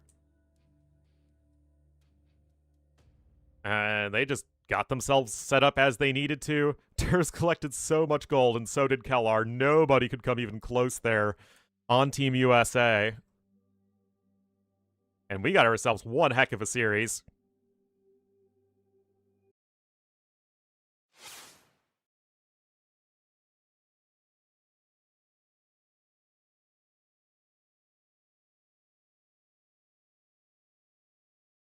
Look at that in a second.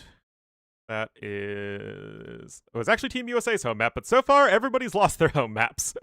Except for Runestones. That was Slavs, Gurjaras, and Musica. And Gurjaras, Georgians, and Vietnamese all losing. That is a lot of top civs. Oh boy.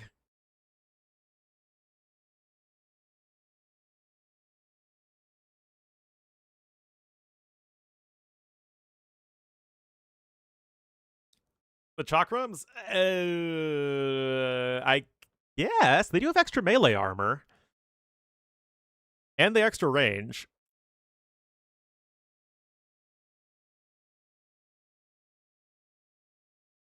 Anyway, map is outcrop. You have Teutons, Japanese, and probably Byzantines.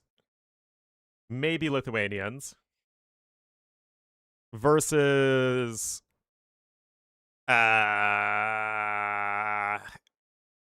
Yeah, you better have a good plan here, Team USA.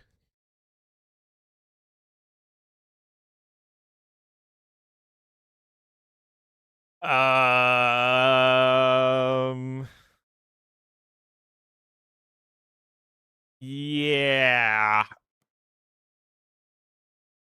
This is why we talk about draft management mattering a lot.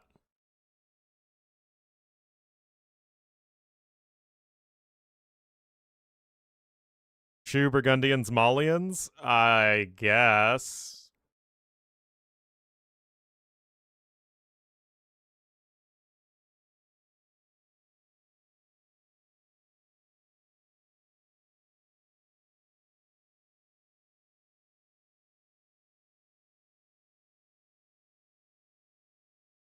I just don't quite see this here for Team USA Civ-wise.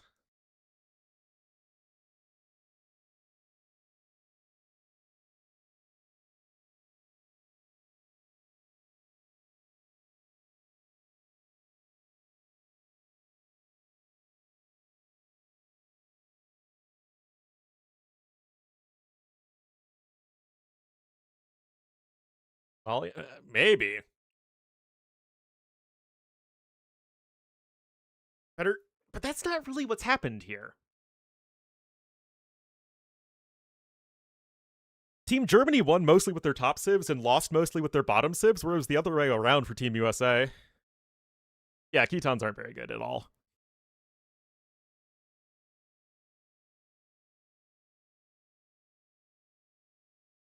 Can rush, but then you fall off a cliff. Especially into what will be Teuton Siege Onagers, or maybe Cataphracts as well.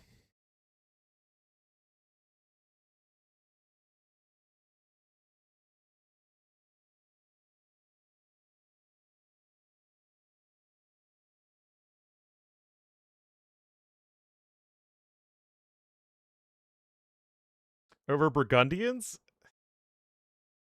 Maybe?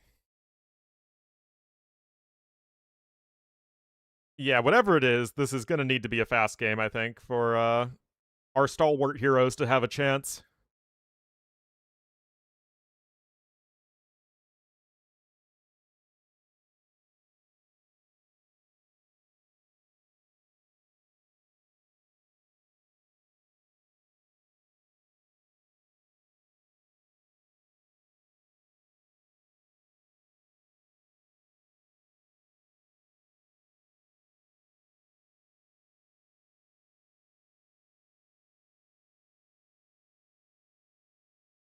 All right, guys. Alrighty.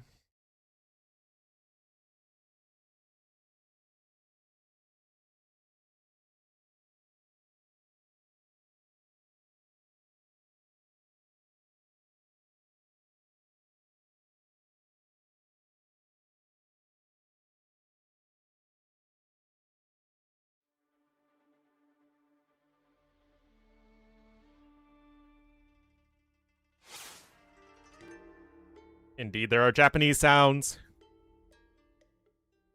Oh! Oh, this is completely different than I thought. I thought everyone was all stacked up. Oh! Oh. Okay.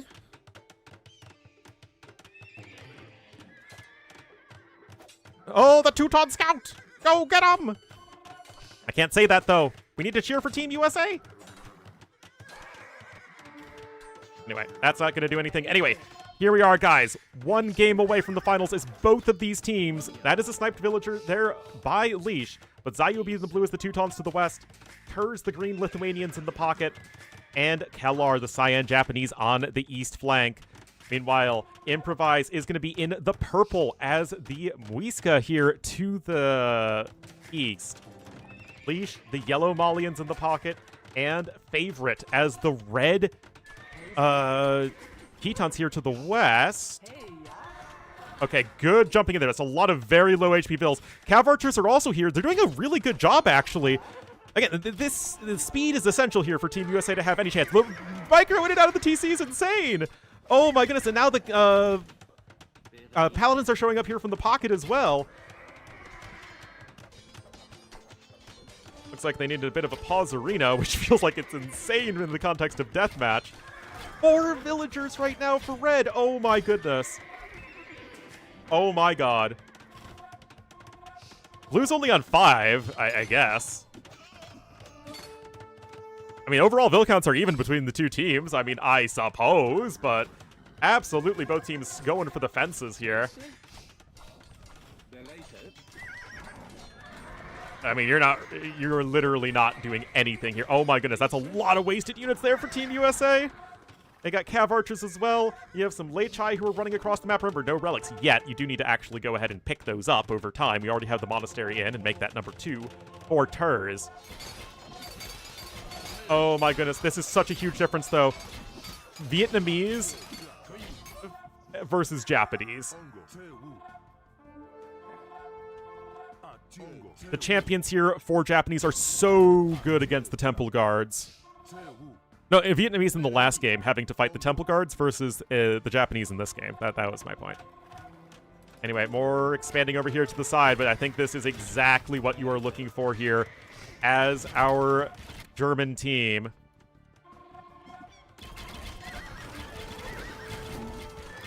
Oh, this I think is getting out of hand really fast. It's only 8 villagers for both red and blue. At the very least, you do have treadmill crane as Gitans.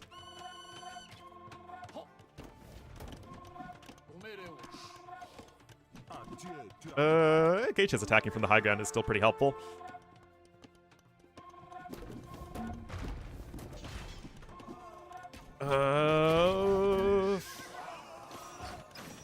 Well, decent SO hits, but that's where Kataparuto Trebs come in. Oh no! Turs!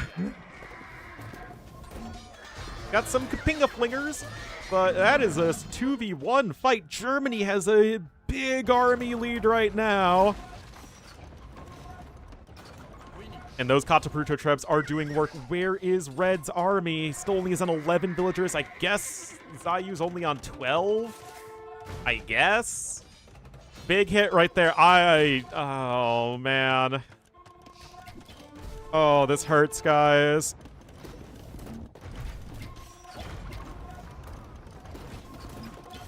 Is there anything Team USA can do here? I don't think so. They just feel so dead. Gonna try and secure some middle map control.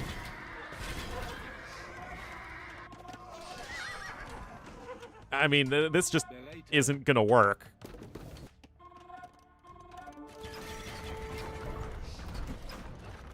SOs need to do some work right now. There are 6 of them on the field. That one doesn't even get a shot off, though. Gauges don't even trade well into Cav Archers. At least I don't think so. Oh my god, purple needs to pay attention. Need some decent hits. Oh no. Fire Lancers not doing anything useful at all. Returs? Is he still on 0? He needs to get those. I mean, he got the monasteries. He just needs to actually go ahead and pick up the relics. This is a decent fight. I mean, you want Liao Dao. Oh my goodness. That's so many siege onagers. I mean, okay, rocket carts are coming in. Oh, man. If you can maybe stabilize here. Fire Lancers? I mean, I don't think they actually beat the Fire Lancers. That said, that's a decent fight here for the Americans. They have a big army value lead at the moment. They just have to shoot back. SO are here. I mean, even without siege engineers, they're siege onagers. Yes, Khitans have siege engineers. It's not over yet, guys. Germany still has a slight Vil lead, though. Oh, man, it would be so awesome if America could win this game. Look at the Siege Workshop wall here from Improvise.